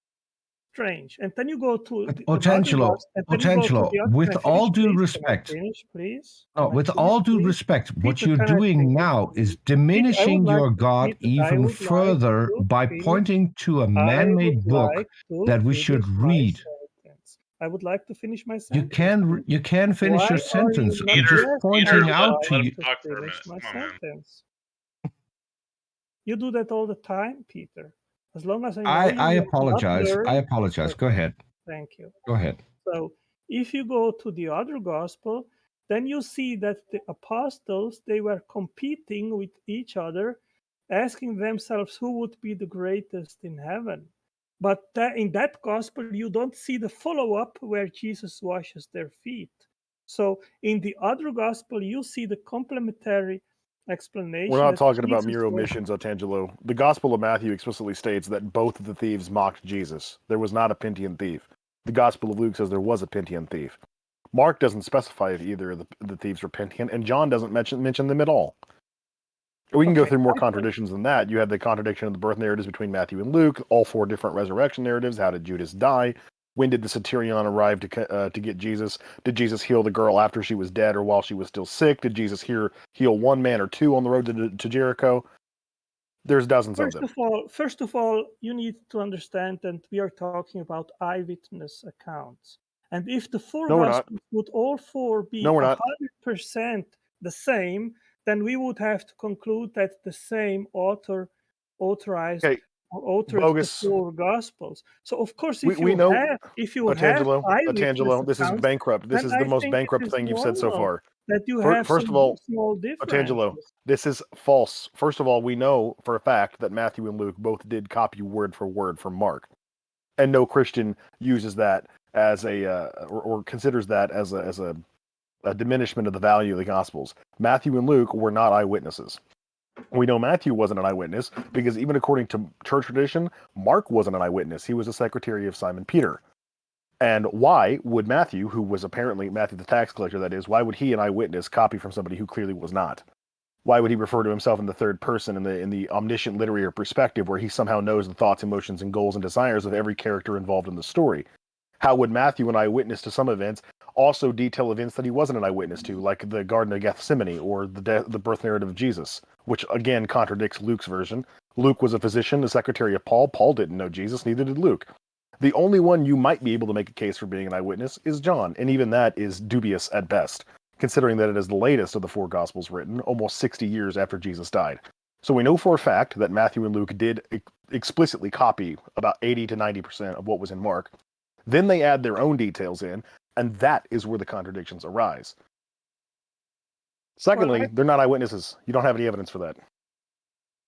Yeah, that's true. I give you that. They are not eyewitnesses. I think that the Gospels were written down like proto-Gospels, let's say, very early in the beginning, and also they were verbally transmitted, and then somewhere they were written down, and maybe there was some kind of evolution until having the end result, which is what we have. But as I said, I am satisfied to understand that these supposed contradictions are based on the fact that we are talking here about people which saw the same event and they just reported what they saw from their perspective. And since, nobody has a photographic memory, so there were these kind of contradictions. But I don't think this is an argument which can permit. But to why conclude would that an they were omniscient, completely made omnipotent up. God allow that in the Bible, Otangelo? Why would he do that?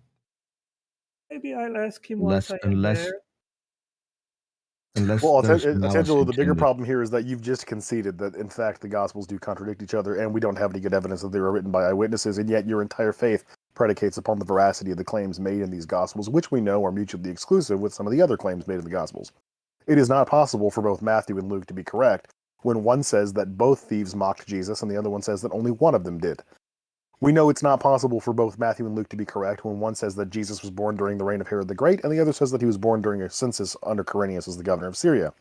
We know it's not possible for both Matthew and Luke to be correct on the death of Judas, wherein in one account he falls headlong into a field and in the other account he hangs himself. Yeah, except because you're gish galloping. I think each of these things which you are putting on the table right Well, now. then pick one. We'll go over it. Well, I am not. I have not photographic memory. I would have to Google each of these things to come up with an explanation. I don't have photographic memory either. I've just actually studied the text. Yeah, okay, you have, but I don't have done that very recently, so I maybe So not. you believe it, and you admit you haven't studied the text. That's an interesting ideological problem for you. No, don't put words in my mouth. I've read the Bible more than once, but I didn't study in specific these subjects and supposed contradictions which you are mentioning right now recently. So before I would give you an answer to how I see it, I would have to go and study it. I'm open to do that. I'm not afraid or something like that, but I would need time. So just well, the way that you see it, any attempt, Atangelo, Atangelo, any attempt that you make to amalgamate the stories in the Gospels that are clearly contradicting each other, meaning that one of them has to be false, any attempt to harmonize that, what you're going to do is create an entirely new narrative that none of the Gospels are saying on their own. So you are inventing your own word of God.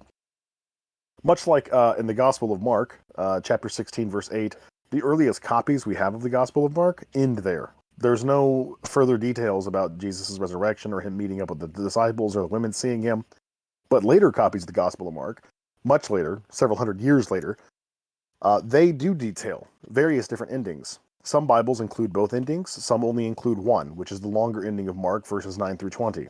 And most Bibles, in fact, pretty much all modern translations of the Bible, will have a footnote at the bottom of the Gospel of Mark detailing the fact that this ending is not in the earliest copies. So we know for a fact that whoever was originally responsible for authoring the Gospel of Mark did not write down those latter 12 verses, which detail things that Jesus supposedly said to the Gospels. So whoever wrote those things was most certainly not privy to the events that they took place, because this was 150 to 300 years after all of these people would have been dead. So this person wasn't an eyewitness. He didn't know anybody who was an eyewitness. He didn't know anybody who knew anybody who was an eyewitness. He is 4 generations separated, he or she is 4 generations separated from any of the events that would have taken place after the events of Mark chapter 16, verse 8. It's a complete fabrication. And we can find dozens of these examples throughout the gospel. These books have been altered repeatedly throughout history. They are copies upon copies of translations upon translations, and these copies and translations were made by hand, meaning that each individual scribe would copy the mistakes of their predecessor, make their own mistakes, and then all those mistakes would be compounded and copied by the next scribe in line. You don't have any reason or empirical evidence for trusting that anything that is said in these gospels is true. And I have mountains of evidence to doubt them. Free to do so, Xerxes. I mean, I am not here to impose anything on anyone. I disagree with your conclusion. I think that, that the Gospels are trustworthy. Why? And, Why do you think that? Well, one good reason, for example, we can bring up the resurrection of Christ. We have empirical evidence. Yet another story that contradicts itself throughout all 4 copies. It's actually the only story in all 4 Gospels that contradicts itself. Funny enough. So you think that the 4 Gospels, the New Testament, it's entirely made up. Is that what you believe? I believe that it's a legend, and that it evolved the way that legends do. It starts out with a story that's probably seated in some level of truth, and it metastasizes as it's laid down through oral tradition. Okay, so why did so many people die for their belief? We don't know necessarily that they did, but we know for a fact that the apostles, there's no evidence that they died for it, other than maybe Paul and Peter. What we have are several different competing accounts of how the disciples died. Matthew, Thaddeus, Matthias, and John all died of old age, according to most accounts. Matthias, there's also an account in the 14th century book, John Fox's Book of Martyrs, that he was beheaded. Thomas was speared in India after having sex with a royal woman. Matthew, there's another competing account with Matthew where he was killed by an Ethiopian king for attempting to disrupt his marriage to his own niece. Philip was apparently crucified, but in any of the accounts, such as with Philip or Andrew or Simon the Zealot, where they were actually killed, like, for example, Simon the Zealot was killed in a riot. He was beaten to death in a crowd, which doesn't indicate that he was ever given the opportunity to recant. That recanting would have saved him, or that he was killed for the purposes of eradicating the Christian faith. We have no reason to believe that any of those people died for what they believed. Okay, so do you believe that there was no crucifixion of Christ, of Jesus? I don't know. Maybe there was. We can say I don't have honestly, enough evidence to conclude that it happened. We can say honestly by historical record, just by looking at what the Romans did, is that if he was crucified, he was one of tens of thousands that were crucified. And that crucifixion was not exactly a rare thing in the Roman Empire. It typically was what was done to anybody who royally screwed up. And heck, after the Third Servile War, 10,000 slaves were crucified along the Appian Way just to make a statement. So, was an itinerant rabbi crucified in Roman times? Probably, and I'm willing to bet he probably, if Christ was there as he's depicted, he probably wasn't the only person ever crucified. For being an itinerant rabbi. So, yeah, I mean, this just comports with reality. It's the claims of divine. It's the claims of something extreme. It's claims of like things that break reality, like resurrection after 3 days. These things require a suspension of reality. So, like Xerxes was saying, that this is most likely a legend that is metastasized over time and is probably rooted somewhere in the truth that the leader of a splinter faction who spoke out against the group that the religion that he splintered off from and made heretical claims and was stirring up shit, got crucified for it because the authority came along and appealed to the Romans and was like, look, he's doing this, and then they punished him for it. That's not beyond the realm of possibility. It just equates Christ to nothing more than the Iron Age David Koresh. As far as the realm of possibility goes, let's be clear that just because something is possible doesn't mean that it's probable, and everything that we know about the crucifixion of Jesus runs contrary to everything that we know about Roman politics in that particular area and region. Also true. Especially with Pontius Pilate doing anything to capitulate to the Sanhedrin. Based on everything else we know about Pilate, he would have been more inclined to give Jesus a job because of how much he frustrated the Sanhedrin. The Romans were not at all fans of the Jewish synagogue, especially when you consider that the Jews had such a stranglehold on the region, religiously speaking, and it made any of their economic efforts somewhat futile. In fact, Josephus' Antiquities of the Jews details an event wherein the Sanhedrin complains about a Roman bridge damming up their aquifer and reducing the water supply. So to retaliate for that, Pontius Pilate gathers up all of the Jewish leaders of that particular ghetto, and then he opens the aquifer and drowns them all to death. Floods them right there in the town square. And then the ones who survive were beaten to death by his soldiers. This is clearly not a man who has any consideration for what the Jews wanted, or what they desired, or what upset them. His interests were clearly aligned to the antithesis of that. Yeah, I understand from your perspective. If there is no God, then of course the miracles in the Bible, I'm not even talking about, like, that was JL's point on Tangelo. I'm not talking about the miracles. I'm talking about what we know from history, the evidence that we have from history, and whether or not it corroborates the stories in the Bible. Obviously, I have to suspend belief in the miracles and the miraculous on the virtue that I don't accept that those things exist. But if we were to go based on whether or not the Gospels are historically reliable, I would at least think that we could find common ground on the historical events they detail, which we can't. They are completely at odds with everything else that we know about history. Effectively, we would have to throw out all of our understanding of Roman history, particularly within that time and region, in order for anything in the Bible to be true or accurate. And then at that point, once we throw it out, we have nothing to compare it to, so we still can't conclude that it's accurate or reliable. We just have to trust blindly that what it says is the truth, even when sometimes it says things that are in contradiction to its own wording. We know that Luke and Matthew, particularly those two gospels, contradict each other at every given opportunity because both of those gospel authors were copying from Mark, and where Mark failed to input certain details, Matthew, I apologize, Matthew and Luke added them, and where they added details, they contradict each other. Almost every given opportunity that they have to contradict each other when deviating from Mark, they do. Otangelo, thank you for joining us. We do need to move on to Randolph, I have one more question, please. Maybe just Peter's question first, and then we should try to wrap it up pretty quickly here. I have one more question. Otangelo, so we go back a while. I have seen your blog, and I've gone over your blog. That is an extensive amount of work that you have put in regarding evolution, regarding abiogenesis, all those things. After your conversation just now with King Xerxes, don't you think that you should completely shift your goal, start a new blog, and put in the energy that you put into trying to disprove evolution and start over and start a blog on your research on the Bible? Wouldn't that be not only a much better way to spend your time, but also be more in line with the fact that if the Holy Spirit is in you, and if the Holy Spirit will make you change your ways and make you do good works, wouldn't those be the works that would be preferred? Peter, I think that in regards of all these issues which have been raised by Xerxes and by all you guys, there are people which are much more qualified, which do that for life, to be theologians, so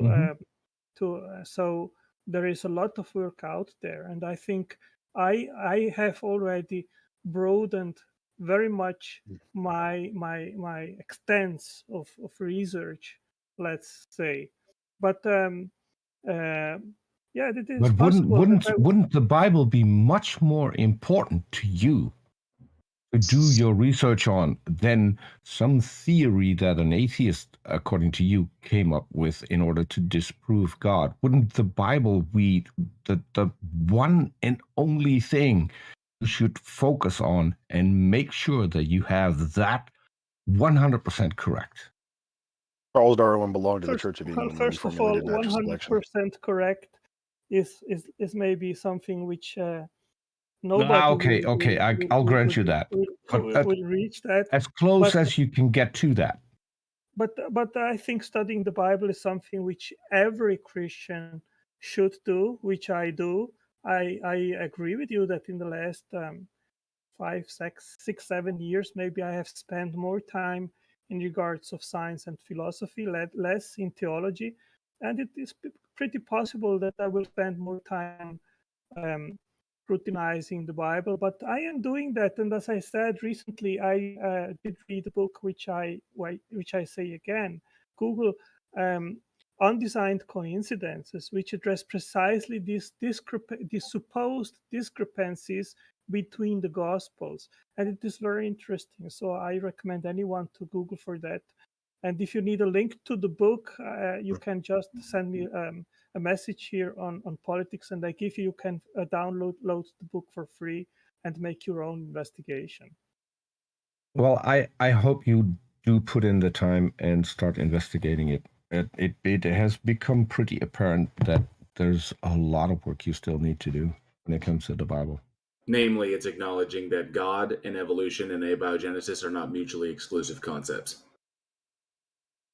Well, that would be an entirely new topic, but I think Randolph wants to move on, so that could be eventually something. It's not one just that you're free to revisit in 2 weeks. Just to clarify, Otangelo, it's just not me. It's just that we need to try to bring other people in. Of course, yeah. You'd be welcome to come back. You'd be welcome to come back in future episodes. We do this once a fortnight. Okay. Thank you for joining us. Thank you, Otangelo. Bye-bye. Everyone. All right. Bye-bye. Jason has been spamming my DMs with pictures of worms for the last hour and a half or so. So Jason, I am ready with a gift. Before he comes up, I have to acknowledge. I have to take a moment after all my interactions with Otangelo and all the debates and everything. we actually accomplished something that I've never seen before. And that is to get a Tangelo to a point where he acknowledges that he has to do more work. My mind is literally like blown right now. That's good. I think agree. he would be. Same here. Well, I think a big that's part of the reason was because of how we talked with him, and we let him have a lot to say. And then King Ulysses especially was talking Bible stuff with him, and I think that really helped him to kind of put things in perspective and realize, oh yeah, there's some things he needs to correct. So, but I think all of our effort together probably helped. Well, I think it's actually Ontangelo seems a lot calmer than normal. I think Ontangelo has done a lot of work on his personality in debates, and I think he's improved a great deal on his own in being able to have these conversations. So props to Ontangelo. And You think in beta blockers? I'm thinking beta blockers. No, I think what it is for a while there he got involved with Darth Dawkins, and that's where he started to really show a nasty streak. And since he's dissociated from there, he's gone back to being quite nice to converse with. And I think that's what T-Jump is noticing. Maybe you weren't aware that of him before his encounters with Darth Dawkins. Oh, I was. I absolutely was. Yeah. No, I mean, I was addressing T-Jump, but yeah. I was impressed. I was impressed. I was like, I'm kind of like, wow, there's like new ground has been broken, and I'm just, wow. Okay, let's go, Jason. Welcome, Jason. You're going to talk about broccoli and worms. Is that right? No broccoli, but yeah, worms all the time, every time. What have you got new for us today?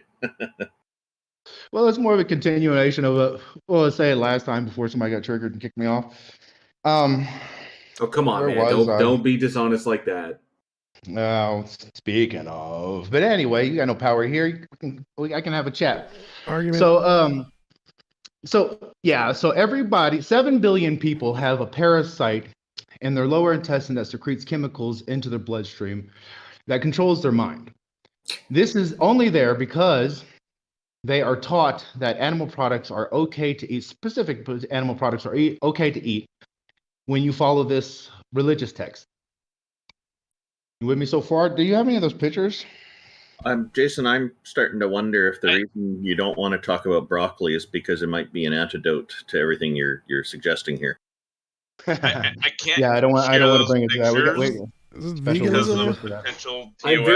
I'm actually really. I don't want to say that. I don't want to say that specifically. But I'm curious what T-Jump has to say about this. Because go ahead. So Jason, what is the argument? So yes, we have bacteria and stuff, and some religious people don't have it because they don't eat pigs. So what is the point?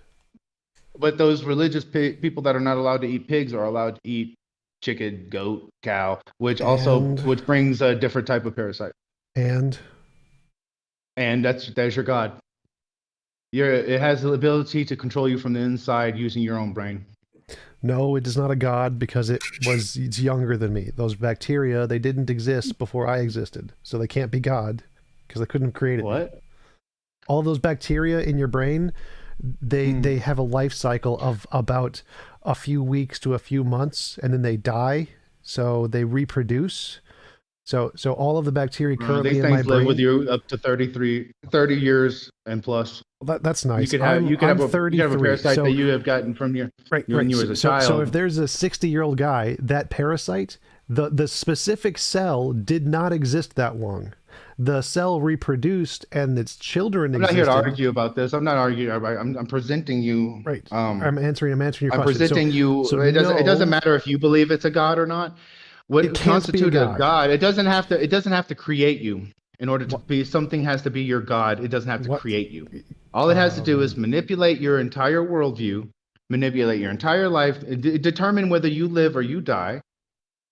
And this is what this thing does. I'm curious, Jason. No. What you're saying that these parasites that live in human beings' bodies and they secrete, they have secretions or in their lower intestine, and then they secrete chemicals that induce us to be more sinful. I guess sinful.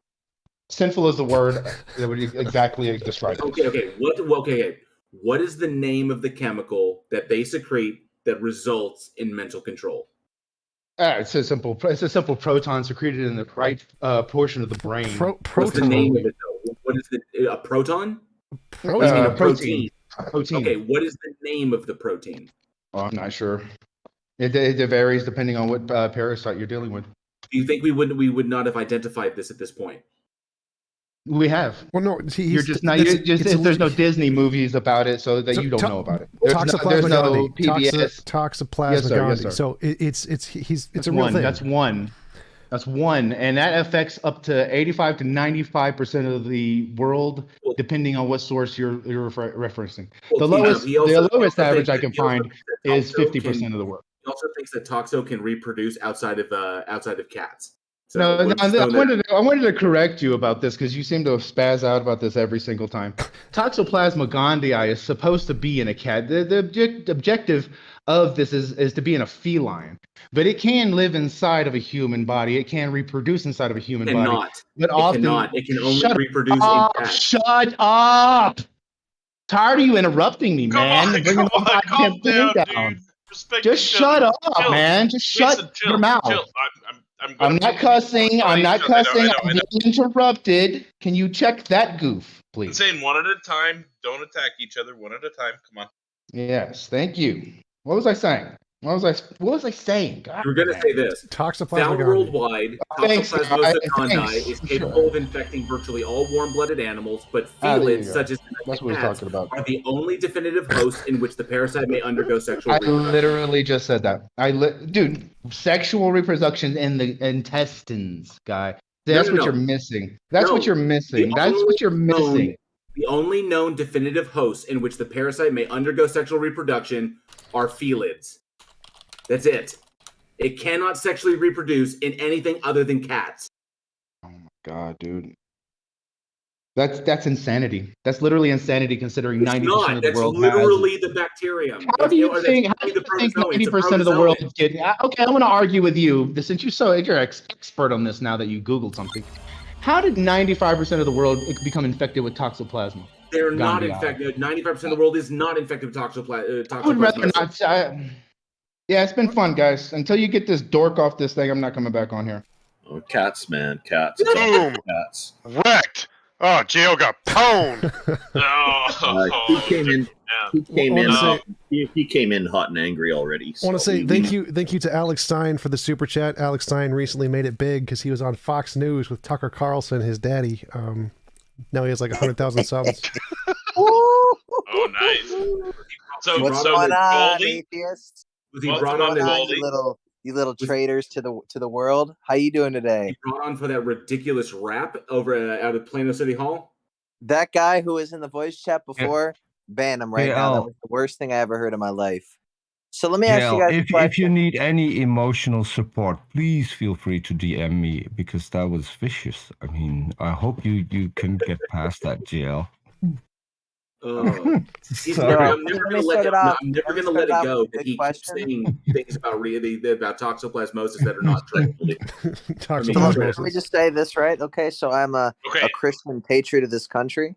I went to Catholic school. I was raised Catholic. However, I'm more so Protestant now. I'm not crazy religious. I usually only go to mass on holidays or anything like that.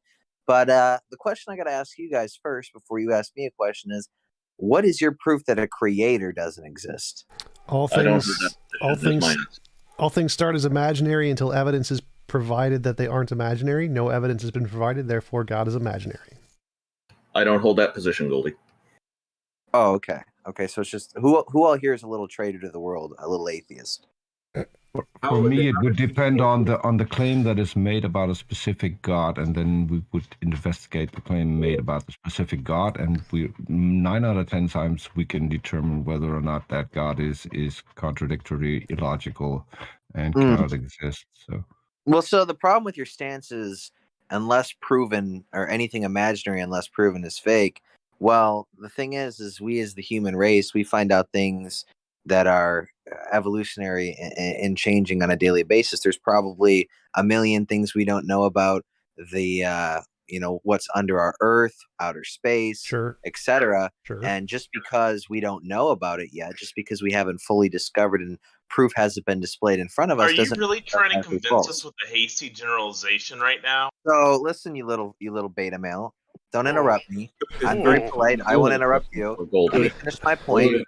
So hold on. No, we're not doing this. We're not doing this beta crap. I won't The talk reality too of it. long. The reality of it is, just because it exists in the possibility. The reality of it is because. Okay, go ahead. The reality is, just because it exists, it potentially exists in the area of stuff that we don't know, does not increase the odds that it is true. Okay. The reality. I'd like to point out, JL, I'd like to point out that Goldie did acquiesce and let you speak like a true beta would. Okay, so you're probably a 45-year-old male finishing his And WAP. can I suggest No, that if we're just going hold on, down to be that fair, line, though, that there are more people with their hands up, and probably more people that would be able to have a decent conversation. That's fair. And not come here to troll or I insult want to answer his people. question. Because I don't think we should spend any time on that. To be fair, though, I stated my belief in question, and then you guys interrupted me. I have and a then troll you question let me for you. respond. I wanted to answer his question because he had Go ahead. actually Hold a on. Let him legitimate ask his question to me. Let him ask his question to me. I'm wondering what you think of Miriam Adelson wanting to add a book of Trump to the Bible. I don't know anything about that, but if that's true, that's ridiculous. What kind of MAGA general are you then? I'm a MAGA general that's an actual patriot, not a stone cold red coat loser, not an atheist traitor to our country, not a beta male liberal such as many of you, not somebody that has Miriam Adelson pronouns in their roles. And back she to got an award from Trump for that. The topic at hand, beta. Okay, so here's the point. Just because we don't have, can we move on to a more serious interlocutor? No, I'm going to answer his question. I'm going to answer his question. So his question was. Can I make my statement, you little red coats? You already did Can I make my it. statement? You already did make it. Your question was: I didn't make my statement. Stop it. Your question was that why should we think that everything is imaginary because there's lots of things we don't know about yet? Well, it's unreasonable to believe anything is true until it has evidence that it's true. So if you believe in God without evidence, you're irrational. So it's rational to conclude it's imaginary until evidence is provided. It's irrational to believe it until you have evidence. Can be taken as if you don't believe that there's a creator, that's irrational because there's also no proof that there isn't a creator. It goes both ways. No, the it doesn't. point is That's that the burden of everybody proof is fallacy. It does not go both ways. Hold on a second. It does go both ways. No, it's the a burden point of is, proof fallacy. the point is that it doesn't matter if you don't believe that there's a creator, and it doesn't matter that I believe that there is a creator. I could simply state that there's no proof that there isn't one, so opinion rejected, lack of respected. But the same thing can be applied to my statement. So at the end of the day, I don't understand why you want to see the problem with atheists. I've already answered that. It's a burden of proof why do fallacy. Atheists, the real question is, why do atheists have to impose on everybody else's beliefs? Why can't you guys just go eat your vegan meals, go be liberals by yourselves, and leave us alone? Because your irrational beliefs lead to irrational behaviors, and those affect society at large. What irrational behaviors? Explain that to me now. That's a topic. Donald Trump. Well, like the first sign of irrational behavior would be why you were kicked out of the Catholic you Church. See these stone-cold radical we all know what scandal we're talking about. They're atheists. I just moved him out. Political buzzword. Political buzzword. Political buzzword. Thank I know you. all the political buzzwords. So my quick response to him is that one of the problems with a self-proclaimed MAGA general is he's not very well informed on people like Miriam Adelson, who got an award from Trump, personally delivered on stage. So he's not convincing me. He's not even convinced about his own stuff. He didn't sound educated at all either. He's just spouting talking points. He's just an edgelord. He didn't even have a position. He was just calling us names and shit. Anyways, I'm gonna pull up Wait, that is presupposing that there are educated Trump followers. There are. Hey, Obama dog. Yo, what's up, Taco? How's everyone doing? I always enjoy hearing you guys talk. So From my Trump argument to is, Obama. if media exists, say what? Potato. What? I said potato. Oh, damn it. You guys didn't fall for it. All right. Well, I'm done. Thank you. Oh, come on. I was so hopeful. We've moved from a MAGA general to an Obama dog. I thought we were really moving along here. All right. I'll go. You guys didn't fall for it. I win. Thanks, bud. Try again next time. Victory is mine. All right, I'm gonna go ahead and pull up Ty. They're the next in queue here. Victory is mine. Say it, the TJump. Hey, Ty. You've been in queue. Hi, everyone. I think Austin was before me. I don't know if that matters, but mine's really going to be quick. I was just going to answer TJumps' question about the guy that thought that it's more probable that consciousness is fundamental as opposed to physical matter. And I would say the reason to believe that would be that the hard problem of consciousness, the way it was put out by David Chalmers. What about it? Just it's a reason to believe that consciousness can't emerge from physical matter and therefore fundamental. Even the 30% of philosophers don't cite a hard problem of consciousness, and I'm sure it's even lower if you were to look at scientists. And Well, like, he just said physicalists. it's a reason, so it doesn't need to be a good reason. But thank you for the super chat, Cosmic. Appreciate it. Try to send you a question. So the hard problem of consciousness is, you're right, it's an argument against physicalism, but it isn't an argument for anything else. So it doesn't mean that there is idealism is true. It just means that there would be something in addition to physicalism, which could be a different kind of thing that we don't know about yet, an unknown physical thing, for example. The hard problem simply states that we can't conceive of a way to describe how experiences can be arisen from physical matter. That's all it says. But it doesn't say anything about idealism.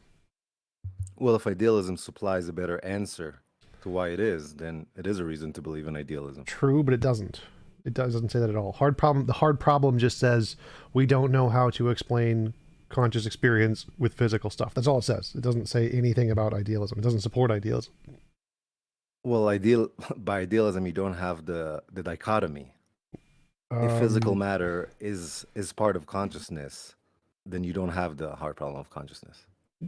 You still have the problem of what is consciousness. So the problem is still there. It doesn't actually solve anything. It's fundamental as opposed to physical matter. Right, and you can just say it's emergent. It doesn't actually explain anything. So just calling it fundamental isn't a solution. It doesn't solve anything. But exactly that's what I'm saying. The emergent theory gives you the hard problem of consciousness that I haven't heard any good explanation for it. Idealism, or some form of idealism, doesn't create the hard problem of consciousness. Right, it creates exactly Therefore, the it's same more problem. It says, instead of it being why is it emergent, it's why is it fundamental. So simply asserting that it's fundamental or asserting that it's emergent with no explanation either way just gives you no explanation. It doesn't Sure, answer anything. that's fair. But physicalism has the same problem of you have to explain Right. why is physical fundamental. So Right. posing the question why is consciousness fundamental is not any different problem that any other theory of fundamentalism would have to tackle. Right. So I agree. The hard problem of consciousness doesn't add either to either theory. It's just a problem. So there's problems in both. The difference is that the physical models have been able to make progress in science. The idealists haven't. That's why physicalism is preferred, not because it can answer all of the questions. Yeah, well, I think my main point is it creates another problem that idealism doesn't have to tackle. Well, that's not an issue. So like saying magical leprechaun sky daddy did it or something, like that could solve lots of problems, like every unknown. You could say, what is dark matter? Well, it's just what the magical leprechaun wanted or something. But the fact that it can solve lots of those problems doesn't mean it's a good explanation. So just asserting it's a solution doesn't mean it actually is a solution. In order to make it count as a solution, you would need to demonstrate it with novel testable predictions. So the fact that you can imagine it solves problems isn't evidence. Yeah, so let me try another possible proposition to why consciousness, you might think it's fundamental. Because even those physical measurements you're talking about and the novel predictions, everything passes through consciousness. Eventually, everything has to be evaluated through consciousness. So that's another reason to think that it's fundamental. No, that's confusing epistemology and ontology. So if I said the only way I can see other galaxies is through a telescope, therefore the other galaxies must be made of a telescope. Well, clearly that's false. The fact that everything passes through your consciousness isn't evidence that it's made of consciousness. It's just confusing the epistemic means of getting the information with the ontology of what it is describing. Okay, sure. That's really all I had. Cool. Thanks for your time. Yep. Thank you for coming up. Thank you very much. And I think he was correct. Looks like Austin's been in queue for a while. I'm going to go ahead and pull up Austin now. Hello, Austin. Pulling you up. I have a quick question from the chat. Xerxes, do you have a channel? YouTube channel, I think it's being asked. Yes. King Xerxes is going to get me the information I'll be adding to the YouTube video description.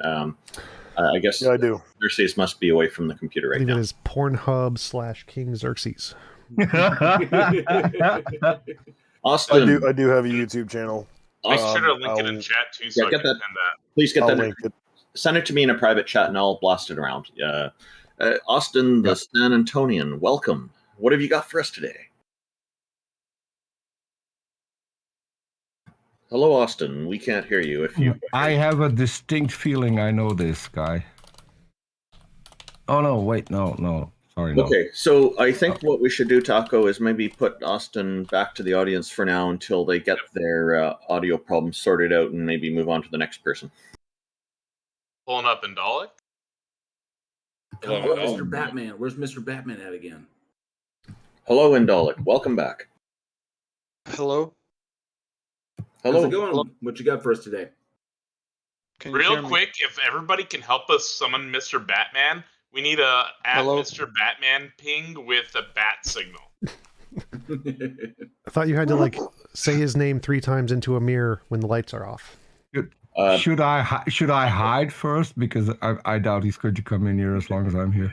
I think I wasn't very pleased with. I was actually pretty disgusted with Mr. Batman last time expressing bigotry against LGBT people.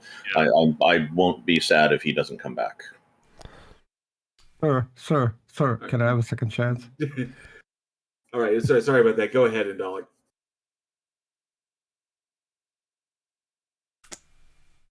You're not making any noises. Indalik, hello. What have you got for us today? Sounds like your mic might not be working. Try refreshing the page. Maybe we'll put Indalik back into the audience too and try to bring up the next person. Cool. Pulling up Aaron. Hello, Aaron. Hello. Yeah, I just had a question. You probably hear this all the time, but I was wondering how atheists think the universe started. Quantum fluctuations in the original quantum field. So space and time are emergent from a more fundamental quantum field.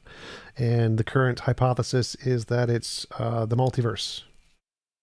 So to add to TJumps' answer, there are a lot of atheists who take an interest in science and do take that view. And that's a very common and well-accepted view in science, as I understand it. And there's a lot of evidence that seems to support it. There is nothing in atheism that says we must be scientific in our views, though. And there are some atheists who do have different views. There are some atheists with some whacked-out views that I don't agree with. And there are a number of us who just say we don't know. All right. And have you guys I don't know, what are your thoughts towards Islam? I know Christianity, I listened to that whole conversation and it was I sided with King Xerxes. He had really good points, but as I host a show for Onrod that is going through the Quran, yeah, that's not a book that I would believe or even adhere to, according to what it's saying, what it's claiming, the rules that are being laid down. Why is that? Cannot be a god. Why?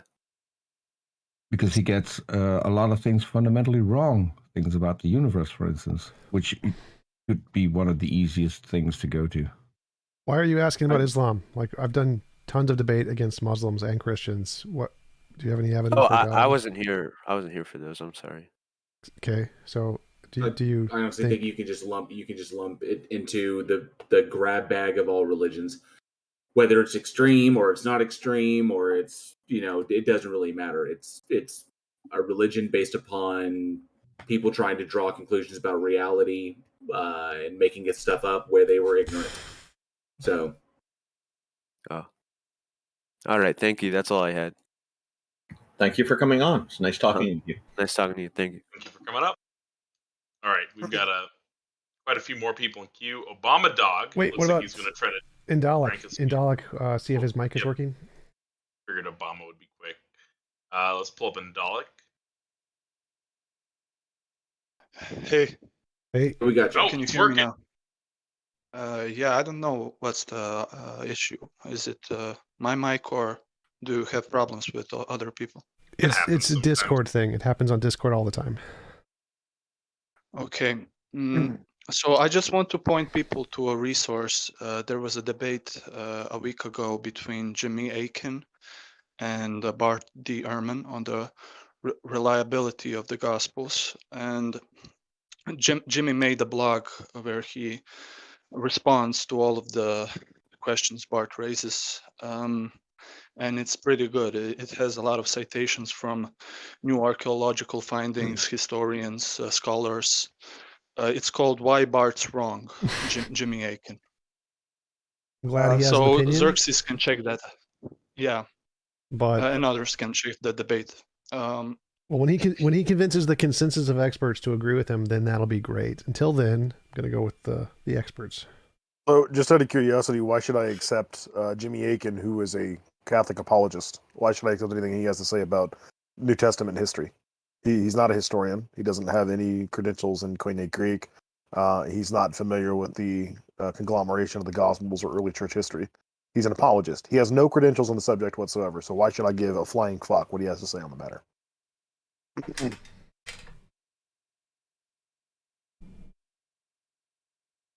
No comment? Didn't think so. Well, thank you for joining us, Indalek. Oh, is it there? Misunderstood. I'm pulling you up. Just really quickly, I wanted to say in response to that other guy, Bart Ehrman, while he is the most celebrity of all the New Testament scholars, he's not alone in his particular school of thought when it comes to New Testament history. I would say that he's at least if you mitigate all the people who are already believers in that category of New Testament scholars, and you focus just on the people who are agnostics or atheists, right? He would be part of the overwhelming majority. Now, as far as it goes with like contradictions in the Bible and stuff, even believing scholars admit that, right? Like Sherwin White, Luke Beatty, Craig Evans, Sean McDowell, they admit that there are those issues in the Bible. So some Catholic apologists saying why Bart Ehrman is wrong. Well, I mean, he would have to be contending with the consensus of modern scholarship on the historicity of the Gospels. It's not just Bart. So the fact that Jimmy Akin named his blog "Why Bart is Wrong" demonstrates that he has no desire to actually investigate the historical evidence behind this religion. Did you say Sean McDowell admits that there's Bible contradictions? Do you have a clip of that Yes. that I can have? Sure. I mean, he does it on Apologia's channel quite frequently. Ah.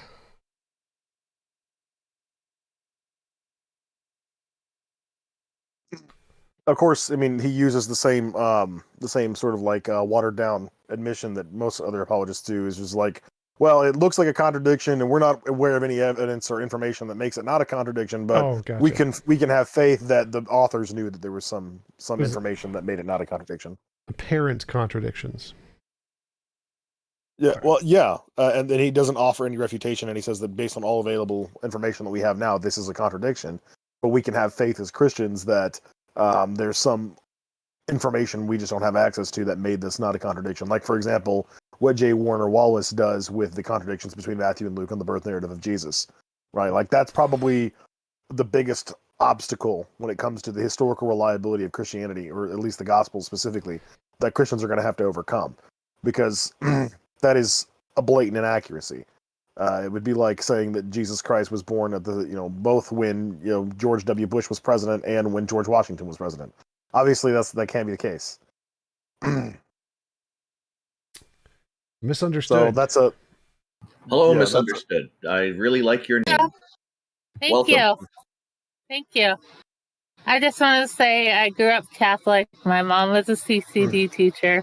And I moved to Maine, and then I went out with several Christian boyfriends from different denominations and different Christian things in the past.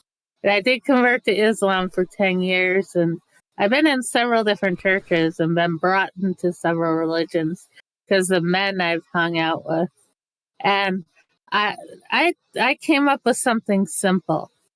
That I ran into the Baha'i faith, and now I think I am a Muslim, and I follow the Baha'i faith also. And I believe all religions is one, all races is one, and I'm obsessed with peace.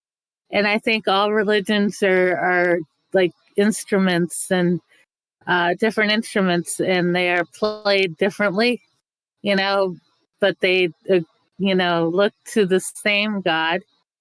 And I do believe that all the Bibles and stuff like that, and Qurans and everything, I believe that they're just messages from God, no matter which version it is, and just to take in all the good and do the best you can for people and love God and do the best in the world. Yeah, so And these are well known characteristics of the Baha'i faith primarily. So I guess did you have some question for us or some way you wanted to convince us that a God exists? Yeah, because I just wanted to state that. I'm curious as to how you concluded that the God, like what convinced you that the God exists? Because of how everything exists. Something made us all. And I believe that God is the source of everything. Why? How do you know We don't know yet who he is or what he is and what shape and form and what he looks like.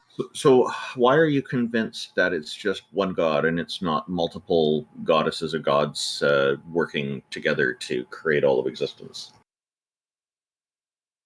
Because we believe in one God. But why?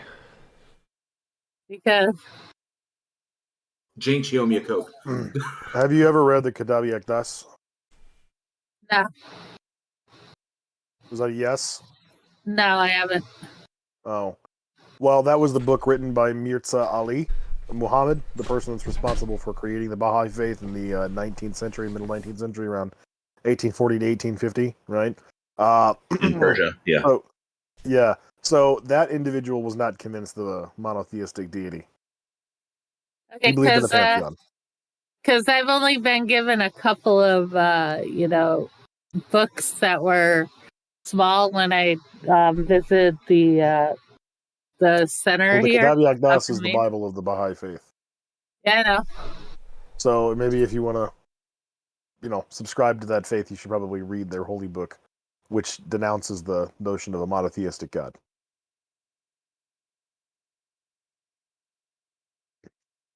Seems you have some conflicting interests when it comes to these sorts of religious ideologies. I think there might be a little bit more work you need to do. Misunderstood? Yeah, it's going to be hard to be. Actually, I was given a couple of basic books when I entered the Baha'i faith. And I've been down to the center a few times and have been accepted. And they showed me a room that I can come and pray in all the time. And the a Baha'i faith place accepts where everybody. I could stay all the time. And the guy was really nice to me, and I told him I'm sure everything. he was. Huh? Most people peddling religions are usually pretty nice when they're trying to gain a convert, but the Baha'i faith accepts everybody. That's like their whole crux, is that everybody actually belongs to the Baha'i faith. They just belong to different sects of it. So Mirza Ali believed that all of the gods exist, and they're just fighting with each other. I've even been to quite a few dinners there. Well, okay. I'm glad you've had a positive experience with that religion. That's nice. Is there any evidence? And they have plenty of art shows and stuff like that. Cool. Fascinating. So do concerts. I don't worship the Foo Fighters. So evidence. Exactly. So for me, I can tell you that a book is not enough to convince me, because there are a lot of books that are written on a lot of these kinds of subjects. I want more than just a book that tells me stories, and I good for you if you want to go with that. I would suggest. Like I said, I read from all the books. Yeah. I would just maybe think about why is it that these books are convincing to you, and maybe try to put take doubt as your ally and consider other possibilities. One of the possibilities being no deities, another one being multiple deities, and try to figure out if you're being coaxed into having a bias toward just one of those views. Actually, people have tried to make me stay with their church and their church only. And I never really followed any of them. Trying to get me to stay with their church and their church only. That is a common thing. Now, do you have something that you think would be convincing to us that the deity of the Baha'i faith or the Islamic god Allah exists? Just a feeling I get when I pray and stuff like that, and I've turned my life around religion. Okay. There are a lot of people who've managed to improve the quality of their own lives by joining a community or becoming part of something like a meditation practice or religion or other things. So, we're very happy for you that you found something that works well for you. Yeah. I mean, I sit at home alone and I'm praying and I'm reading for these books, and I also do a lot of meditation. It all works very well, and it's better than, sitting back in a corner, with a joint or alcohol or pills or something, Misunderstood. Can I ask you a quick question? Because I think we're getting to a good point where we can move to the next person. But I want to ask you something real quick, just to throw something at you. Okay. So, do what? Talking to my chat. Forgot to mute. Oh, okay. Sorry. All right. So just throwing it out there because you were mentioning prayer, meditation, and these things, and that you found it very, very helpful. So I'm just going to throw this at you, just something for you to think about.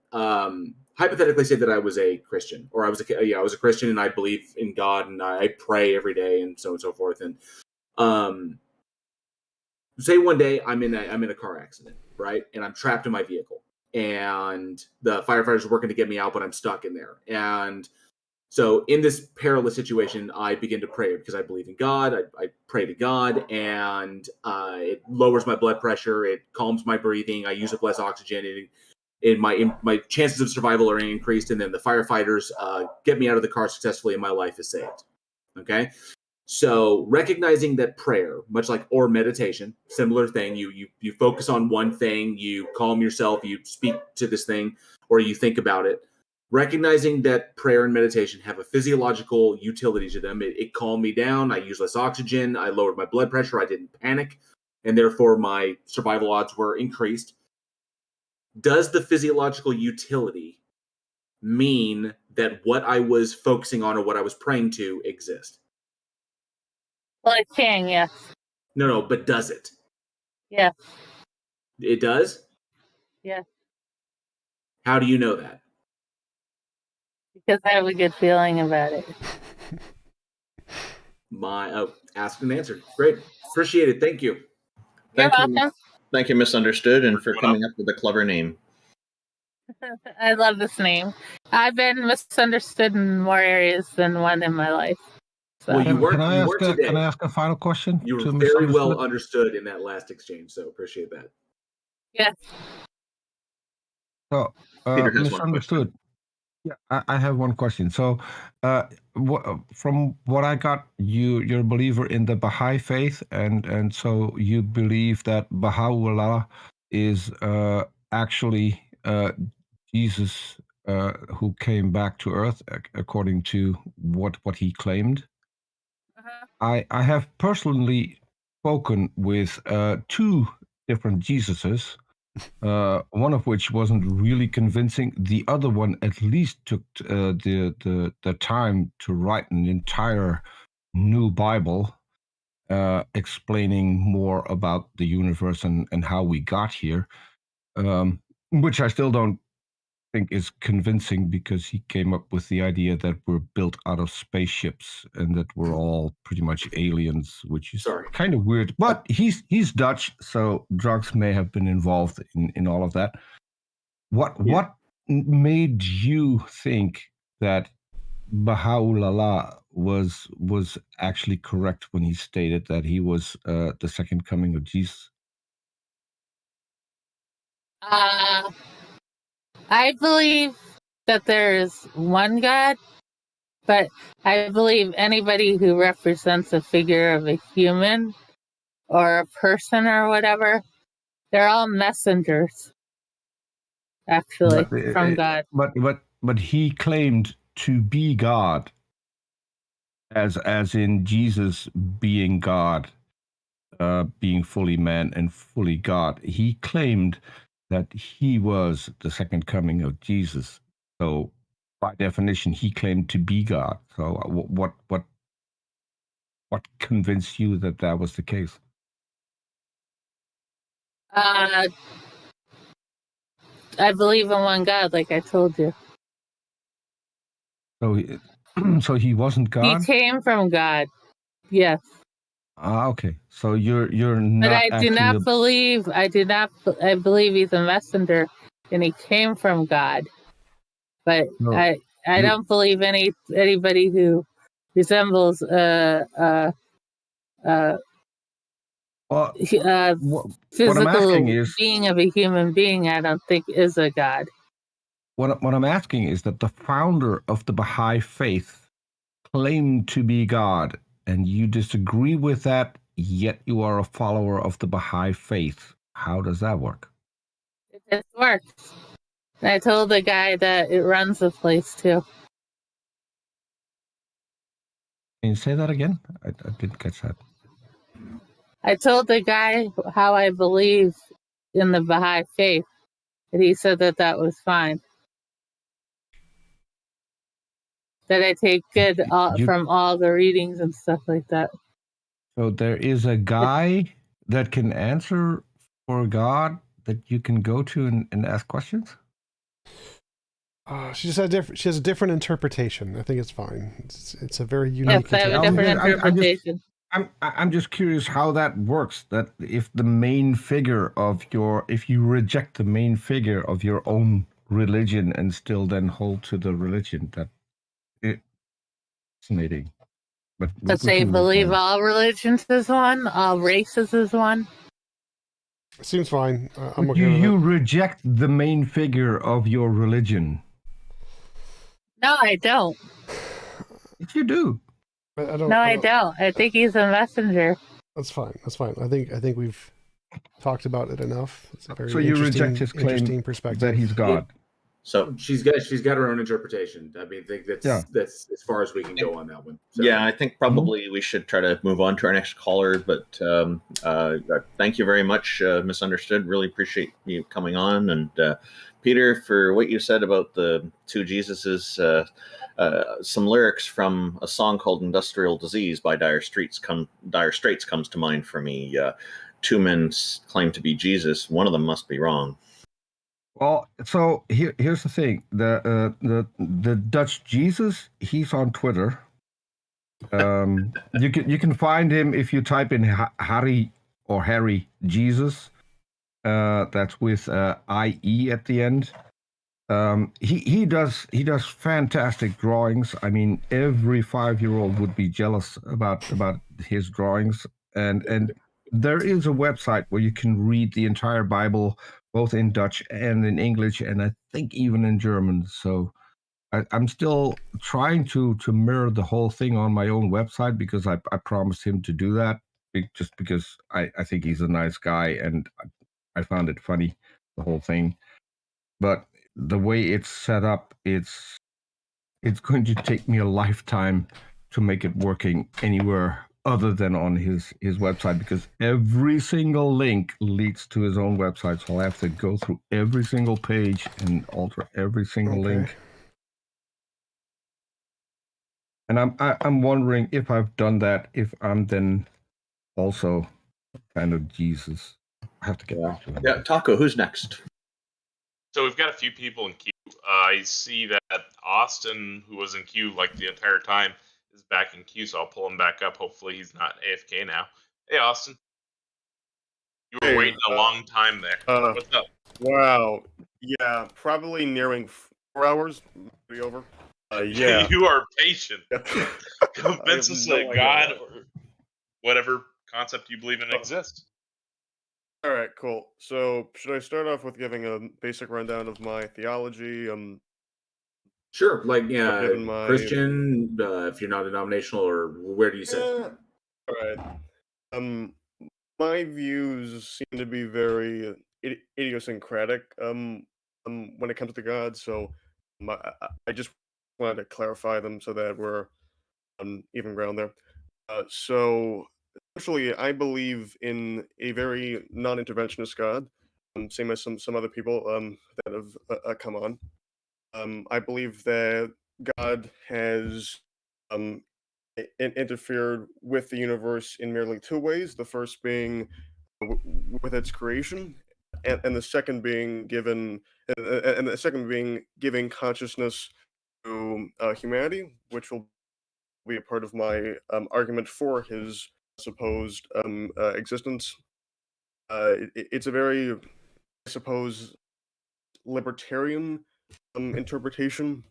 I don't believe that Christ was divine, so very much from mainstream Christianity there. I hold quite a lot of views in tangent with theism, especially What is a libertarian? relating to What is a libertarian interpretation? What does great that question. mean? All right, so what I mean by that, and maybe using this term wrong, since I did get this interpretation of the word libertarian may have been completely incorrect, but essentially it's relating to the question of free will in contrast with some Oh, gotcha. compatibilism, all that Libertarian free jazz. will. So, Gotcha. I was thinking like libertarian, like right. Walter Block, like the like Politically, yes. politically. It's like a libertarian interpretation of religion. That's interesting. It's a very odd way to phrase it. I'm well aware. So essentially, there's free will and there's no and for existence. So how that would relate to my philosophy on God, for example, is I don't believe that God is all knowing. I believe that He is experiencing our reality at the same time that we are. I don't believe that. So I don't believe that He's aware of the future. I don't believe that He's aware of our decisions, our choices, but before we make them. So He's very much alongside the ride with us, if that makes sense. Cool. So all right, what is your what else? argument for him? All right. So it's very basic, and it's very easy to break apart, of course, since of course the burden of proof issue that comes with making any argument for a deity's supposed existence. So pretty sure that at least one other person made this argument, and or at least one similar to this, having to do with consciousness. Right? So this actually is my personal. It actually, personally, it was one of my main uh, Okay. justifications for tell us what it God's is. existence that I'll come back to. Don't worry, I am just making sure that I'm bringing enough context here. All right, cool. So essentially, the physical universe, anything that is created, initiated, and developed, has the mechanism that developed it, or entity that developed a system, whatever term that you want to use. What shares the same fundamental properties with it in a sense. There's a very clear connection between those two. So when you What take that two? rule So and you apply said it to consciousness, you said everything that exists shares fundamental properties. Is that what you said? let's actually no. So let me get an example here. For example, let's use photosynthesis here. What both the sun and a plants on the ground have in common um, inevitably will include that one is using energy energy from the other. Both utilize solar energy, heat, light, etc., etc. If we apply that to consciousness, we come into a bit of an issue. If we want to use science, physics, maybe we want to use physics, biology, the chemistry in order to explain it. Since, as far as we know, and yes, I'm well aware that this very much is as far as we know. It is not determined that humanity is one grouping in the universe that has consciousness. We don't even know if other animals don't have it.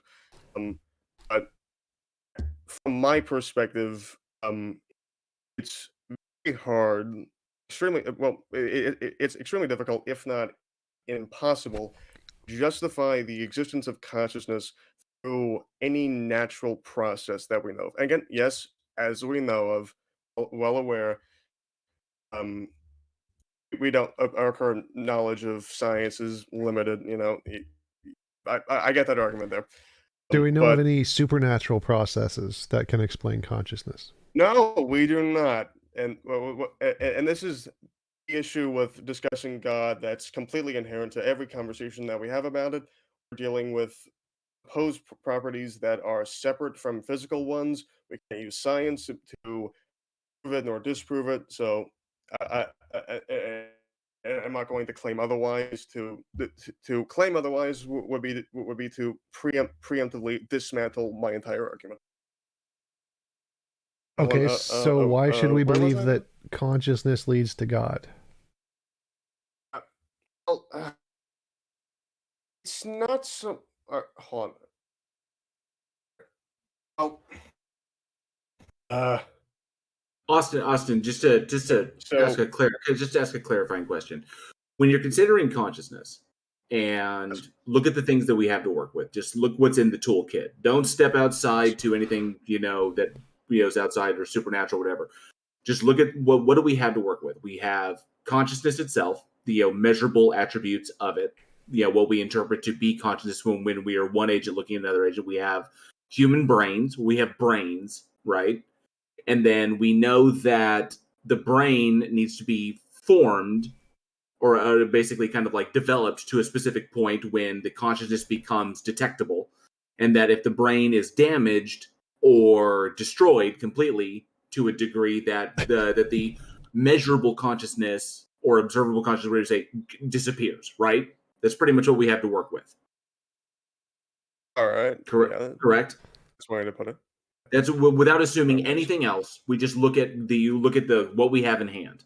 So we, as far as we can tell, the scope of neurology, neurophysiology, everything that we've got, we can tell you that brains are somehow connected to consciousness. We know that without a brain, this is what we know so far. It's not saying that anything else, just what we have. We know that brains are somehow connected to consciousness, and that without a brain, there's no consciousness to detect. So there's no reason to think that consciousness is there without a brain. It could be, but we don't know. But there's no reason to think that it would be, because all of the prevailing circumstances we have would say, okay, so it seems that we need a brain for a consciousness, and that if we destroy the brain, we can affect the consciousness in predictable ways. Depending upon how I mess with the brain, I can screw with the consciousness, and I can predict the effects in the consciousness by where I stab the brain. And that the brain develops over time, as does consciousness, in tandem with the brain itself. And then once the brain is destroyed or it dies, that consciousness seemingly disappears. Correct. I agree with and you can no with- longer be on all of that. yeah, can no longer be observed or measured. So why are we jumping to anything beyond what we have to work with? Very good question, and very good explanation of that, of all those examples there.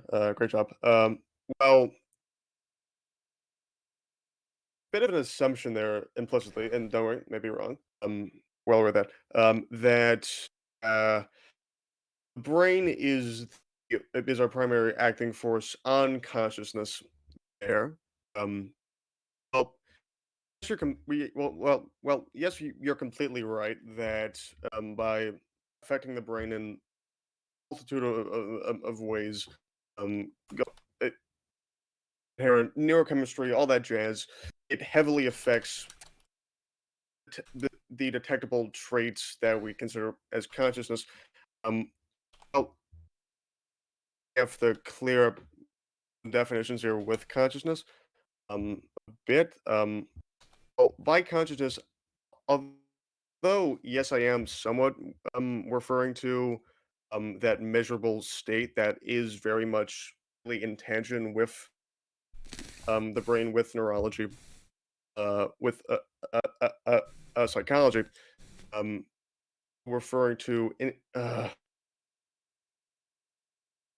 a sense a more so higher entity that even though it can, even though the broader a broader higher entity that has that aspect of it that can be affected by physical processes, such as prodding with, say, the frontal lobe, or through genetic I'm mental, lost. I'm lost disorders. I'm lost in the flow of the Sorry, man. conversation. Austin, let me see if I can. Let me see if I can. Well, let me see if I can provide some. Let me see if I can provide a machete to your intellectual thicket. So, take what we have in the box, everything I described, and that's what we have to work with. Okay. Now we can take what we have and we can hypothesize about things outside of the box.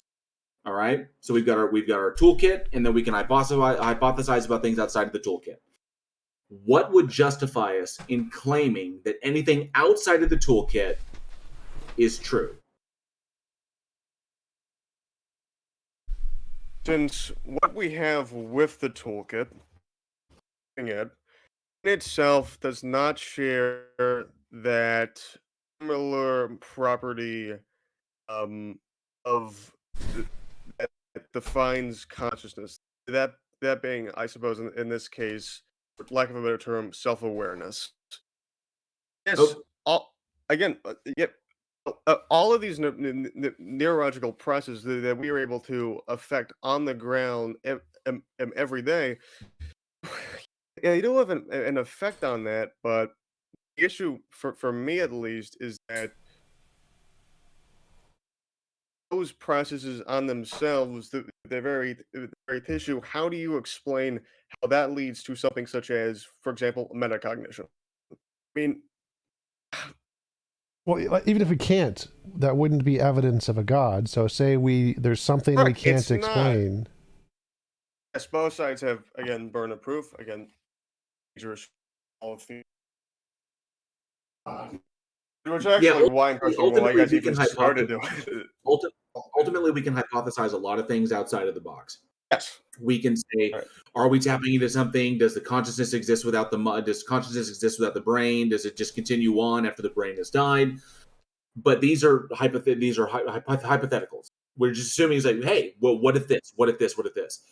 But also we can ask. We can technically hypothesizing that the brain has that much of an impact on consciousness. But we know that without the brain, well, we know we can determine with what we have to work with that without the brain, there is no measurable consciousness. And that if we affect the brain, we can affect the consciousness in very predictable ways. Whether we go after the occipital lobe, we go after the temporal lobe, we go after the hippocampus, we go after the brainstem, that we can actually cause predictable outcomes in consciousness. If I do this to your brain, you will no longer be able to do this consciously. Or if I do this to your brain, this will occur and this will suddenly happen. And we can predict these things.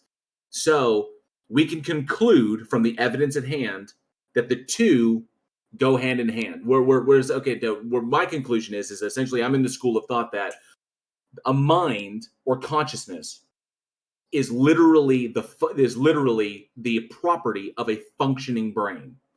That's why a brain can function in a variety of states, but you can have consciousness in a variety of states as well. So functioning neurology results in a detectable consciousness, just like it's an emergent property of the system, just like a heartbeat is an emergent property of all of the cardiac cells put together to form a heart. Then it receives neural transmission so that the heart beats, and it's a completely autonomic process. So the brain itself, by virtue of the system, because the level of consciousness that we have when we're like 40 years old is obviously not the same level of consciousness we have when we are in gestation. So there's a progression there, and then a decline as we get older, and those cells begin to die off just by virtue of old age. So all of this is understood. We can hypothesize outside of this. But, and sure, that's great. We can do it. It's all thought experiment. It's all fantastic. What justification do we have to accept that any of those hypotheticals are true beyond personal desire? Objectively, none. It's all subjective. This merely is my interpretation. It's yes. Both of us agree on all of the facts. And hold on. I have another question here first. Does everybody else in the call who's contributing to this discussion share the same school of thought that JL does on this issue? For the most part. As far as the mind being dependent upon a physical brain, yeah. Much. All right, cool. Yeah, So, me too. I agree with you on all of the facts, all the fundamentals, all of these specifics.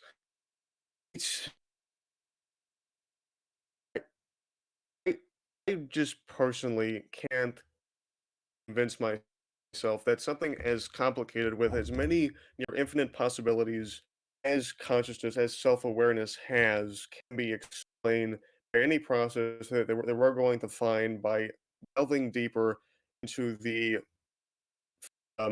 physical properties of our neurology of the brain. It just seems to be too much of an evolutionary jump.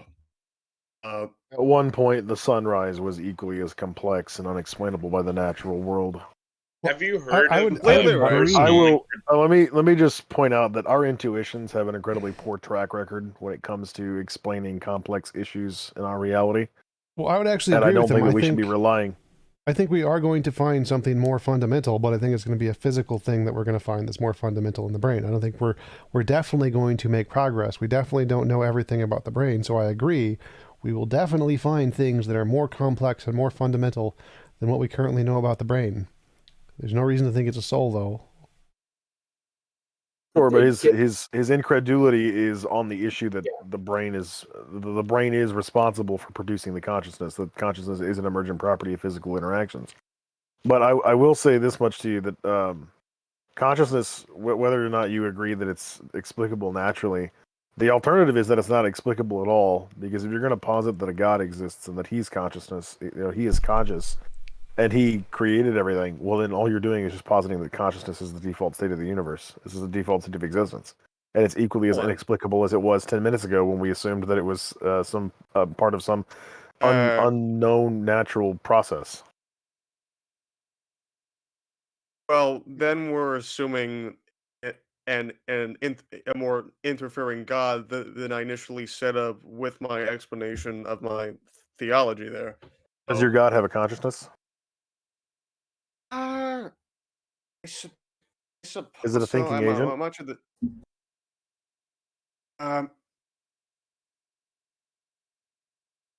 Well, because I'd the say answer is that either yes or my the God. answer. Also, The answer is either yes or no. Either it's a conscious thinking agent or it's not. If it's not, then it's indistinguishable from just blind natural process. Correct. All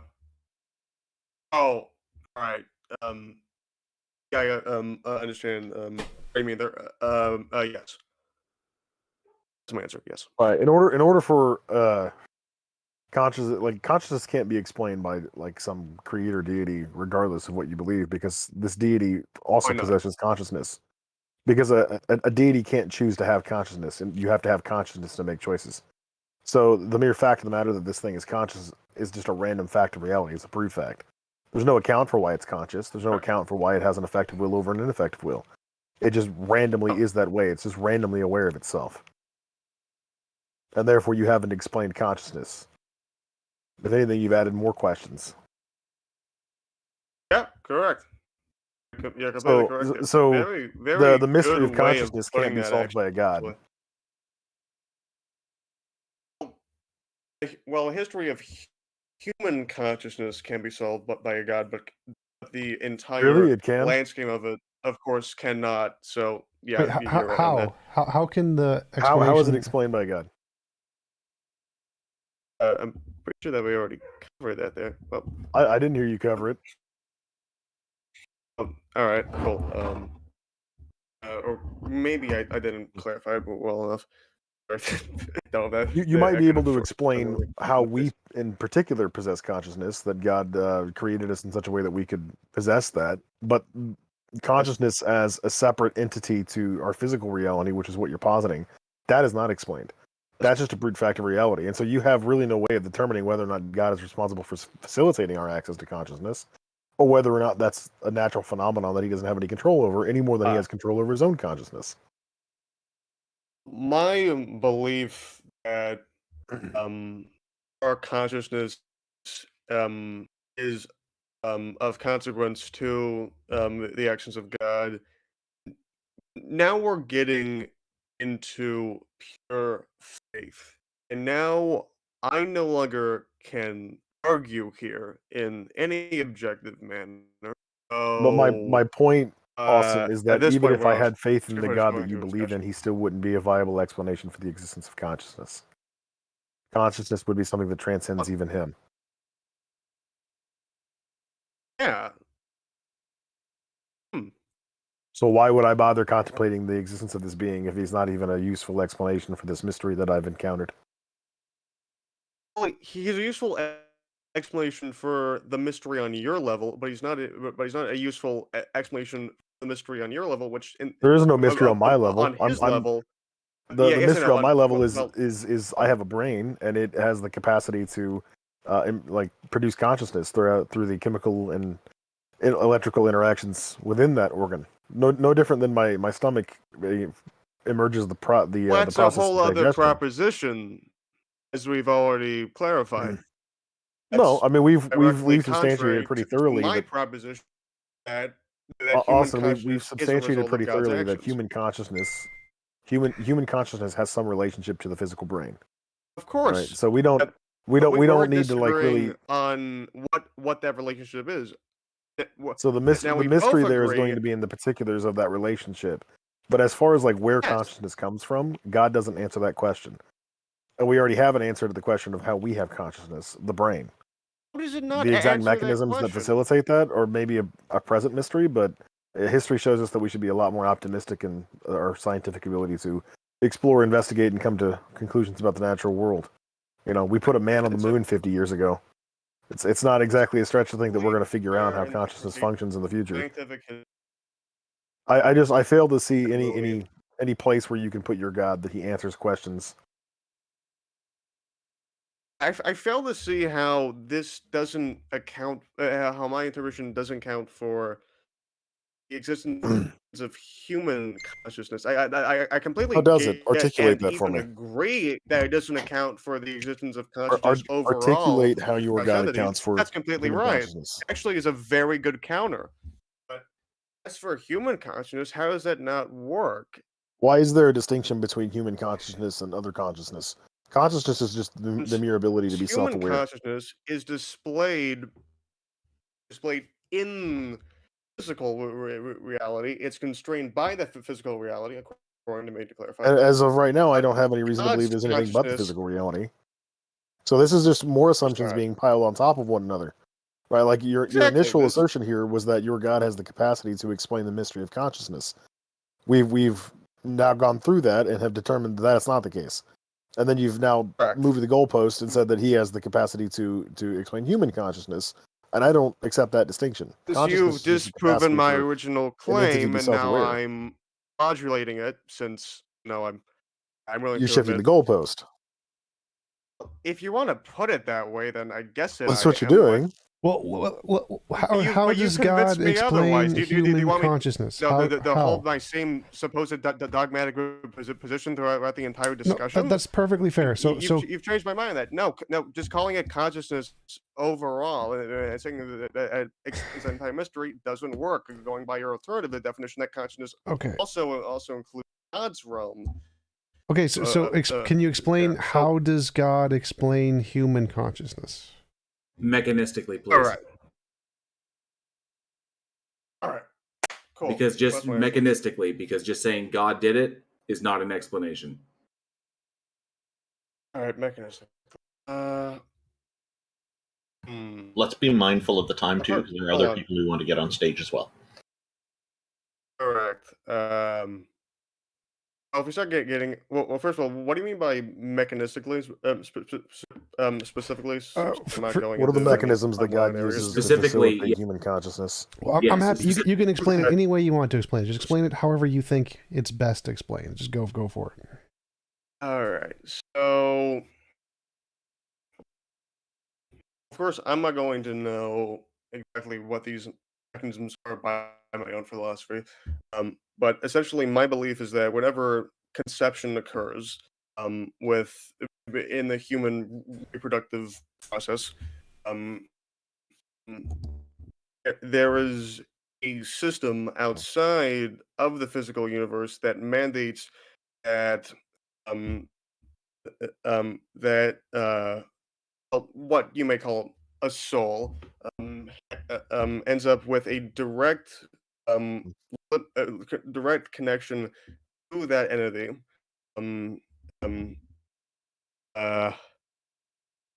Yeah. All right. So, and then once once that organism has fully developed a brain, that soul then has what we would call consciousness in a neurological sense, but it's limited since we're working with the very narrow physics, chemistry, biology of our physical universe. So it's not so. Although although consciousness is going to be heavily affected by neurology, all those natural systems in the physical universe, its origin is outside of it. Okay, All right. so the first thing that comes to mind for me is that for something to count Can I answer that as question right there? yeah, that's good. So, for me, for something to count as an explanation, it has to not just be a thing you imagine to do the phenomenons. Like I can imagine a leprechaun knocked a cup over, but that isn't an explanation of the cup falling over. It's just something I made up.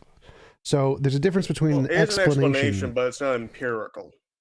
Well, no. Of So course not. like, there's infinitely many things we can make up to explain everything. Leprechaun did it. The winds did it. The unicorn Really is fart. my individual interpretation. Right. But so the fact that you can make up infinitely many different ways to explain the data means that none of those are actually supported more than the other. So we can make up an explanation that consciousness is caused just by physical processes emerging from the brain, and that would also be an explanation. But the difference here is that one of those has a lot of evidence and the other one doesn't. Enough. I can conduct several experiments off the top of my head to determine whether or not my brain plays a role in my consciousness. Like JL said earlier, you can manipulate the brain using any variation of physical trauma or pharmaceuticals. Again, and I've already result in established different that I variations agree of with you on consciousness. all of that. But here's another thing that I haven't heard anybody bring up yet, is that humans are not exclusively the only conscious organisms on Earth. In fact, there are several other animals which are close to, if not rivaling, our own self-awareness. The only difference is they don't possess the anatomical features to be able to experiment with their environment in the way that we do. So if I were to assume or to predict that that consciousness was a product of biological evolution, it was an emergent property predicated upon a series of chemical and electrical interactions in the brain, I should be able to find animals at various stages of that conscious evolution, which I do. I can find different birds, elephants, dolphins, a different species of primate, who are all at different various levels of consciousness. Obviously, humans are at the highest level that we've been able to observe so far. And there's even, I would argue, various levels of self-awareness between humans. Not every human is as conscientious as every other human. Some lack that necessary self-awareness, which I'm sure we've all encountered those types of people. They're usually called presuppositional apologists. But there is a gradient here, right? This does appear to be an evolutionary process. It's something that starts out simple and becomes complex over time, over a great many changes. It's not something that's given to anybody. It's not something that's just granted or anybody just intrinsically has. It's developed. Even within humans, it's developed. Your capacity for self-awareness is fundamentally different than it was 20 years ago, probably, depending on how old you are. I know it is for me.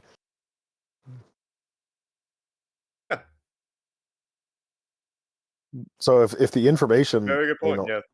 if my presumptions about where consciousness comes from, I can make predictions based off those presumptions, and those predictions then come true. That would lead credibility to my hypothesis about the development of consciousness and where it comes from. It's both perfectly fair, but also has a butt ton of scientific backing of a hypothesis there. And there's no real reason not to believe in that, aside from personal subjective caution. And I will admit that the entire predication for my broader point here is based on my own personal caution that is far more than what you appear to have. It's very much philosophical. There's not that much basis for it, and you're completely right on that. And from a scientific viewpoint, it makes far more sense to just assume that there's some process or series of processes that leads to what we see as consciousness, as self-awareness, as metacognition, as all of these supposedly unexplainable processes. We're just going to find it there, and I have complete respect for anyone and everyone who believes in that, even though I am a staunch, well, not entirely staunch, sometimes pretty agnostic theist. I have complete respect for that, and even though I clearly am not going to be convincing you of whether or not a deity exists, which is perfectly fine, I am glad that we've gone to have this very informative and enlightening, at least for me, discussion on what's usually very down and dogmatic topic. Thanks. Now, considering how many people also have been spending a whole bunch of time with their hands up, so from the looks of it, not as much time as me, which is no issue. I'm going to be leaving now. Austin, thank you so much for joining us. It was a good conversation. We appreciate the honesty. All right. We've got two more in queue. We were trying to finish at 4 hours today, but it looks like it's going to be 5 hours. I have pizza. Yeah, it's totally fine. I have pizza. Come on up. Hello. Hey. Hey, what's up? Well, I think you know what the subject of this program is. What have you got for us? All right. First of all, I need to put this on speaker. I don't know how to do that. Or do I have to kind of hold it up to my ear now? We can hear you just fine. Okay. So here's the thing. So there is one theory that I kind of have been playing with in my head. And I'm not sure if you heard of the single electron theory. Yep, I've heard of it. That every single thing in the world and every single thing in the universe is all trapped in a single electron. What? Pardon me. I thought about this when I was a kid. So, yeah, these are kind of fun ideas. What are you thinking of this? Does this somehow lead to proof of a goddess or a god? Well, the big thing is that if we are in an electron, that would have to mean that we are in an atom.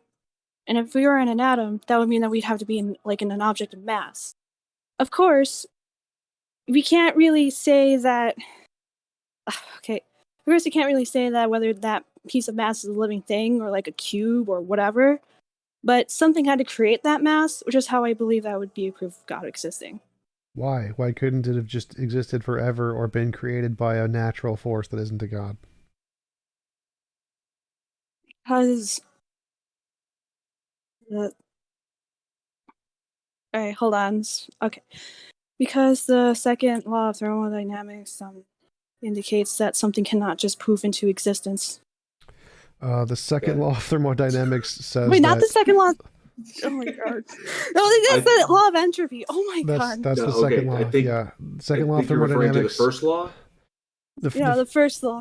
First law. Who sent you notes that you're reading off of, or did you write this down while you were in queue? Oh, I was just no, I just kind of had it off my brain. It sounded a lot smarter than I thought. It sounded a lot smarter than it. So the in my head. the first law of thermodynamics is energy cannot be created or destroyed, but nobody thinks that happens. So you can have displacements where there's a large group of energy that's a positive set and a large group that's a negative set, and then when you add together they equate to zero. And so nothing's been created or destroyed, it's just been moved. That's what the Big Bang is essentially. So no one thinks it was ever created in physics. It just had a state change. Transformational.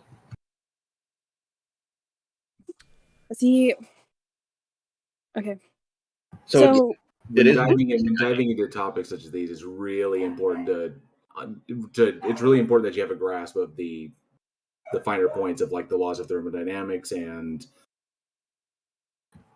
it's an interesting idea, and it's one that I considered when I was really young. I never thought of it as the electrons being created by God or anything, and I wondered if our universe might be different if we were in a proton instead of an electron or a neutron or something.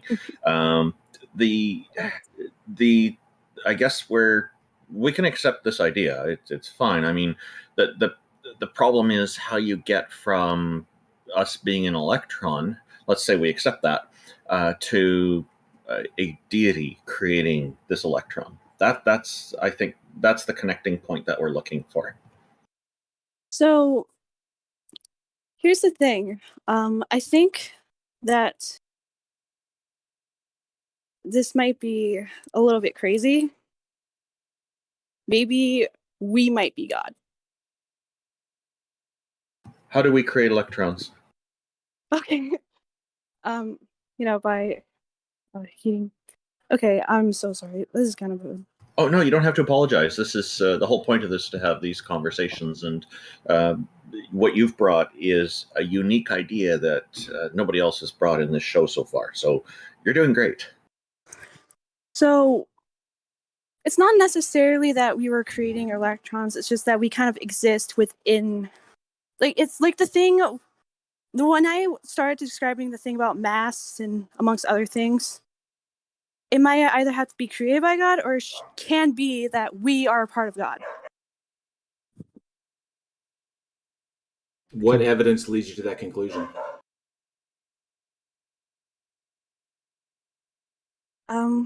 So like, we have... I don't really think that... The thing is that it hasn't really been explored a lot, so... Let me try this. Is this from your perspective? Is this really more of a faith-based position? Well, there has been effort. I mean, there has been evidence in psychology and whatnot. Like, for example, you are how you think, and your world is based on how you think is going to happen. And basically, which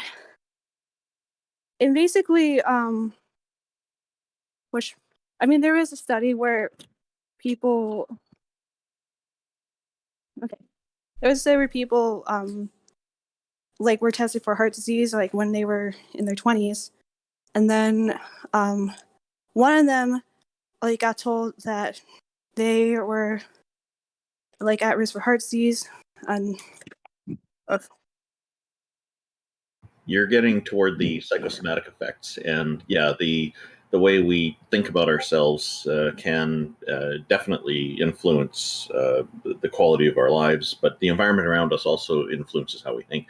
There's somebody in the YouTube chat named Aaron Reese who has just suggested to me that someone should refer you to pantheism because that's where you're heading, but perhaps you're not aware of that. I'm not so sure if that's the case for you, but I just thought I would share that with you. I think you are right that this is an area that people probably don't discuss very often.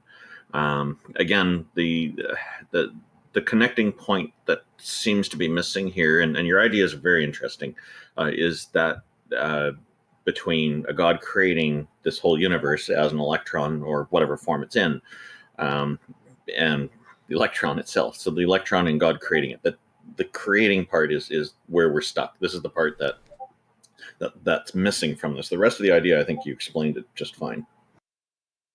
Okay. I think another way that I can see some evidence that universe might have been created is there was like a lot of have you ever noticed that our lungs, our brain, trees, amongst okay, calm down, Alona. This is not okay, sorry. No, take a breath. Formulate your thought. Here's what I suggest. Just imagine we're all just kind of sitting around in a park enjoying a barbecue. Okay. I am actually eating some barbecue brisket right now. All right, so it's more than just an imagination here at this point. Right. Welcome to our barbecue. It's very tasty. Thank you. I would love to have some brisket. No, it's mine. You can't have it. Ooh. So, the main idea is that we kind of have a lot of patterns that are rather similar in our environment and in ourselves, as well as in our DNA, and as well as like the DNA of every other living thing ever. So you're talking about like the similarity, the somewhat similar structures in living organisms on Earth. Yes. Okay. So we understand that evolutionary pressures result and natural selection result in certain traits being optimal for survival and other traits being non-optimal for survival. This is what we call selective pressures: positive selective pressures and negative selective pressures. If one particular set of pressures, it was essentially, let's start at the beginning. So if all species on the planet derive, which the models say that we all derive from the same organ, from pretty much the same thing, follow the same path, and the circumstances of the planet, the evolutionary pressures pretty much apply all over the place. And one particular structure that proves the most optimal for survival amongst species, if that turns out to be the same, would that not be a result confirming that these were the things that were selected to survive, and that things to operate differently depending upon their environment did not? Which is why respiratory systems in mammals look very similar. Respiratory systems in fish are all pretty much similar. It's because those are the systems that were optimal for surviving in those particular environments.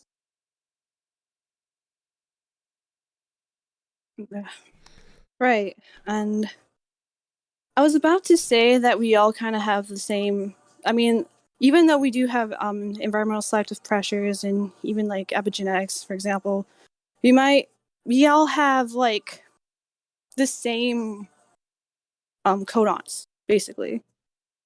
But it's actually kind of, but even then, I feel like that's kind of a little bit debatable. Well, it's not debatable, it's actually...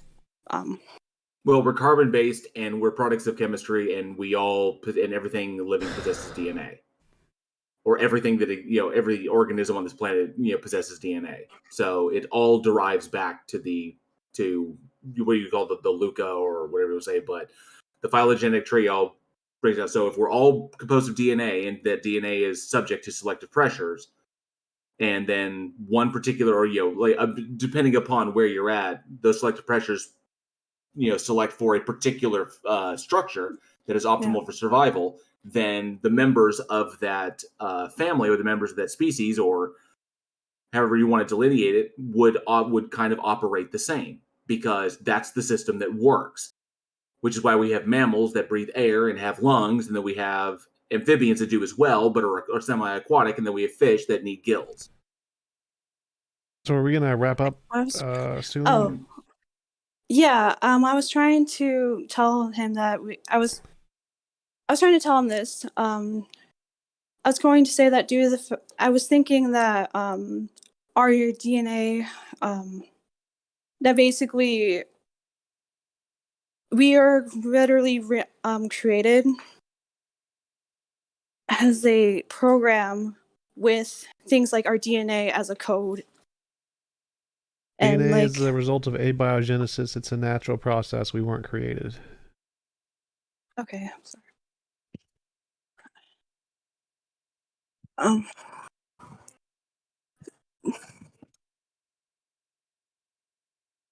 Okay. Well, I guess I should probably go. Okay, well, it was a pleasure. If you'd like to come on and expand on this idea again in the future, you'd certainly be welcome. All right. Appreciate your time and effort. Thank you. Thanks. It was an interesting idea. Keep asking questions. All right. Yeah, appreciate it. I kind of screwed up. I should be more prepared for these. It's okay. Fine. These are casual. It's okay. Well, thank you for coming up. We do appreciate you coming up. We're gonna start closing down here. We're gonna pull up Hacker. Hacker's been in queue for a while. After Hacker, we'll go ahead and call it. We'll put a hard stop at like 10 minutes from now. So if we're still going like 10 minutes, we'll go ahead and stop it there. But Hacker, come on up.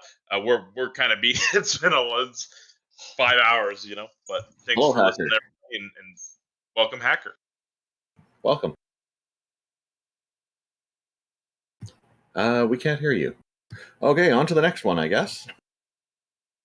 I guess we can bring up Booney. Booney was actually in queue a lot earlier for a while. What's going on, Booney? Hello, Booney. No mic. Hacker's saying that he's fixing his mic in the chat. Oh. No problem. And Booney's mic is also not working. All right, I guess we I think that's a problem with cell phones and Discord. It makes I you think it might be, reload it. There's similar issues with like StreamYard and cell phones, so It seems like it's Discord and cell phones from what I've seen. I'm sure StreamYard does too, but Who's next? Shall we bring up Polar? sure. Polar, come You on. try up. Hacker again. Did Hacker fix I his don't mic? see him with. Hello, Oh, Polar. man. Welcome. No, yes. Well, can you hear me? Yes. How's it going? What you got for us today? You can speak up a little bit, though. Oh, right. Okay. Sorry, my mic was up before. So my argument that God exists is, first of all, what does it mean to actually exist? Because okay, this is going to get a little bit philosophical. To exist means to have a place in somebody's mind. Like, I think that there might be life on Mars, and there exists life on Mars in my head. Can this not be a plausible argument? Exists means it's a part of reality. Well, part of reality is... I'm sorry, my English is not that good. Shit. Okay, gotta go. Sounds fine. You're swearing like a native person, a native English speaker. А нет, я могу говорить по-русски очень хорошо. Sorry. Пока. Have a good one. I don't know what that meant. I As can't. done, yeah. Okay. So they insulted their own ability to speak English, and we can try. Booney, hello, welcome back. Nope.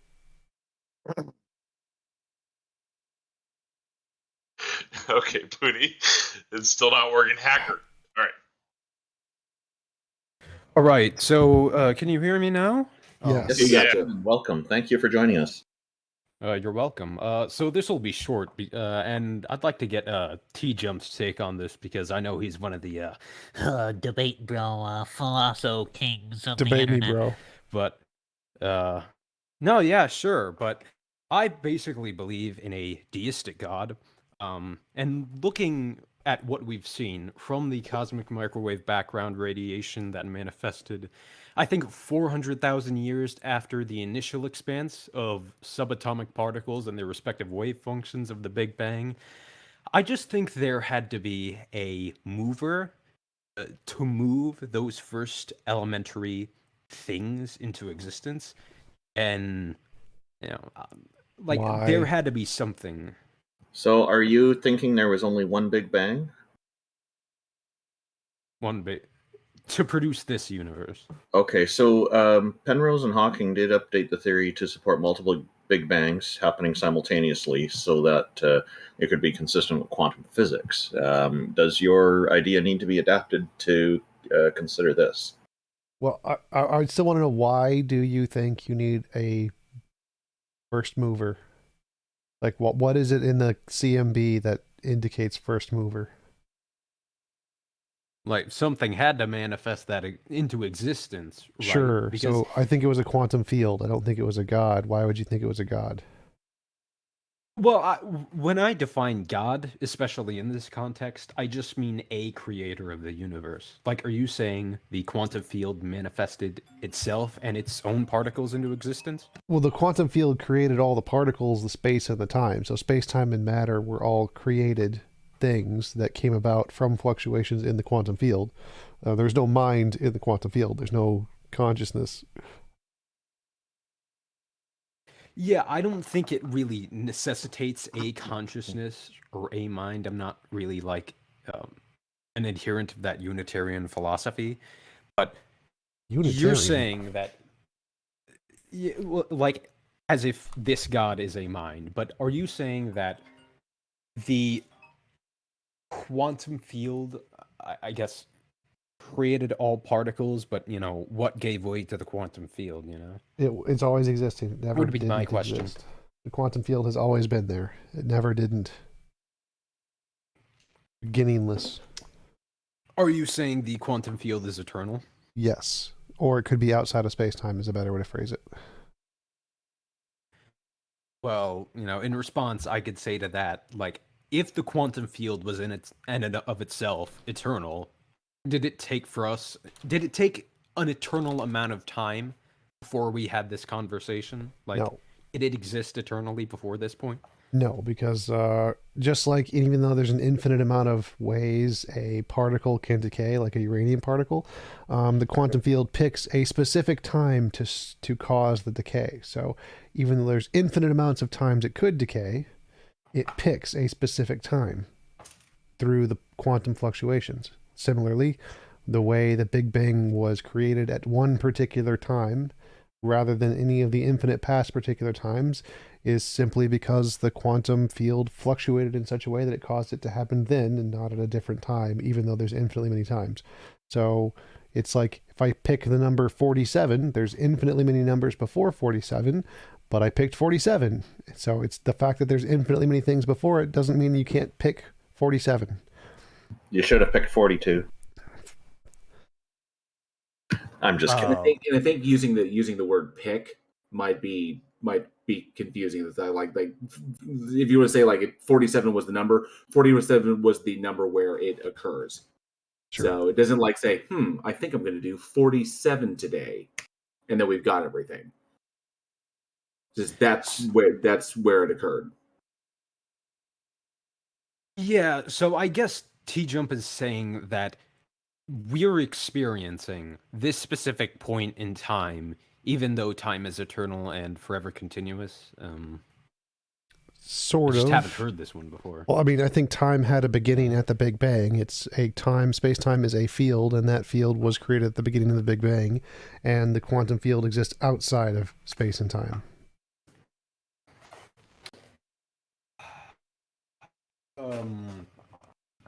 Okay. Like, I think you think yeah. I think you think I think God is a mind. And we don't necessarily know that yet. Like, I don't know if he's omnipotent or omniscient or whatever properties theists commonly associate with a creator. But I think there had to be some sort of mover to necessitate where we exist in space-time. Is that reasonable? Sort of. I mean, if you think that the two options are there's an infinite past, and the second one is that there's a thing that has existed, either necessarily or as a brute fact. So you can pick any of those you want. None of those indicate a conscious mind, and that's, as long as you don't think it's a conscious mind, that's fine. I just wouldn't call it God. Are you defining God in this instance as just any creator or something more than that? A non-physical mind that created the universe, everything other than itself. Yeah, I don't know if there was a mind involved, because knowing the way planets and life are created, it seems like a much more chaotic hodgepodge of things existing at once, rather than something organized and succinct. But Right. So what you're saying is just there was a thing in nature, and it started the chain of nature stuff, and that's fine. Yeah. Like, there was a thing to first manifest what we would come to know as the universe, essentially. Yes, that is one of the hypotheses. Do you agree with that? I go with the consensus in physics that an infinite regress is the best explanation. Well, okay. Can I ask you a quick question? When you say there had to have been a creator to make sure that we exist in this point in time, that would entail that that creator had an end goal, which is us being created in this point in space and time. That would entail that that God needs to have a mind, because otherwise he couldn't have formed an end goal, let alone coming up with something to get there. I don't think so. I don't think his definition of creator has any intent or desires. No, but I got that from the conversation, but he also said, in order for us to be here at this moment in time, there had to be a creator. I think that's the infinite regress if argument. we are supposed to be here in this moment in time. No, Peter, that's the infinite regress argument. So the infinite regress argument is that if there's an infinite number of things, of points in time before us, if you started those and started to count, like from negative infinity, and just started to count up, you'd never get to 100, because there's infinitely many numbers of points. That's not at all what I meant. That's what he meant. That's his argument. His argument is that if there's an infinitely number of past points and you start time at somewhere in the past negative infinity, it will never reach the current time. Maybe Haka can answer my question, because I'd be very curious what you think of my question. I don't really know where you're getting the idea of an end goal from. My general thought on this is that maybe I misunderstood then. So you're not saying that the creator made sure that we existed at this point in time, not at any other point in time. I don't think we have any way of knowing as to whether a creator intended for us to exist in this specific time frame, but there had to be something. Things exist, obviously, so there had to be something, not necessarily a mind, but something to necessitate that. And, if you think that it was the quantum field in and of itself to manifest that, then yeah, I guess that would be what I mean by God, quote unquote, in this instance. But yeah. So you just defined it. Well, are we in agreement with this? if you just want to call the fundamental thing God, sure. A creator. We don't know if it has a mind or not, but like first. Yeah, I wouldn't call it a creator. So I'd just say the quantum field is what was the original foundational thing in reality, but I don't think it is the creator, because creator, the word creator has a connotation of a mind. So when I use the word creator, I use it exclusively to refer to a mind with intentions. Yeah. Okay. I think I can't get further than just a first cause. There's nothing we know about this cause, whether or not it created something or it caused something to come out of something else. We're still at the first cause thing. Yeah. Like, I think it's just a semantical disagreement because TJumps says that the creator implies a mind, but yeah, I don't think there's any way of knowing that, and that's just my opinion. So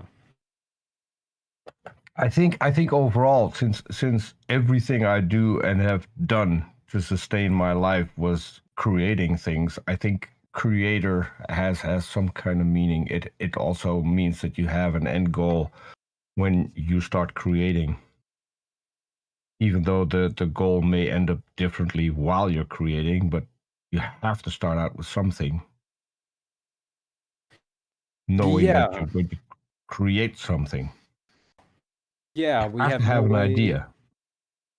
I agree. We have no way of knowing what the creator's intention is, if there is a creator. But exactly. So that's why I think that the thing you came up with is more along the lines of a first cause, not necessarily a creator. Yeah, I just believe in a first cause. Okay. Something to necessitate the universe. Cool. That's it. Well, thank you for coming up. Everybody, thank you for hanging out and enjoying the stage. Everybody's links is in Heathen Hangout. The people who aren't yet will be posted in there. I think I forgot. Peter, what's up, Randolph? Oh, sorry. No, never mind. They just put their hand down. I thought that would be a quick one. That's no problem. Carry on. Oh, no problem. And I know I forgot to put Peter's on there, so I'll get Peter's updated and pinned. Heathen Hanger channel will be around for a little while, so make sure you guys click all their links. Xerxes, if you put a link in there, I'll pin it as well. And then Randolph and TJump, you guys want to close out for your viewers? Go ahead, TJump, because I'm going to close my stream after everybody else has finished talking. Sure. Check out my YouTube channel, youtube.com/TJump. I do lots of things.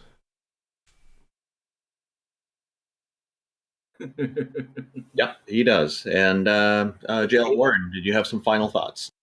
Yeah. So appreciate everybody coming out. Thank you so much. This has been a really, really good one.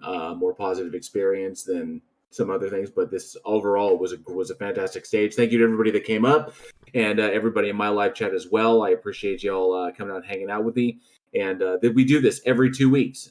So if you like what you heard and you want to see content that's along these same lines, check out my channel, Bridge the Divide. And you'll find the link there, and you can subscribe there if you dig it. And I'll see you in the live chats. Thank you so much. You mentioned 2 weeks, which is correct, and we've been mostly marketing this as a fortnightly program, so every fortnight or every 2 weeks. And we've had a number of people comment that they've learned the new word, fortnight, just because of this show. So I'm glad that people find this interesting. Peter, did you have some final thoughts? One mainly, and that is that ever since I've joined, and I can't tell whether or not that has happened for the other people as well. During the show, we have people on, and then they will contact me in DM with just complimenting on the show and having had a nice conversation, which I think speaks to the show and speaks to the goal that we have, why we do this. So I want to thank everyone who came on whether or not they got back to me in DM or not. I really appreciate the people who come on and want to have a good, cordial conversation about it. It's not about winning something. It is about bouncing ideas off each other and see whether or not they hold water. And I truly enjoy coming on these. If people want to check me out, you can find me on youtube.com/gonna go for it, or as a producer on several other channels. Thank you, Peter. And yes, I've received some as well. I know Taco has. I'm sure everybody's received some messages, people giving us feedback on the show. Most of it's positive. Jack Burton. My paradigm is still blown because we got Otangelo to admit he needs to do more work. I'm just... that was great. I thought that was very good, actually. I liked that. Jack, did you have some final thoughts from the Pork Chop Express? Oh yeah, I want to thank all the trolls and the precepts, but I repeat myself for being so manageable, and thanks for all the keyboard warriors out there for helping me hone my typing skills. Yeah, you were busy today in the live chat on Discord there. I saw you going back and forth with people quite a bit. Yeah. But the important question, have you finished your drink?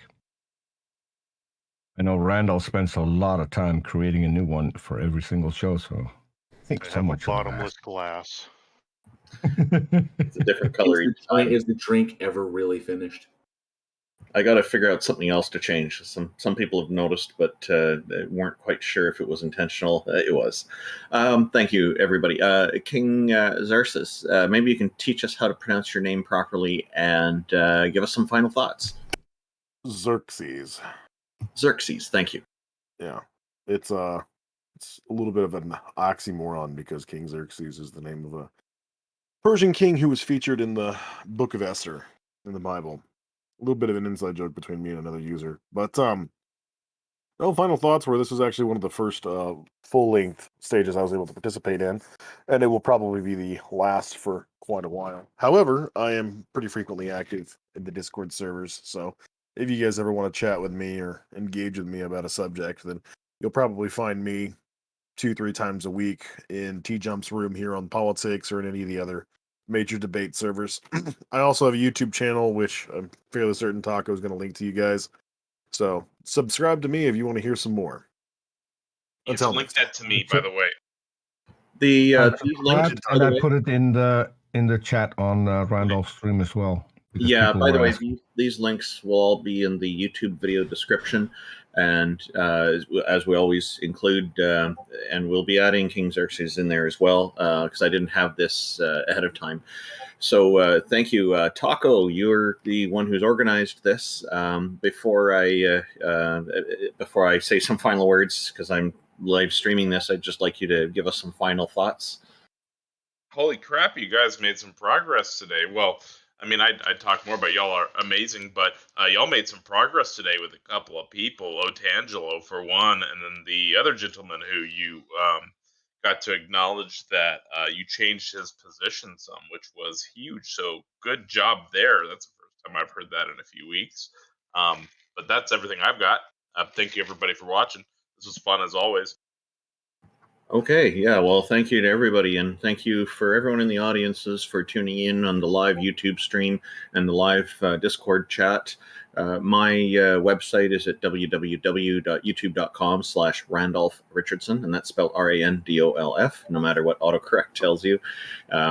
We also have a Discord here. This is hosted in the Politics Discord, which you can get to at discord.gg/politics. We're grateful for them hosting this. And providing a platform for us with a large audience. It's been fantastic. They've been great hosts. So thank you very, very much to Politics Discord for this. I also have a Discord for the Canadian Atheists. You can just type into your web browser discord.canadianatheists.ca and it will take you there. It'll set up the invite. And if people would like to see us again, we'll be here in a fortnight from now, 2 weeks from now. Thank you once again to everybody, and I hope everybody has a great rest of the weekend. Take care. Thanks, y'all. Thank you, everyone. We're closing out the stage now. Bye, everyone. Nap time.